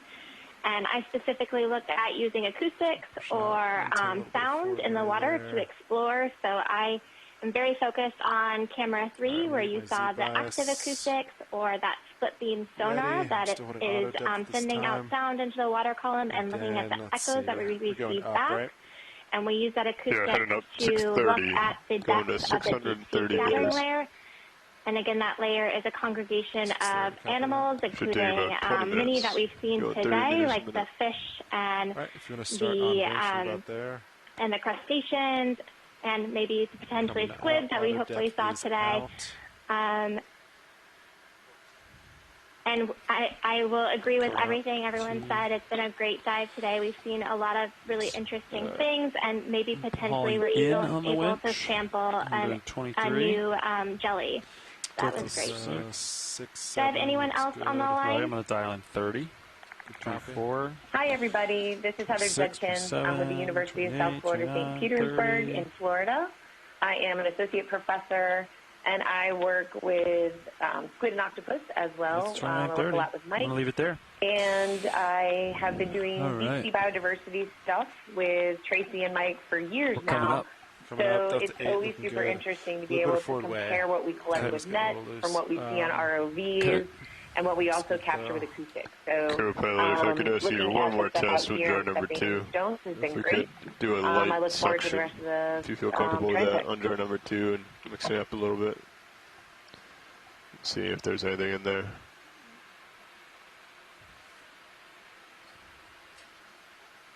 There's no confirmation of it?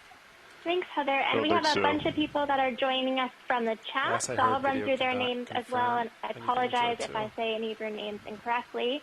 But we have Alan Cullen, Cindy Vandover, Daniel Woods, Hugo Lindsay, George Matsumoto, Hannah Miller, Heather Judkins, Jason Cheater, James Aubrey, Jason Cooper, Kelsey Vader. I'm going to bring back 6 then. Peter Oster. It's in there, I bet.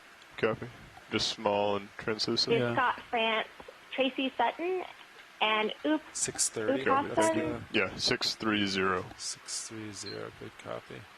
So thank you all for joining today. I'll stop at like 610. Good guess at 20 deltas, and then once you get out, then I can come down a couple meters, get maybe a 15 delta. Mike, do you want to talk a little bit about why we picked the 630 meters for people that might be tuning in now?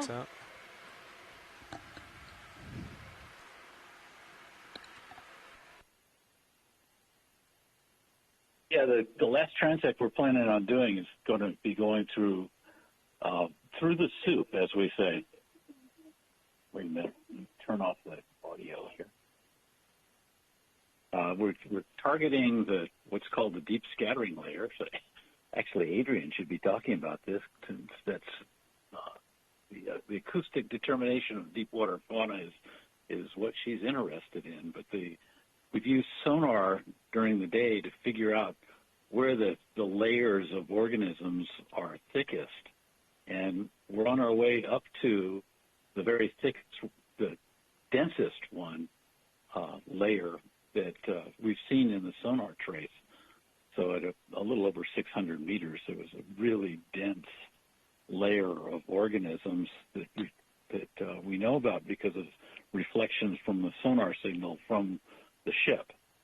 So when we get up to that depth, we're going to do another horizontal transect within that layer of, basically it's a seawater soup of organisms that are densely distributed there, because many of them are vertical migrators, and so they've come down from near surface waters where they feed at night, and during the day they hang out in the darker, colder waters and digest what they've eaten and try not to get eaten themselves until the next night when they go back up to the surface. So there's this concentrated layer of organisms that we're going to drive the ROV through and try and figure out exactly what kind of animals are there.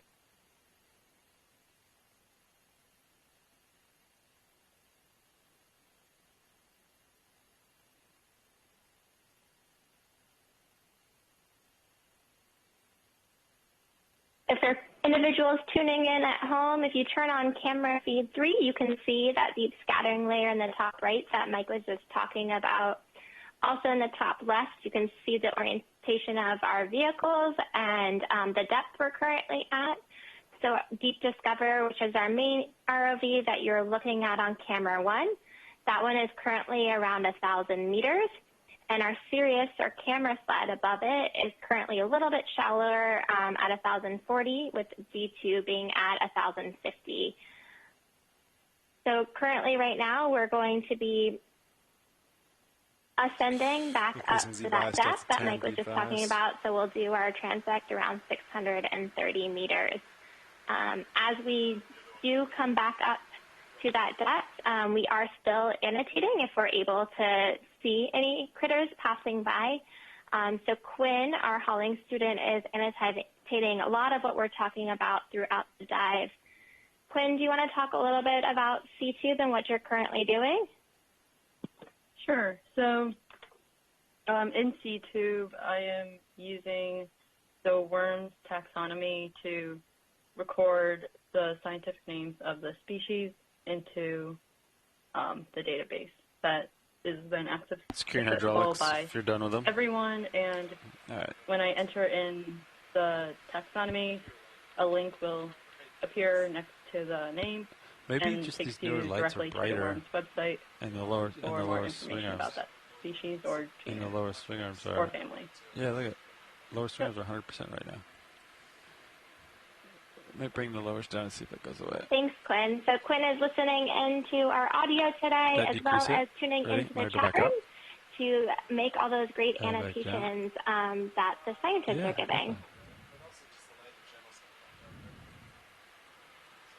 Well, check this out. If I just bring the lowers all the way off, it's gone completely. So it's definitely the lowers. Yeah, I concur. We also mentioned that we just left what's called the bathypelagic, the truly deep water of the ocean, which is more than 1,000 meters. Yeah, we're going to put the craft in its stowed 3,000 brace, right? So we want to make sure the shoulder azimuth or shoulder elevation's all the way up. We can shoulder azimuth manually. Back up into the twilight zone, or the mesopelagic, which is the layer where sunlight can penetrate during the day, but it's not strong enough to drive we're going up, so primary production by the plant-like organisms that we call phytoplankton. Okay. So in the twilight zone is where this huge migration occurs. Comps look good. Better values look good. Up into the 2971 coming up. Back good down delta. into the Stream twilight looks good. zone during the day. 79% up. And a little bit forward. We're going to be nice and stretched. working to characterize the animals that live in this. We're going to stop at 620. T2. Mesopelagic or twilight zone. 630. Copy. Yep. Once we get there, we'll get back into normal formation, and then we'll hunt for current direction. Go from there. Sound good? Co-pilot. Sounds good to co-pilot. Nav concurs. Nav, are we nice and far away from those canyon walls? Yes, we are. Good copy. We've pretty much covered around waypoint 1. Look at, we're right in the middle. Nice. Of, I think it's called Hydrographer Canyon? No, I think it's Hydrographer. Oh. I know there was some confusion of that this morning. Yeah, I think the R is silent. I think it's French terminology. And I will just add that many people are commenting in the chat about how much marine snow we've seen this day. We've seen actually quite a bit of marine... Oh, there was a fish. Do you see that, Tracy? All right, Delta. No, just a quick glimpse. I didn't really get a good view. Sorry about that. Good, 910. Oh, it's no problem. We're still ascending pretty rapidly. But what I was saying is what we've been seeing a lot today of is this marine snow that everyone can see here, the particles as we ascend. And this marine snow is really important for the ecosystem, like we've talked about before. Many of these particles will actually descend back down to the seafloor, to the benthos, or a lot of the places that we've explored throughout this expedition. And many of the benthic fauna actually rely on this marine snow to survive. Many of the filter feeders like coral and sponges will filter this marine snow out of the water column to feed. So it's really interesting for us to see today how much marine snow is in the water column, and we've seen quite a bit of life today. And we have many people on the chat that are really interested in the connection between the canyon and this midwater fauna that we've been studying today. So it'll be interesting to see if this marine snow is in fact because of that canyon, or if this is just unique to the region we're in.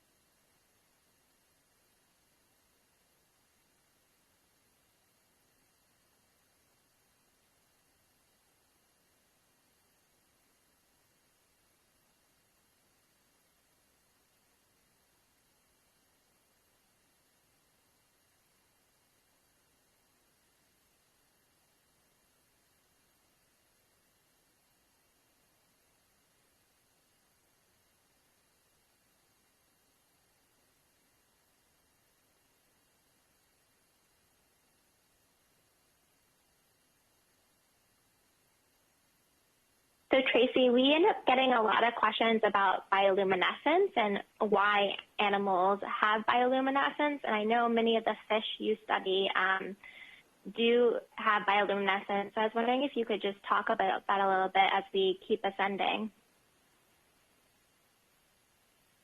Certainly, yeah. Yep. Several postulated reasons for bioluminescence. Amongst the fishes, you'll notice that most of the light organs, the photophores, are situated along the ventrum, the thinking being that if you view that fish from below looking up, if the fish can produce light, it will blend in more with the lit zone above it. So that's counter-illumination. So that seems to be ubiquitous across completely unrelated taxa in the midwater. They all have that same kind of form. Then you have other fishes that use bioluminescence hypothetically for luring. So dragonfishes and anglerfishes have fairly, at times, elaborate luminescent structures on the end of an appendage, hypothetically to lure in prey so they don't have to swim and search for it. And then a lot of taxa, the males and females have different photophore patterns, hypothetically, so they can recognize each other in the water column. So that's three of several other uses for bioluminescence. But the fact that bioluminescence seems to have evolved independently across so many groups of fishes and invertebrates goes to show how important it is for survival in the midwater.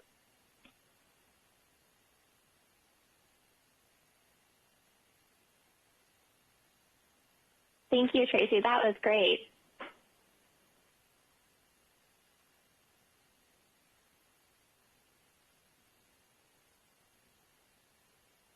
And we also have a couple of students tuning in. So I was thinking maybe, Quinn, if you don't mind, would you mind telling people about your scholarship opportunity?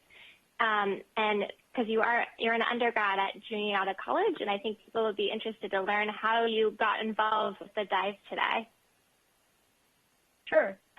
So the Hollings program is open to undergrads, and you apply during your sophomore year.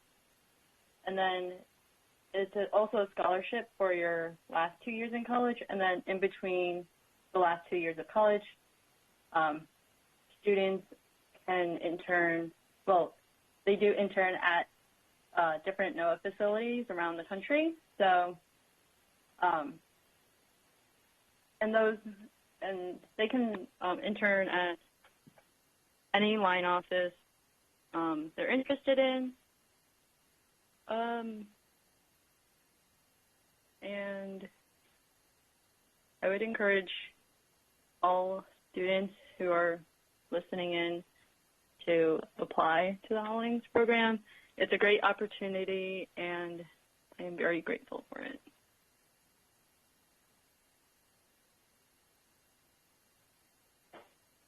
Thanks, Quinn, for that. Yeah, if anyone's tuning in and interested in that program, you can go on our website, oceanexplorer.noaa.gov. Under the Education tab, you'll see the various careers and student opportunities that NOAA has for various levels of your career. So we have opportunities for undergrads, grad students, as well as postgraduates.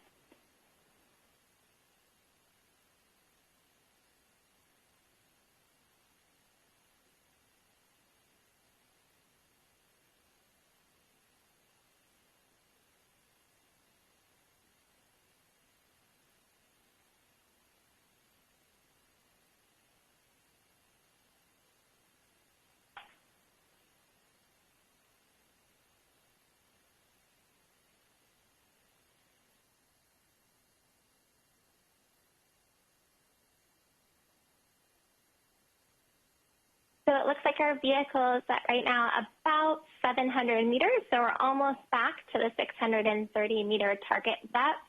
Maybe while we wait for that, it might be fun to hear from some of the folks on the line what your favorite deep-sea critter is for today, whether it's one we saw or if you have one in particular that you really enjoy.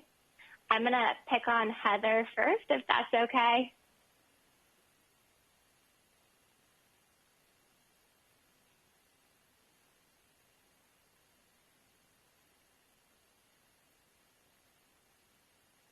Maybe Heather we maybe lost her. So maybe Mike, do you have a favorite deep secret?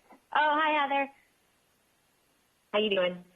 So I think in terms of favorite critters down here, of course, I'm a little biased towards the cephalopods, so it's going to have to be one of those. And usually my favorite happens to be the projects I'm currently working on. So, for example, I'm working with one of the glass squids right now. It's a Helicocrantia species from the deep sea. We find them down to 1,500 meters out here in the open water. So that currently could be my favorite one because I'm working on a paper with it right now. Earlier, and we had a little, the tether wasn't behaving. Course, so they're all smart pretty to do cool 20. from the small little paralarva we see all the way up to some of the larger to like a 17. So I'm going to stick with Helicocrantia right now. Have you tried to get rid of that flare? Because that's what I'm working on. Oh, you want me to craft or anything? Get rid of the flare? Watch this.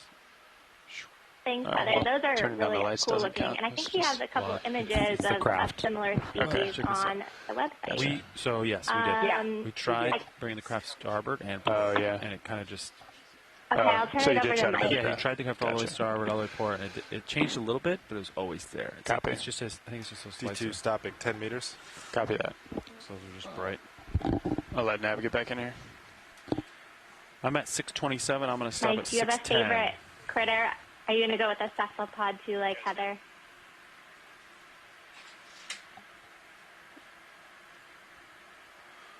All right, Copilot, please auto heading in for me. I've auto depth in. My favorite moment of the dive auto heading is didn't engaged. involve a cephalopod, of course. I'm going to slowly start backing as you keep coming up. Understood. But we have some of the top experts on deep water jellyfish participating in this dive.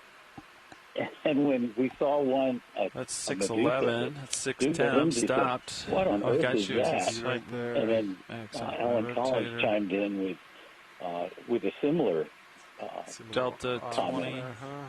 That's my favorite thing about I'm not sure if my exploring camera is perfectly finding things fore to aft, but we really don't know what they are. And this actually happened a couple of times with jellies on this dive. My camera just rotated a little bit. That Dougal said was probably an undescribed Does family. This go away and then eventually? that Medusa came along. I don't know. Let's see. Neither of the experts knew what I don't think it does. I think you have to press another button to get it to go. That's a great testament Delta to 20 still looks exploration. good. And backing. I think my light pool's starting to come out. Got you in fisheye. I completely agree with you, Mike. And yeah, that was one of my favorite moments too. You want to just line up on my it looks like our vehicle has now gotten to 630 meters. So they're probably just setting up. Yeah. We might have a quick minute. If maybe Quinn, do you want to talk about what your favorite thing you've seen so far? Let's see. Sure. So I thought that the right side fisheye is a good view. very interesting. Yeah. And then overall, my favorite deep-sea organism is probably the goblin shark. And then my friend in the chat room wanted me to give a shout out to the Dumbo octopus. Tether's kind of going that way. That sounds good. Go back just a little Thanks bit for more. that, Quinn. I also greatly enjoy Dumbo octopus. So it looks like at this depth we're seeing a lot of the Bathos aurora again. And coming up further if you wanted to turn. So it would be great to see if we see anything different now that we're at a new depth. We still have a little bit more time setting up, so I'll let Tracy talk about his favorite moment or favorite organism. Peeled off nicely, looks good. Yep. I'll meet up with you at 5-0. Well, I'm kind of partial to dragonfishes, even though we rarely ever see them with ROVs. We do see that viperfish and things like that. Yeah, so I'm kind of partial to them. But also just seeing things like that rat tail in the mid-water. So here's a bottom fish. They dominate the bottom all over. But clearly the juveniles are not only adapted, they thrive in the mid-water. So that connectivity between mid-water and lives to me like it might on the be a little bottom bit and in to the my mid-water starboard, is something that we historically we would never really have put that together until we came up with these kind of new techniques for assessing biodiversity. So the biodiversity of the water column is certainly much higher because of the connectivity with the bend Videos, Copilot. And we see these things now. I'm going to turn my lights on serious if you're ready for it. That's the most exciting part of this for me.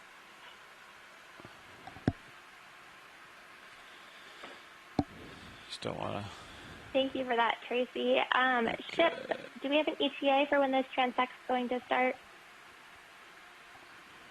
We're asking for ETA of the start of transect. The pilots are just setting up now. We're down at depth, and so they'll just need a few minutes to get things sorted between the two vehicles.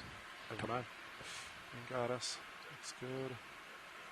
Great, thank you. I'll come down just a little bit, Sean. Yeah, just going to be more of a 16 delta than a 20 delta. And I welcome anyone in the chat if you have a specific critter that you would like to call out to. I'm going to center up a little more. Okay. Try again. I rotated a little bit starboard.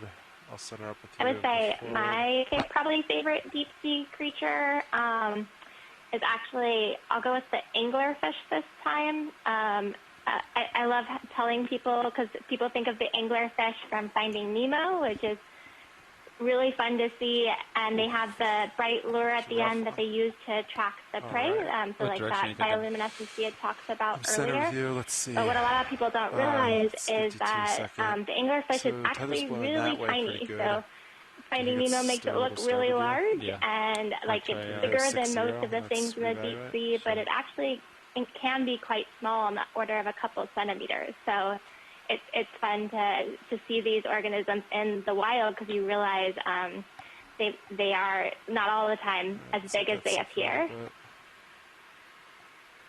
So Dougal's actually picking a squid for his favorite. He said his geotoothus, a cockeye squid. That one's pretty fun. So I can give you my favorite pelagic animal, Adrian. Everyone knows that I'm a benthic person, a coral person, so those are my favorite. But in the pelagic, I have to say the vampire squid would be one of my favorite. I would love to be able to see one of those. Feels better, Sean. Copy that. I'll let D2 sew out for a second. Yeah, they're really cool looking with the large teeth that they have. Yeah, I hope you see one today. I have seen one before on a midwater dive for NOAA Ocean Exploration, so it would be great if we were able to catch a glimpse of one today as well. That's why. Yeah, I think I'm looking. That east looks really good. Okay.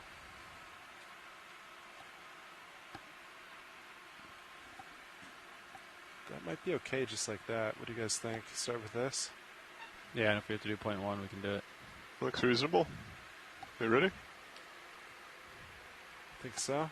Yeah. Right. I will just add that Alan. Folks on shore, this is ROV Navigator. I want to inform you that the 630-meter transect has now officially begun at 17:55 UTC. Do you zoom on the fish? Yep. Thank you for that, Chip. Swimming down. 630 meters depth. He's swimming down fast, video.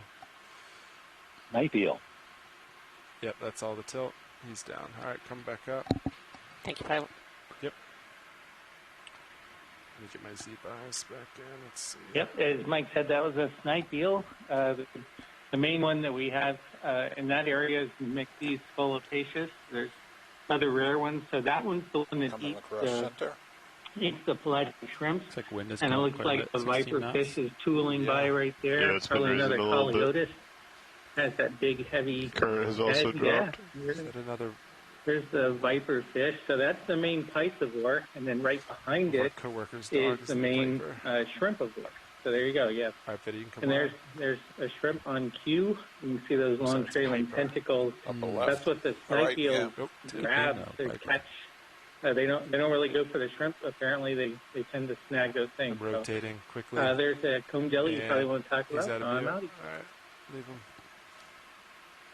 Thanks for that, Tracy. Yep, he got that comb jelly. That was, again, the Bathyceroe that we've seen throughout the dives today on all of our transects, actually.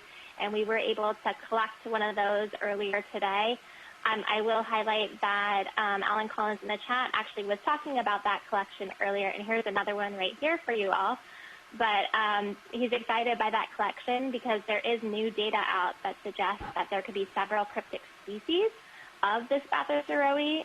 So looking at the genetic data, they might be able to determine if this is really a Bathyceroe or not, and so they'll be able to get more information on this type locality, so what kind of species are found here based on that collection. And thank you for that great zoom, pilot.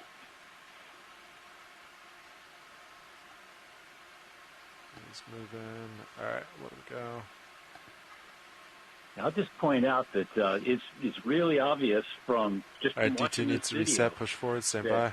The seems like a area here that we were doing a transect through is really densely populated, exactly like we expected it to be. There's lots of stuff living here, and that's why there was such a strong signal on the sonar that indicated that this was a dense area of the deep scattering layer. There's lots of animals here. Let's slow down.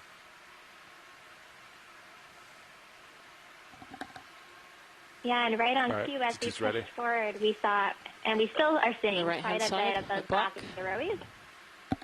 Thank you. It's gone. What about that's coming center? Is that of interest? Shrimp. Another shrimp. Copy. It's going down fast. Yep, let it go. Yep, it's about right center. there, is that? I think that black bit that we just saw was a different kind of dragonfish. I think that was one of the scaleless black dragonfish. It'd be hard to get a good view because you shine light at it and they just don't reflect anything.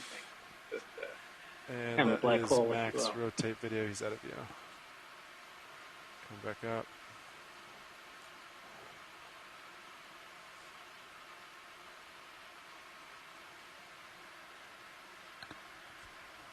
Top center. Right there. All right. In the back right, there was a fish, I believe. All right, video. Yeah, he's... See there? No, here's one right. I think there's a fish in the background. It's probably gone. That's okay. Copy. All right, video, come on. Yep, and I will say we saw a burrowie. So first that was a Bathyceroe again, and then there was a burrowie with the shrimp coming into view and kind of taking away the camera from that burrowie.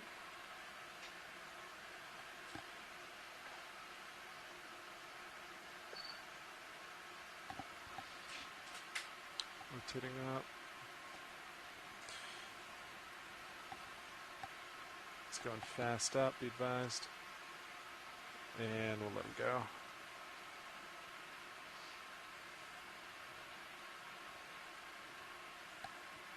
That was again a Bassy Saroe phosphori, and now we're zooming in here on a shrimp. Go for shrimp. Bridge, this is ROV Nav. Just wondering if I could have a squall update. Alright, let him go. Good copy, thank you. Camera coming back horizontal.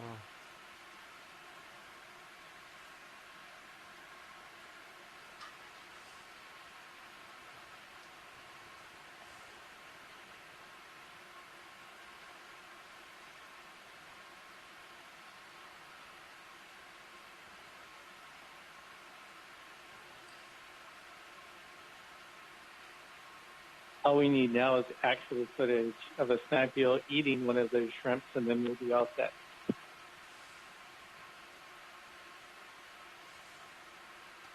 That would be awesome. I will say I do know we have an image somewhere out there that has that of the snipe eel eating. It was really cool to see live. Copy. So I'm all for our predator-prey interaction. So here's to hoping.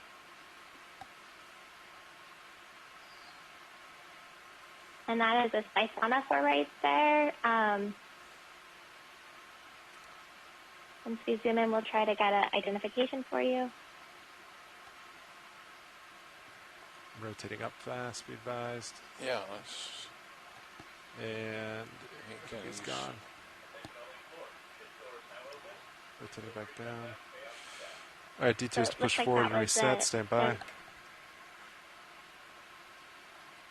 So that looks like, based on Dougal Lindsay in the chat, that siphonophore was the Nanomia again. So it was a Physonex siphonophore.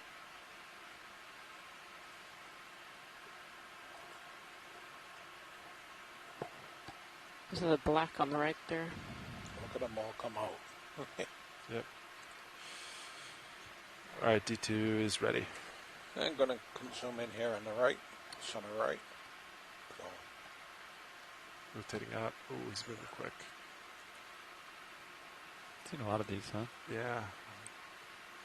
That black bit looks like a lanternfish, which is probably a dominant component of this deep scattering layer because they have a swim bladder that's fairly large for their size.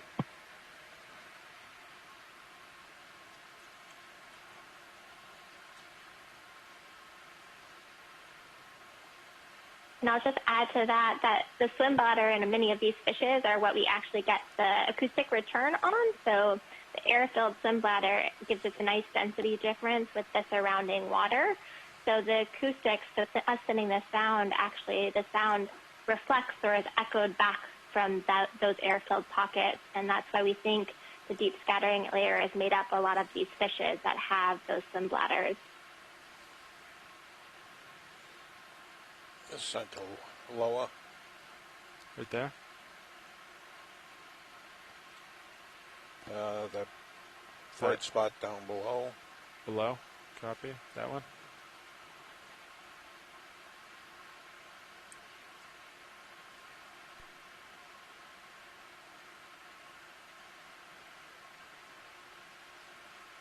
Okay. All right, video, come wide. Here's another great close-up shot of those Bassy Saroe.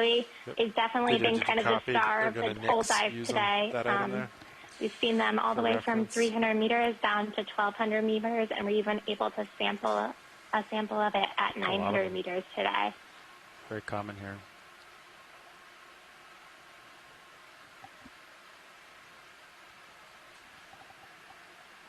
All right, so we don't want any more of those? That's what Rian just said, yeah. Okay, I just turned her around, so. Oh, copy.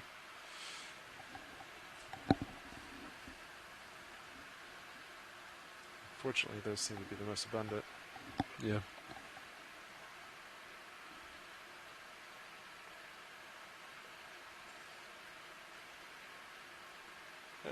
Upper right. Is that it?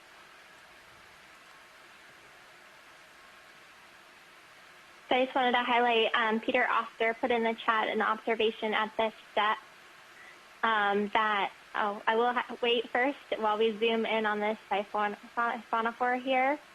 A great shot, pilot.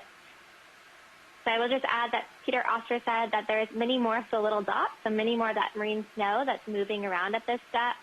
So we see a lot more copepods and other small zooplankton at this depth than we saw at the 1,200-meter transect. And that's really interesting for us because they are a critical component of the food web. And all right, our D2 is to reset, push it forward, stand by. Including the ctenophores and the siphonophore that we just saw.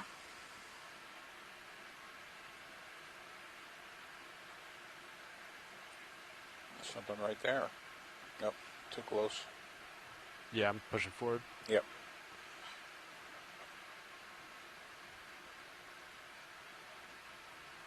All right, we'll let this settle for a second.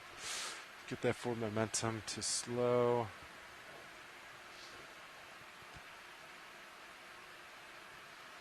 All right, D2's ready.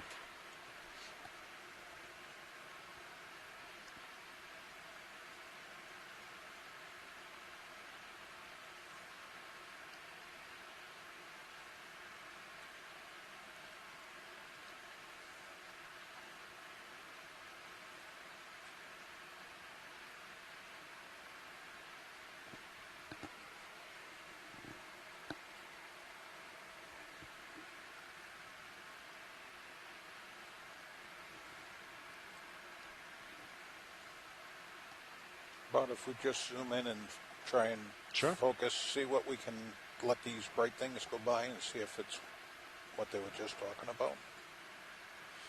Whatever you think, yeah. It's just up close without chasing anything.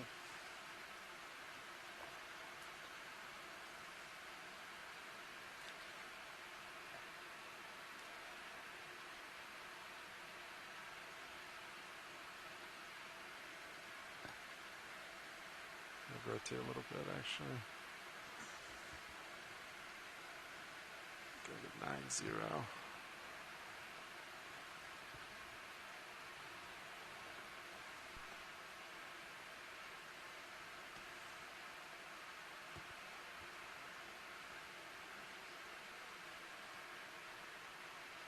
Oh, we can zoom out. Video, when you're ready, zoom out. I think they prefer the wide view.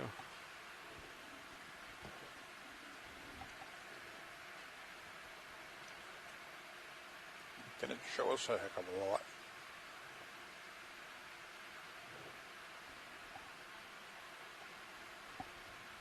Center bottom, going up to center. I think there's a jelly. Might have just gone. I think it just went off the top. It's okay. Tap that. Thank you. Left coming into center. Left. Left. Left, left.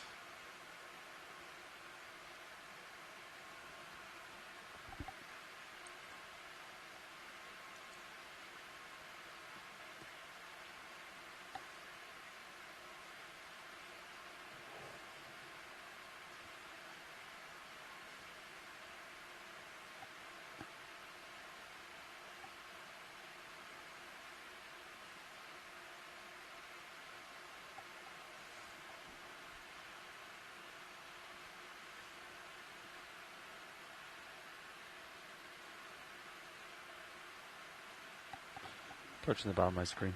Good copy. I could tilt after this. I'll push forward. Okay. Could tilt down a little bit here.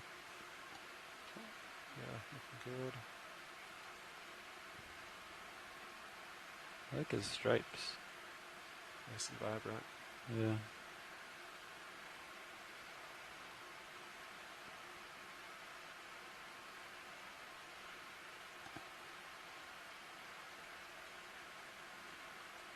He's really trying to go somewhere.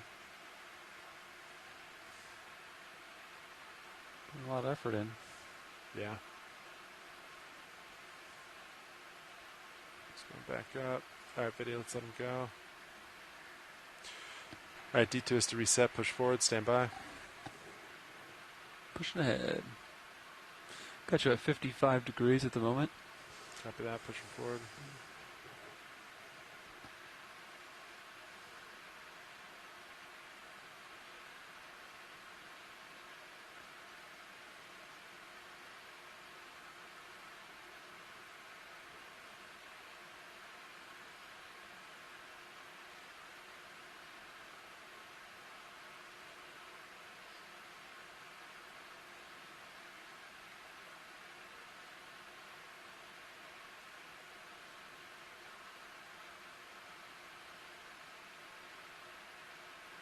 Got you at 45 degrees. Good copy. All right, D2's ready. Not exactly sure what that fish was. I think it was something different.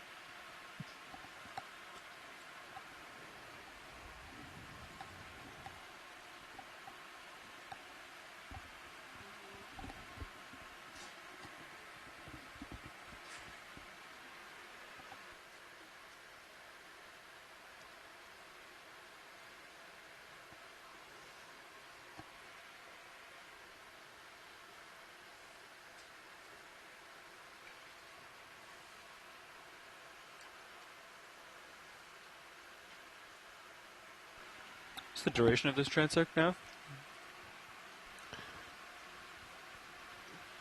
We started the transect at 17:55, so we've been in it for about 16 minutes.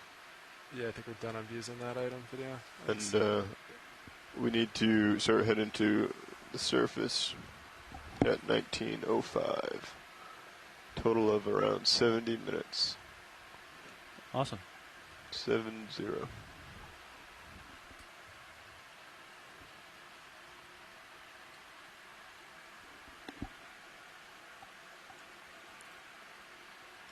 Something out in the distance in the center. I don't know if it's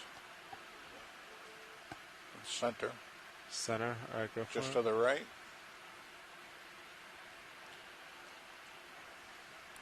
Oh, same item. Thing. I'm Yep. trying to avoid. Yep. Copy that. Yeah, I just saw Yep, the so shape it looks out like we there. just zoomed in on another Bass's Rowie, and I think that was potentially a shrimp in the foreground as well. It might be a jelly on the left, or a red thing. Maybe not. I know. Oh, too fast.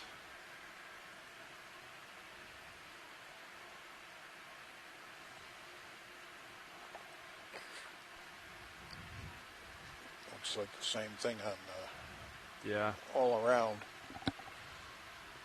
I got 3 of them. Yeah, those are very abundant here. Yeah.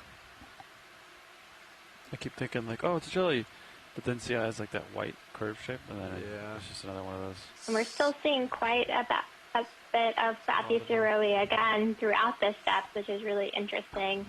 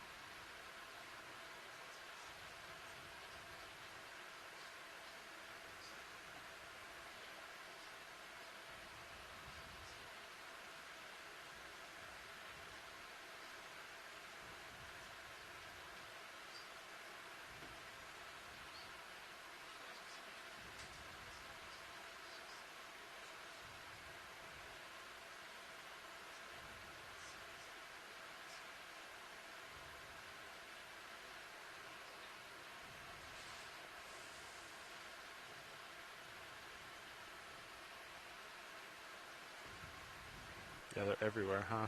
Yeah, I got 6 in view right now. Can't even avoid them.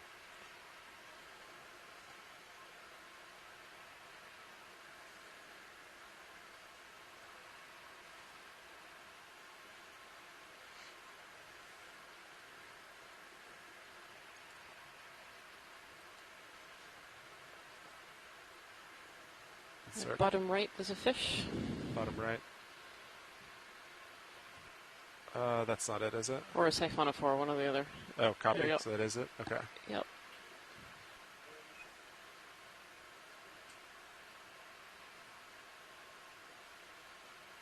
Yep, that was a siphonophore. It also looked like a squid, or sorry, not a squid, a shrimp wanted to make an appearance and came into view as well. And that is a Thysonex siphonophore. You can see the swimming bells at the top there. And again, these are colonial organisms, so each of those little parts are a different individual that making up the body.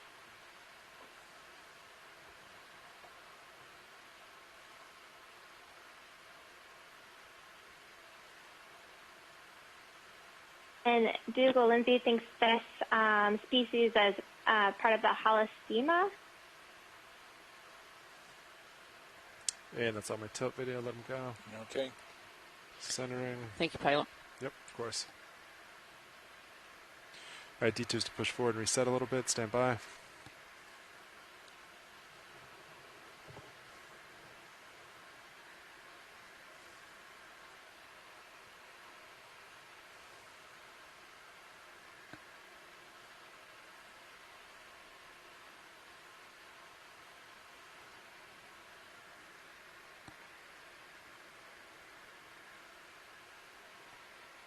All right, D2's ready.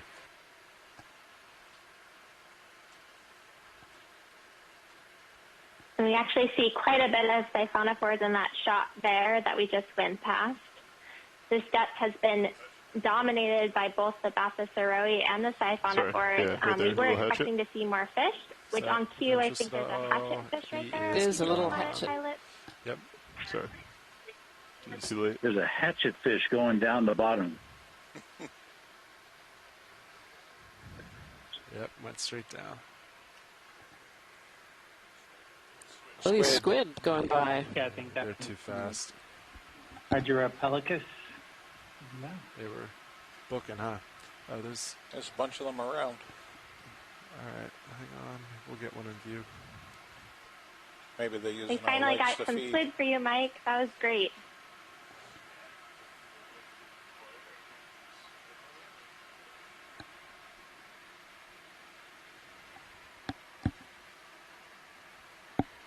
I think, Tracy, since that was our first hatchet fish and we only kind of got a glimpse of it, do you want to tell the people at home what a hatchet fish is? Sure. The hatchet fish is actually related to the dragonfish and the bristlemouth. It's in the same order.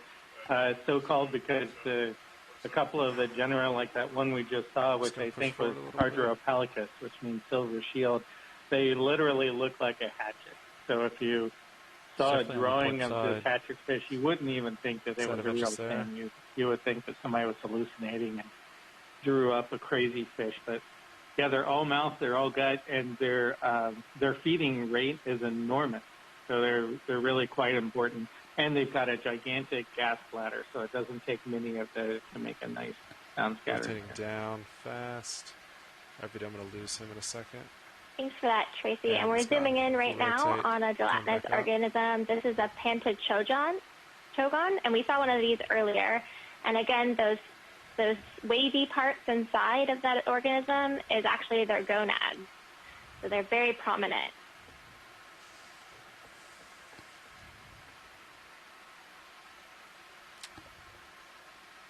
Dead center, is that anything? Video? No. Oh, way out. Way out, is that?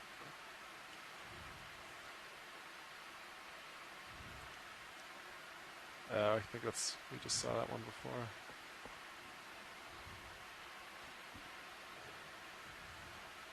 Alright, you can come wide. And here's a great shot of another siphonophore. We've seen quite a bit of these throughout the dives today. Alright, but you can come wide. Said they saw a lot of them. Alright, D2 needs reset, pushing forward, stand by. And it looks like that siphonophore is again of the Nanomia. It's the ones that we've seen quite a bit of throughout the day. These siphonophores and the Bathysauroi, the Bathysauroi, we've seen quite a bit of both of those throughout the day today.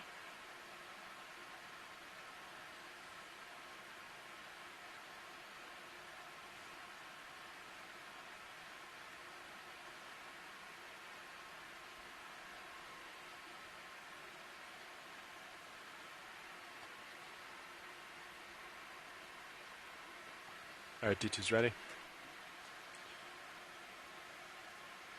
that of interest at all?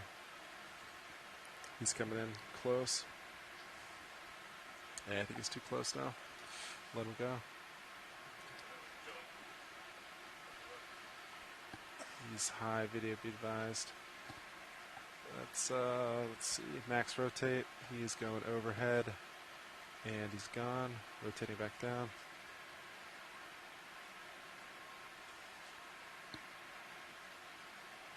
All right, rotator's back at 0 degrees.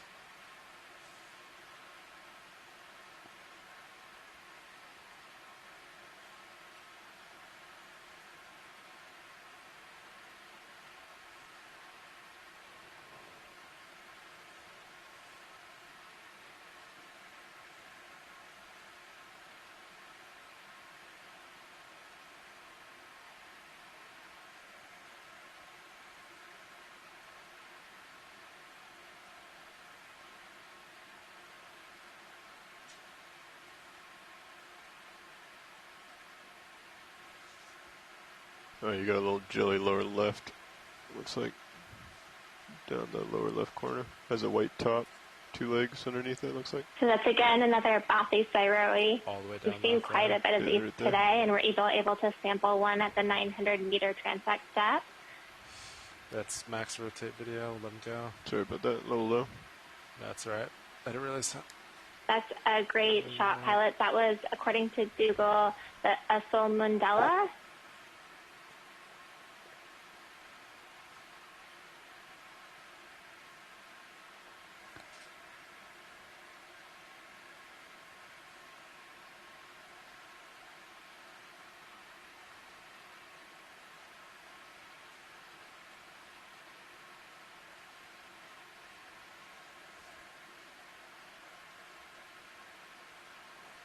Upper right.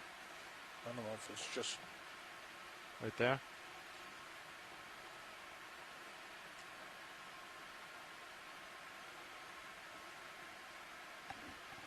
highly reflective. It's probably nothing. It's just a mucus ball. Copy that. But it was highly reflective. Yep. All right. Come wide. Is that a discarded larvation house team? You had a squid to your port that swam away from you. Good copy.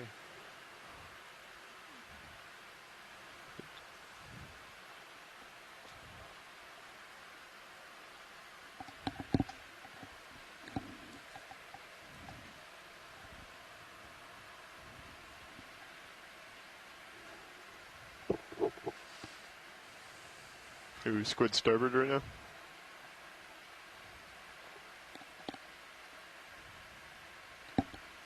Just ink, so you should rotate down a little bit forward, rotating down, holding.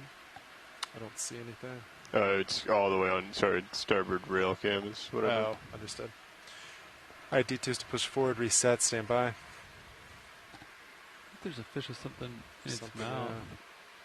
Like a fish ate like another fish or something. Alright, rotating back up. That's 45 degrees.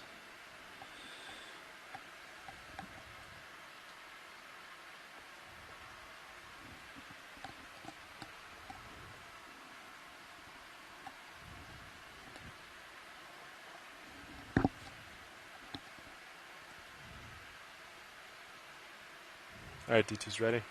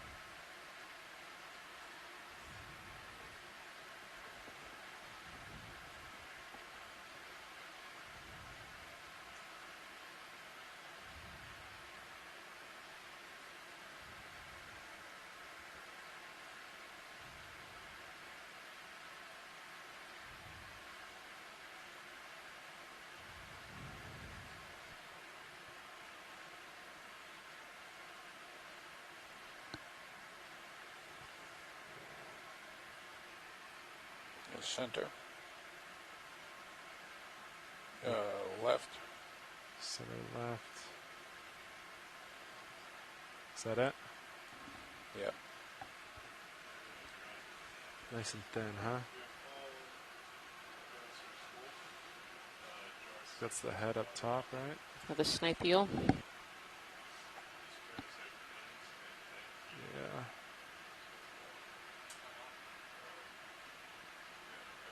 Is it possible to zoom in on the head? Video, I'll try to get head center. Nice. So see those long, see how the jaws extend far out? They also diverge from each other. Camera's almost makes full kind of a tilt V. down, B5. Hypothetically, that's what it uses to just catch kinda the floating antennae down. of those suggested shrimp. All right. And it looks like it has something in the gut already, a Nice shrimp and or a far larger away. salad. Thank you.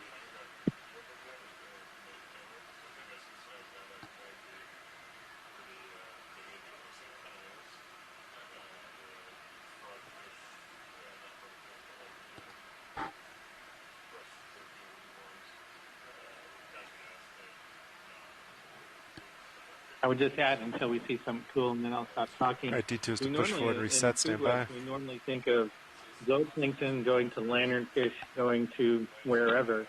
But in this particular area, it seems the dominant carbon pathway amongst fishes is copepods, shrimps, eels, because the eel number and biomass exceeds pretty much anything else along that little stretch of the shelf rig.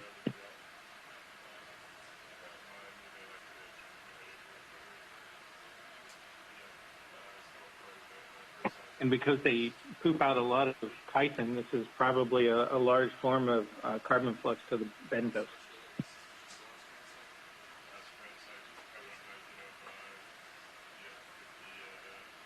All right, D2's ready. Zoom on right, the siphonophore. Thank you. Tracy, we might also mention that we don't have a real good handle on where all these jellies fit into that.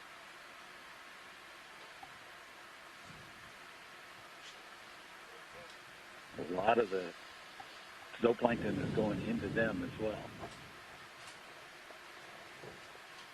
Rotating there. I'm gonna look. All right. I think a lot of this the gelatinous diversity and Rotate a biomass, little too far there. biomass out there is kind of a Center myth. up. I don't think it's really out there. I think it's been really good.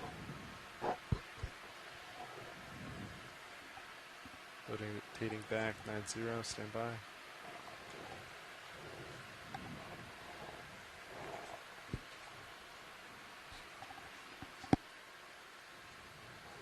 Okay, now that you'll never listen to anything I say seriously again, the jelly link that we see with ROV certainly has changed our entire thinking about the midwater.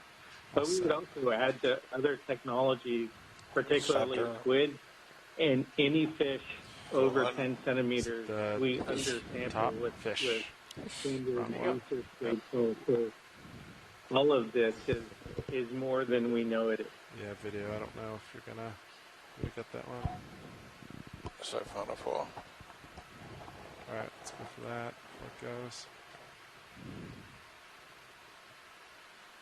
Yeah, just from the squid perspective, we do a terrible job on sampling squids of any size, really. All right, video. He's going down fast. Yes. All right, we'll let him go. Rotate Yeah, I was going to back ask out. you to tighten up on that. Josh, Not it's doing on a your very good shoulder. job. Okay, copy that. All right, stand by. We're going to do a quick pilot change. Thank you, pilot.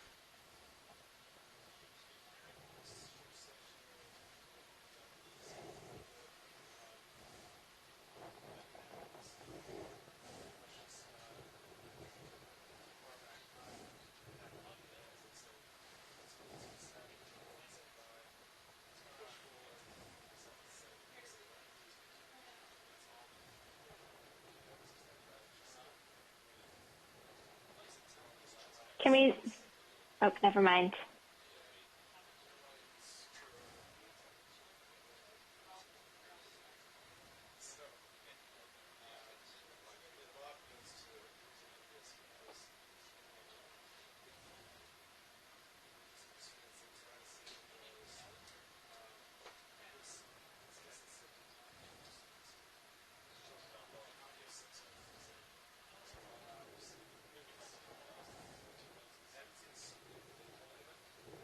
Mike, did you catch that great shot of that squid?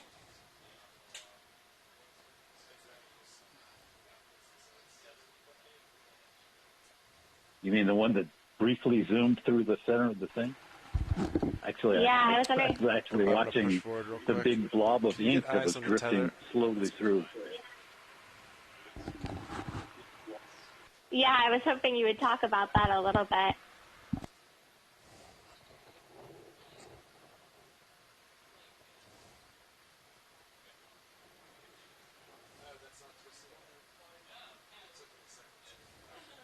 Well, there goes another squid. And another one. At last. Of course, I can't tell what they are. You wanted me to talk about the ink. People think of cephalopod ink as being a smoke screen. Thank you. Which sometimes it's used that way, but often it's used in other ways. They make a blob of ink that looks like a squid, and then they jet away, and whatever's chasing them will try and catch the ink instead of catching the squid. And so that's what we refer to as a pseudomorph. Ink also contains chemicals that the animals will respond to and detect that there's another upset squid in the area. So it's basically an alarm signal between members of the same species. So there are a lot of uses for ink. Some of the deep sea bobtails have bioluminescent microbes that are associated with their ink sac, and they can make luminescent ink and squirt it out as well. So ink is a really interesting subject all to itself.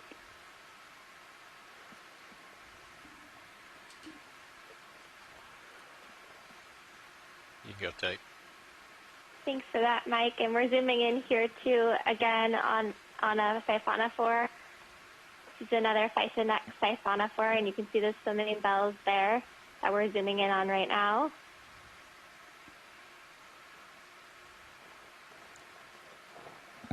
Looking at you, 50. Hey, he's gone.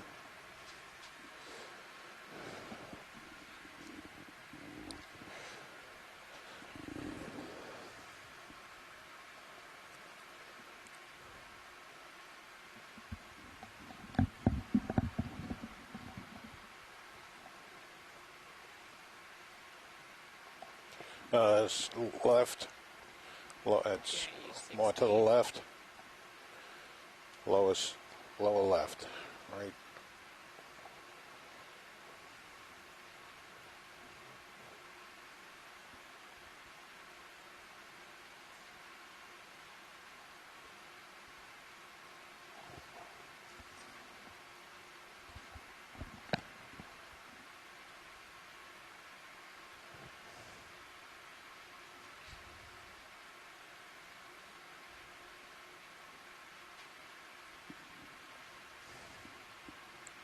Looking at you, 70. Boy. Hey, come on out.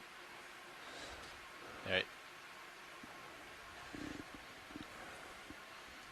Centering up and pushing out. Yep. That was a hydrozoan or a Solmundella that we were just zooming in on there.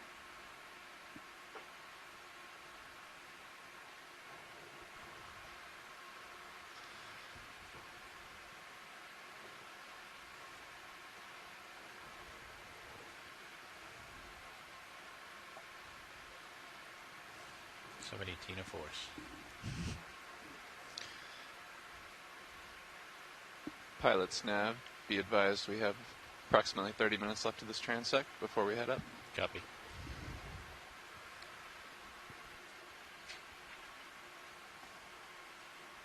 So as we're moving forward here, we're still seeing a lot of those Bathostauroides, so those lobate ctenophores that have the really interesting swimming behavior where they look like they're frog kicking across the water. So you can see quite a bit of them in this shot here. They've definitely been a prominent organism throughout the dive today.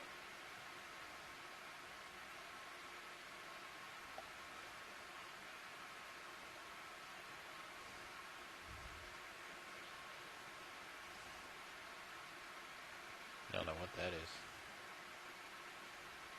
come in on the tip. Not sure what this is. It kind of looks like a random tentacle.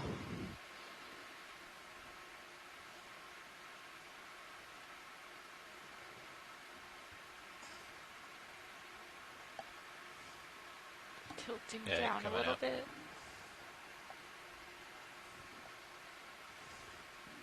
Yeah, it seems to be the general chat consensus is maybe this is a stray tentacle. We're not too sure.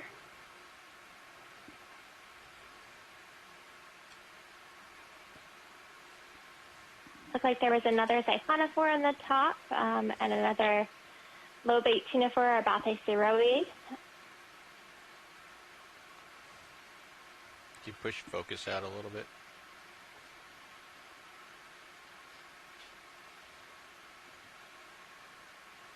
You go for the shrimp.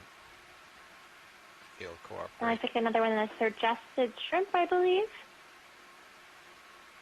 Maybe.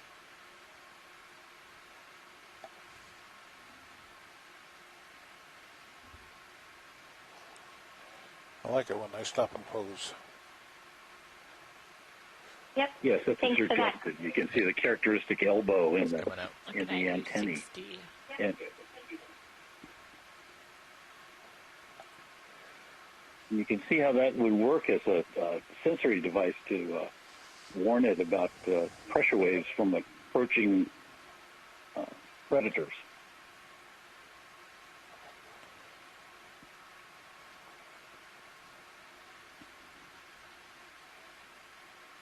I would add that I mentioned before that the snipe eels seem to focus on shrimps.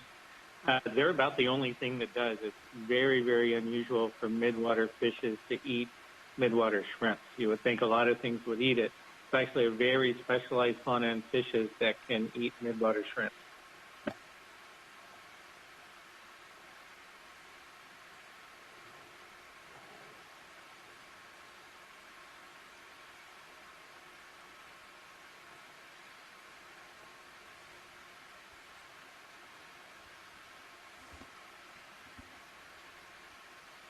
Can I get this red guy? See what he is.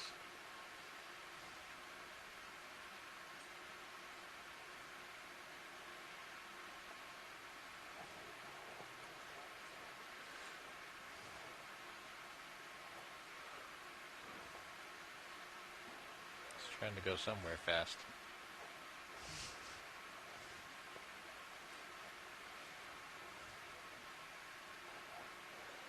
Looking at you, 60. That looks to be an amphipod that we are zoomed in on right now.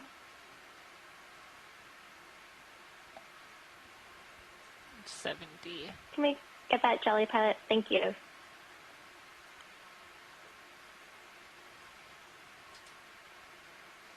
It's right in on me. Alright, it's come out.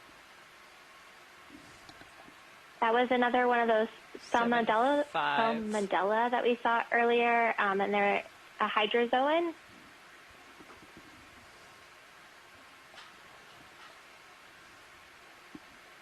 Pushing out.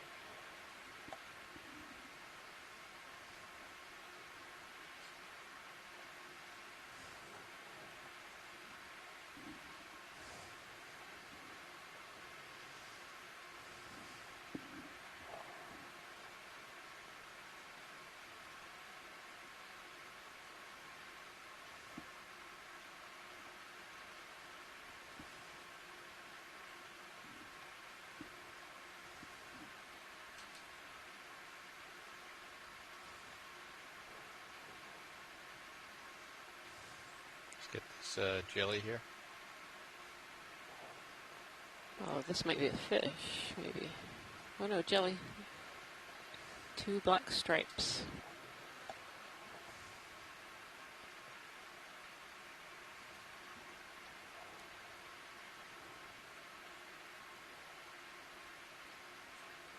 Come out a little bit.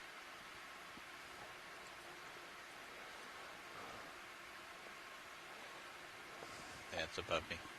Looking at you, 7.5.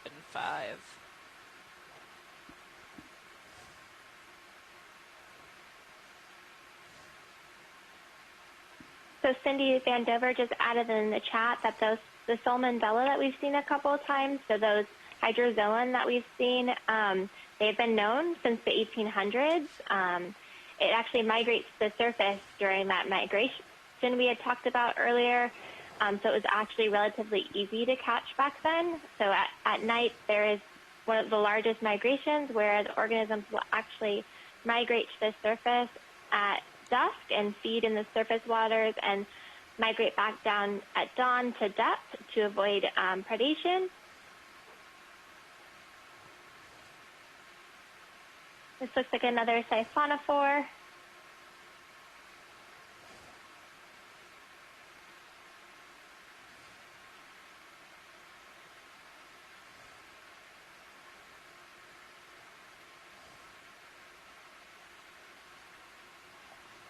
That's 8-5.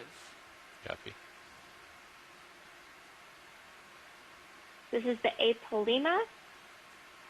So again, you see those swimming bells at the bottom. Let them go. And those the clear structures.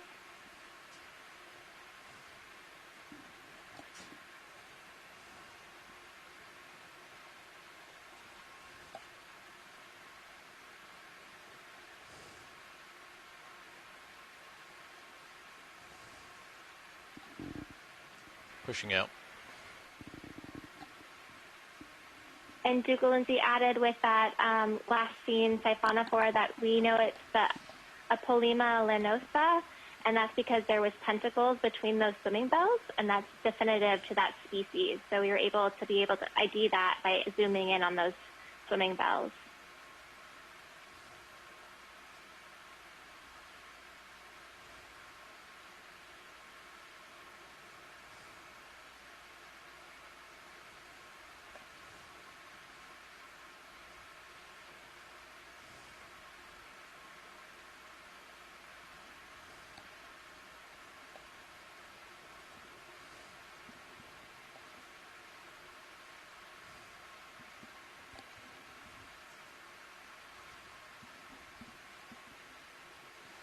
Something dock right there. Go ahead.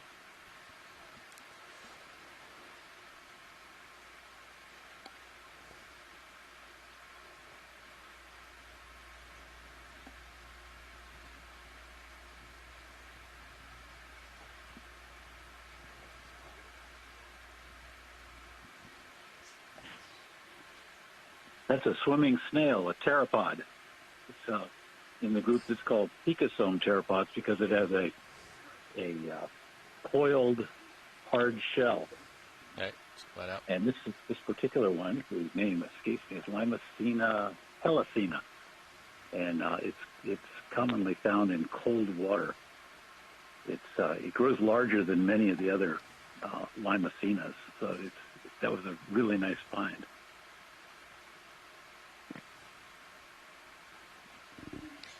Pushing out, falling behind a little bit. Oh, can we zoom on that fish? Go ahead, fish.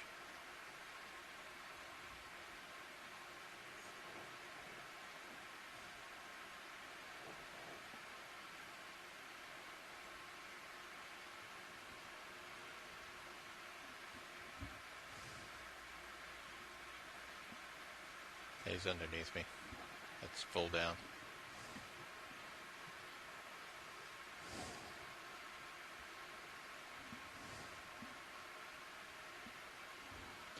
Yeah, I have an inkling that's another dragonfish. We couldn't quite. It looked just from a not very satisfying perspective like a melanostomius. So it had its dorsal and anal fins way back near the tail. It was fairly rigid and black. So it's too bad we didn't. You can't get a close up of the head. That thing would put T-Rex to shame.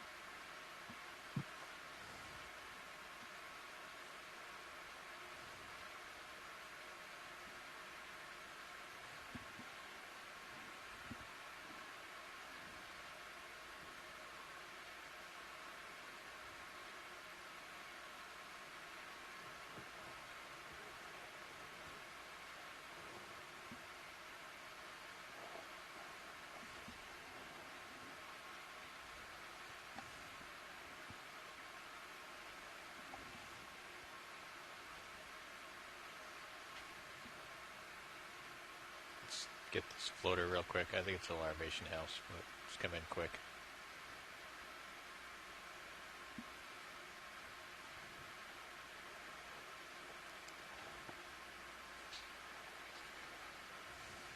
That's another larvation house. We've seen a couple of these larvation houses throughout the dive today. And you can see the animal actually inside this one. It's like the white body within the house. The house is a mucus coating that the animal adds to the outside, and that actually traps food like this marine snow that you saw. So that way they're able to feed that way.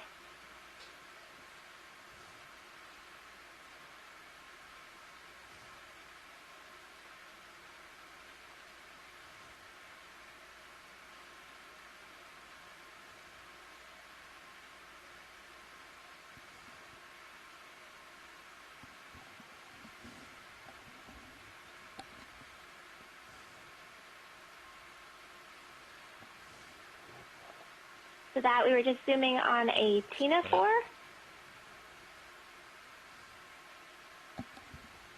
It's just a gifted ctenophore. Copy.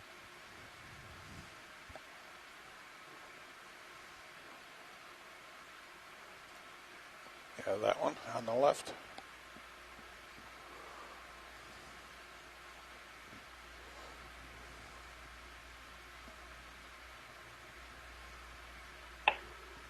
It's got something in its mouth. It's got a shrimp. Shrimp in the mouth of this snipe eel.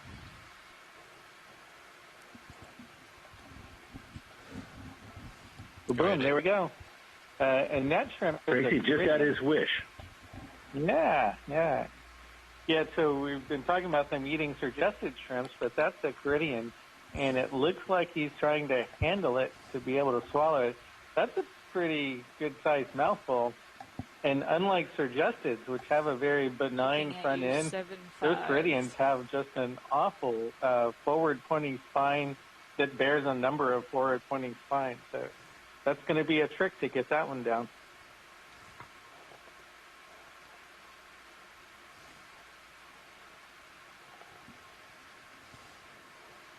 So Dougal actually said in the chat that he thought that the snipe eels only ate surgested shrimp. Is that a common thought, Tracy, or is this already known? Yeah, coming right up on me.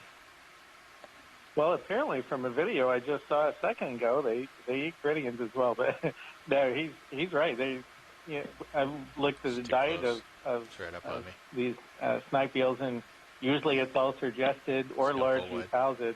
Very rare event to find a Caridian. If you were to look at one of these Caridian shrimps under a microscope, they're just horrific looking. You would understand why something would not want to eat it.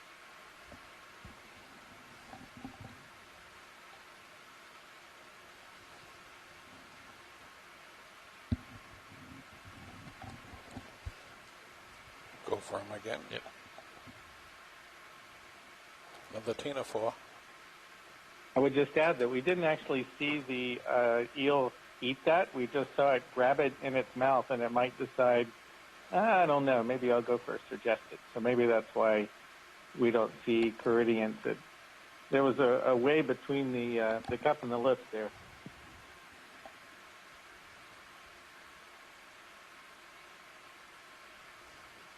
Thanks for that, Tracy. And we just zoomed in on another siphonophore. That was another Physonex siphonophore, which we've seen quite a bit of those throughout the dive today.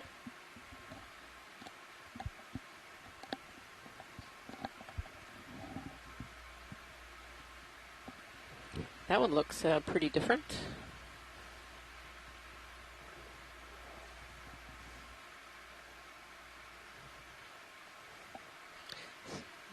Looks very much like a salp. Actually, Dougal Lindsay here says it's a salp as well. Looking at you, about 8'5". Copy.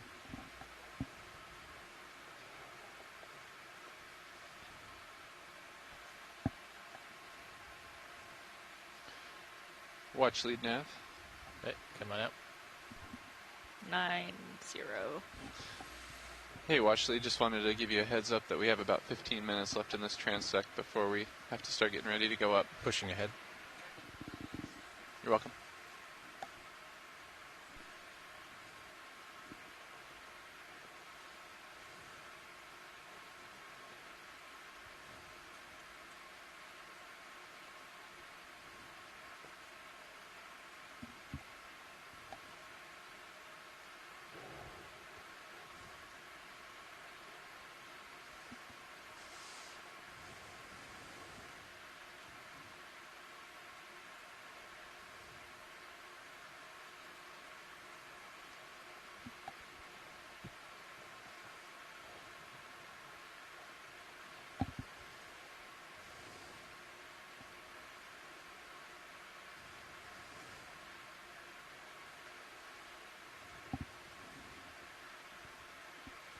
get this guy real quick.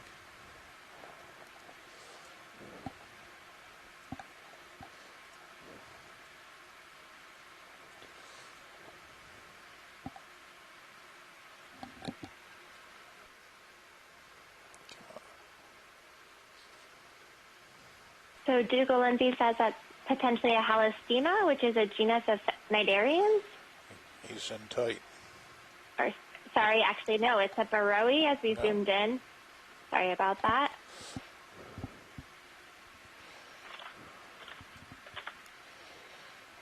It's going to go. Yep. I get up there and I don't have focus.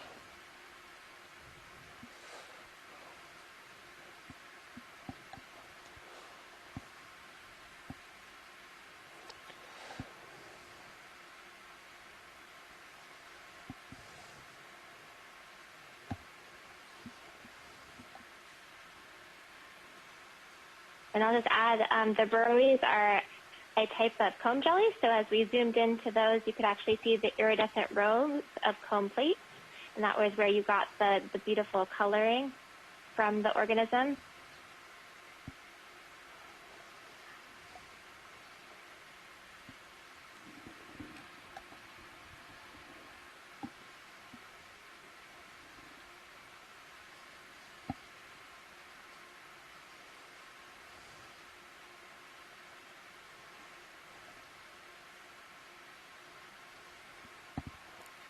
Get the chain.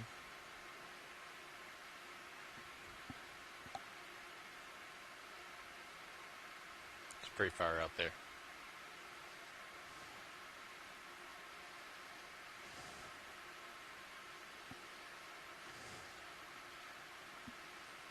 that line?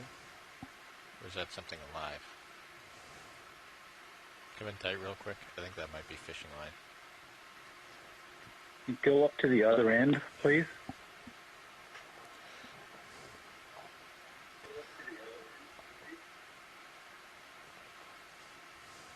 Trying to back up. Yeah, we're hoping to get those swimming bells if you can get them.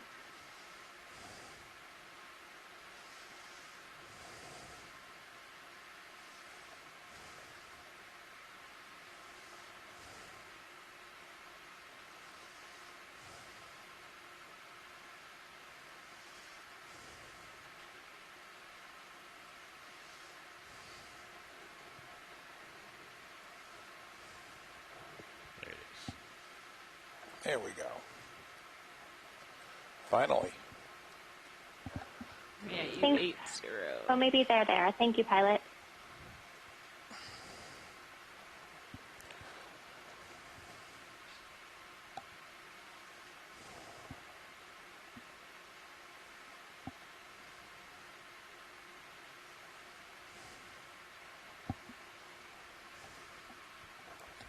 So that's another siphonophore. We've seen many siphonophores today, but this is one of the ones we've seen, I think probably one of the longest ones we've seen. This was, again, from the Apollema group. Dougal says it's probably an undescribed species.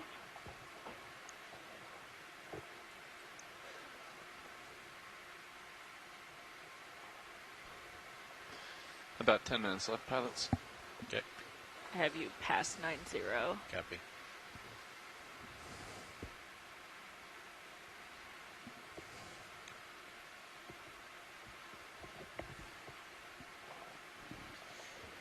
Pushing out. Squid potentially coming up on your port. Nav, I think Bridge called you. Squid. Go ahead, Bridge. There's quite a bit of squid that just zoomed past. Yeah, I think you can go ahead and make that heading change. Copy 345, thanks. And it's in the center there's another burrowee. So again, those are the comb jellies. And you can see after that, we have quite a bit of siphonophores. So we have one on the right and one in the center. And another burrowee potentially at the top there. We haven't gotten a good look at any of those squids yet, but the way they're behaving, they're probably omostrophids, which the family's called the flying squids, and The most common one in this area is the short-fin squid, Ilex elisabrosus, which is a commercially important species. And also it's really important as food for a lot of different animals. My guess is that what we are seeing are small schools of Ilex, the northern short-fin squid.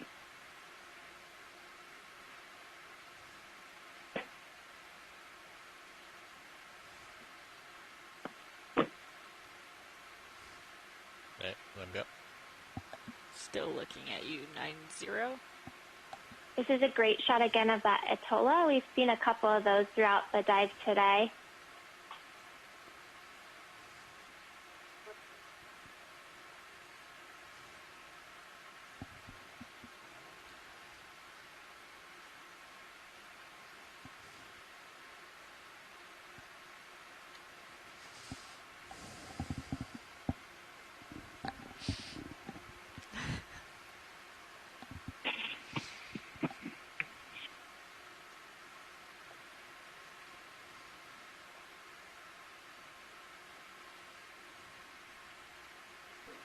Go ahead, Bridge. Copy, thank you.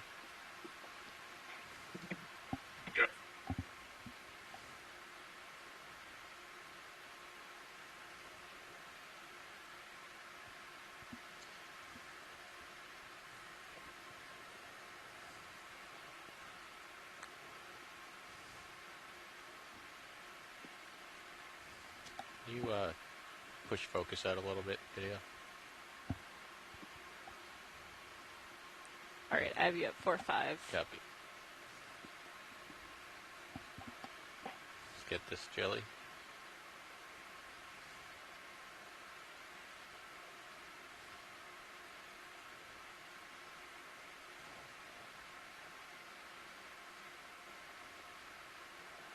I'm guessing they've probably seen a few of these today.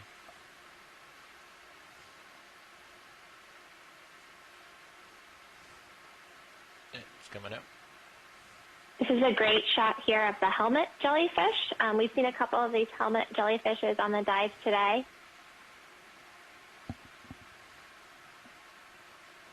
It's a periphylla.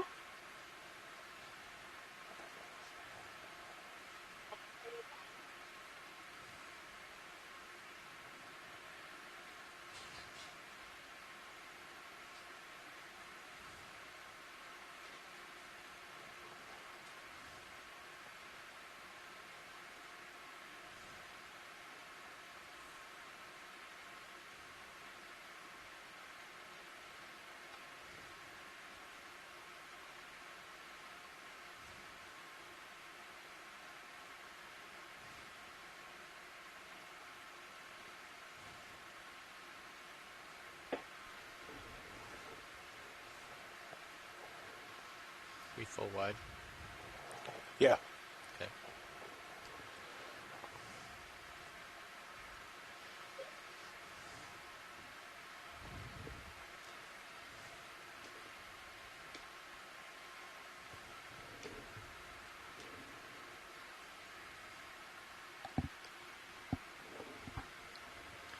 Pilot's nav, approximately 5 minutes remaining of transect.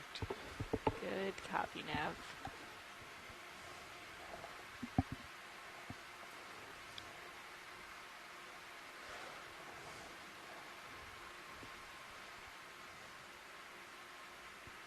Squid.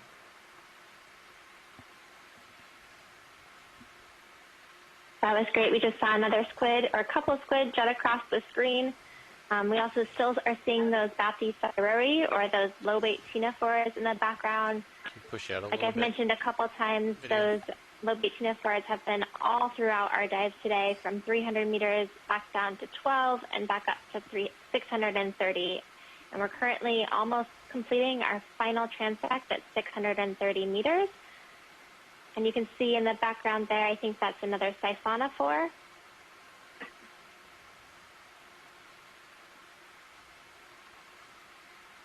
Yeah, just let him go.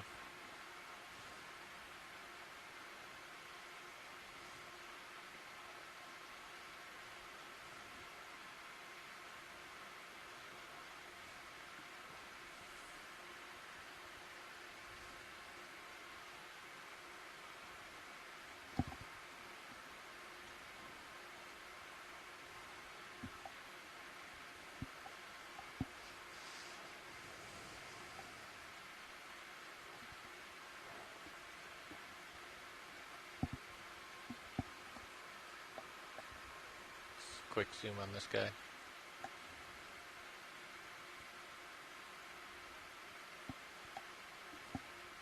Is that another one of those ctenophores? Can't tell.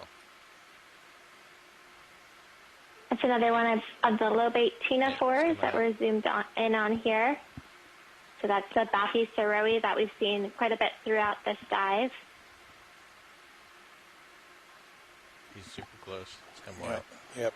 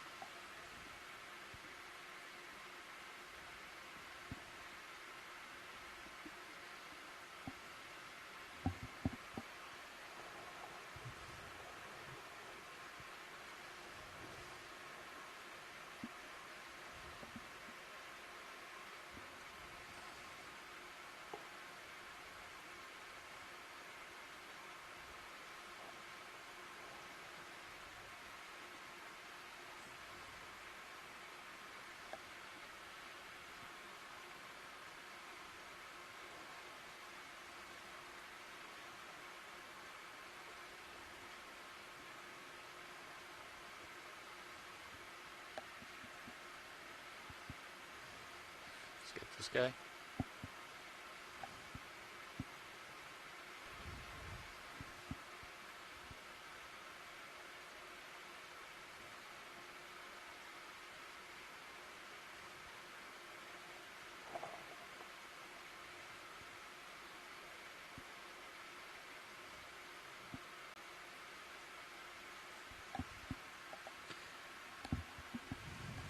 Looking at you, 5'5".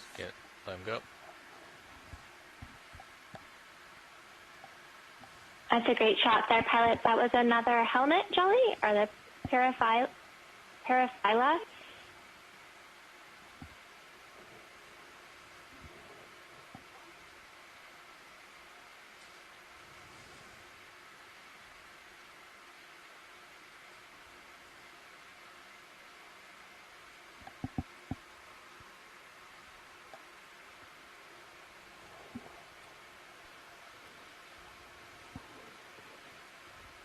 So we're zooming in here on another siphonophore. It looks like it's probably a Thysonex siphonophore.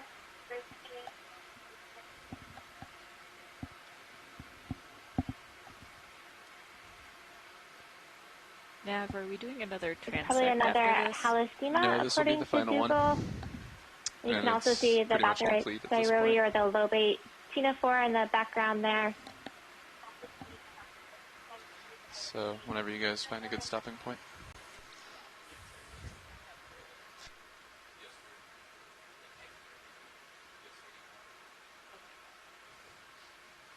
Come wide. I am.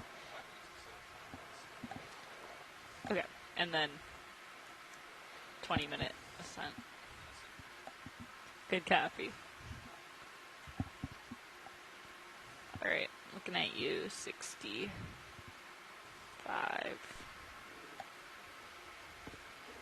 We'll want to start setting up whenever you're ready, pilot.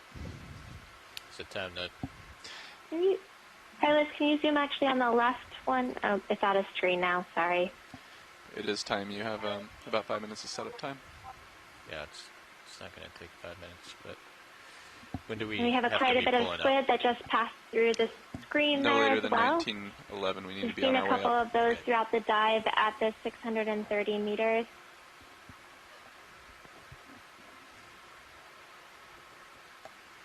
Let's get this guy.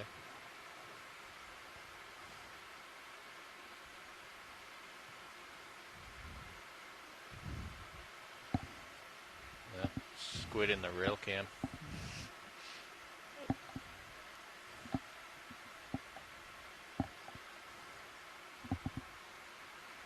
Coming in on me.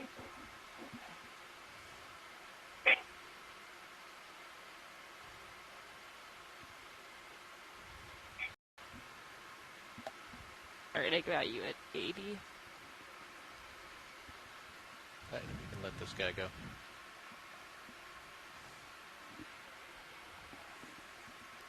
Come wide.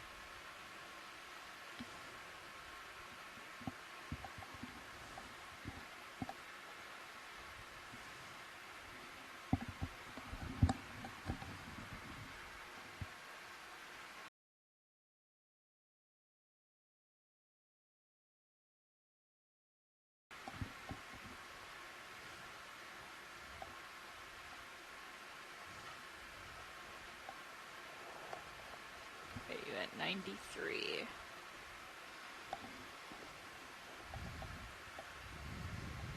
Maybe look You're around going for after some him. final zooms here, and might need to start setting up. Alright, last one. Oh, we got big jellyfish on my camera. Alright, let's come wide. Alright, That's I'm lined up I with believe the that's ship. another helmet I'm jelly at that we max had seen tilt. earlier. If you want to, I think you just need to turn to your Yeah, Bugle port. confirms it's the Periphyla. Watch lead nav.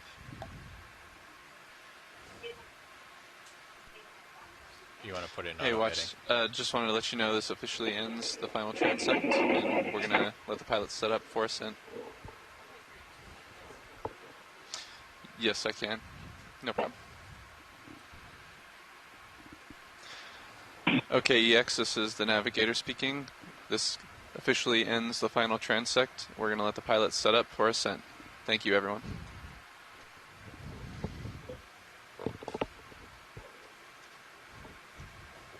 Great. Thank you guys so much on the ship. This was a great dive today, and we collected some amazing samples. Thank you all.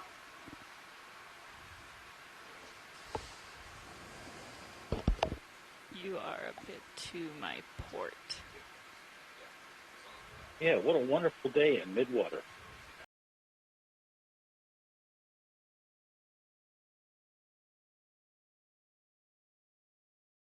It was great.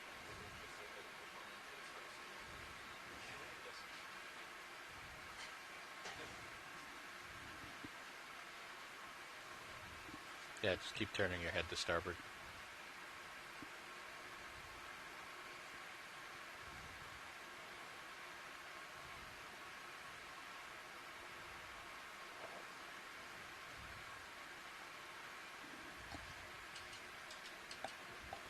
Alright.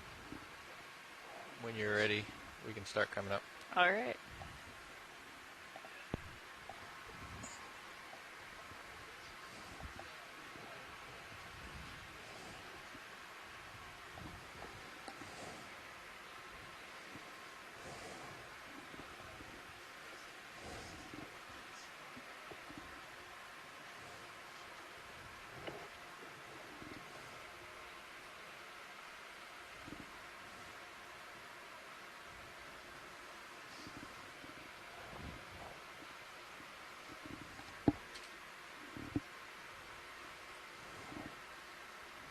And you can disengage auto heading.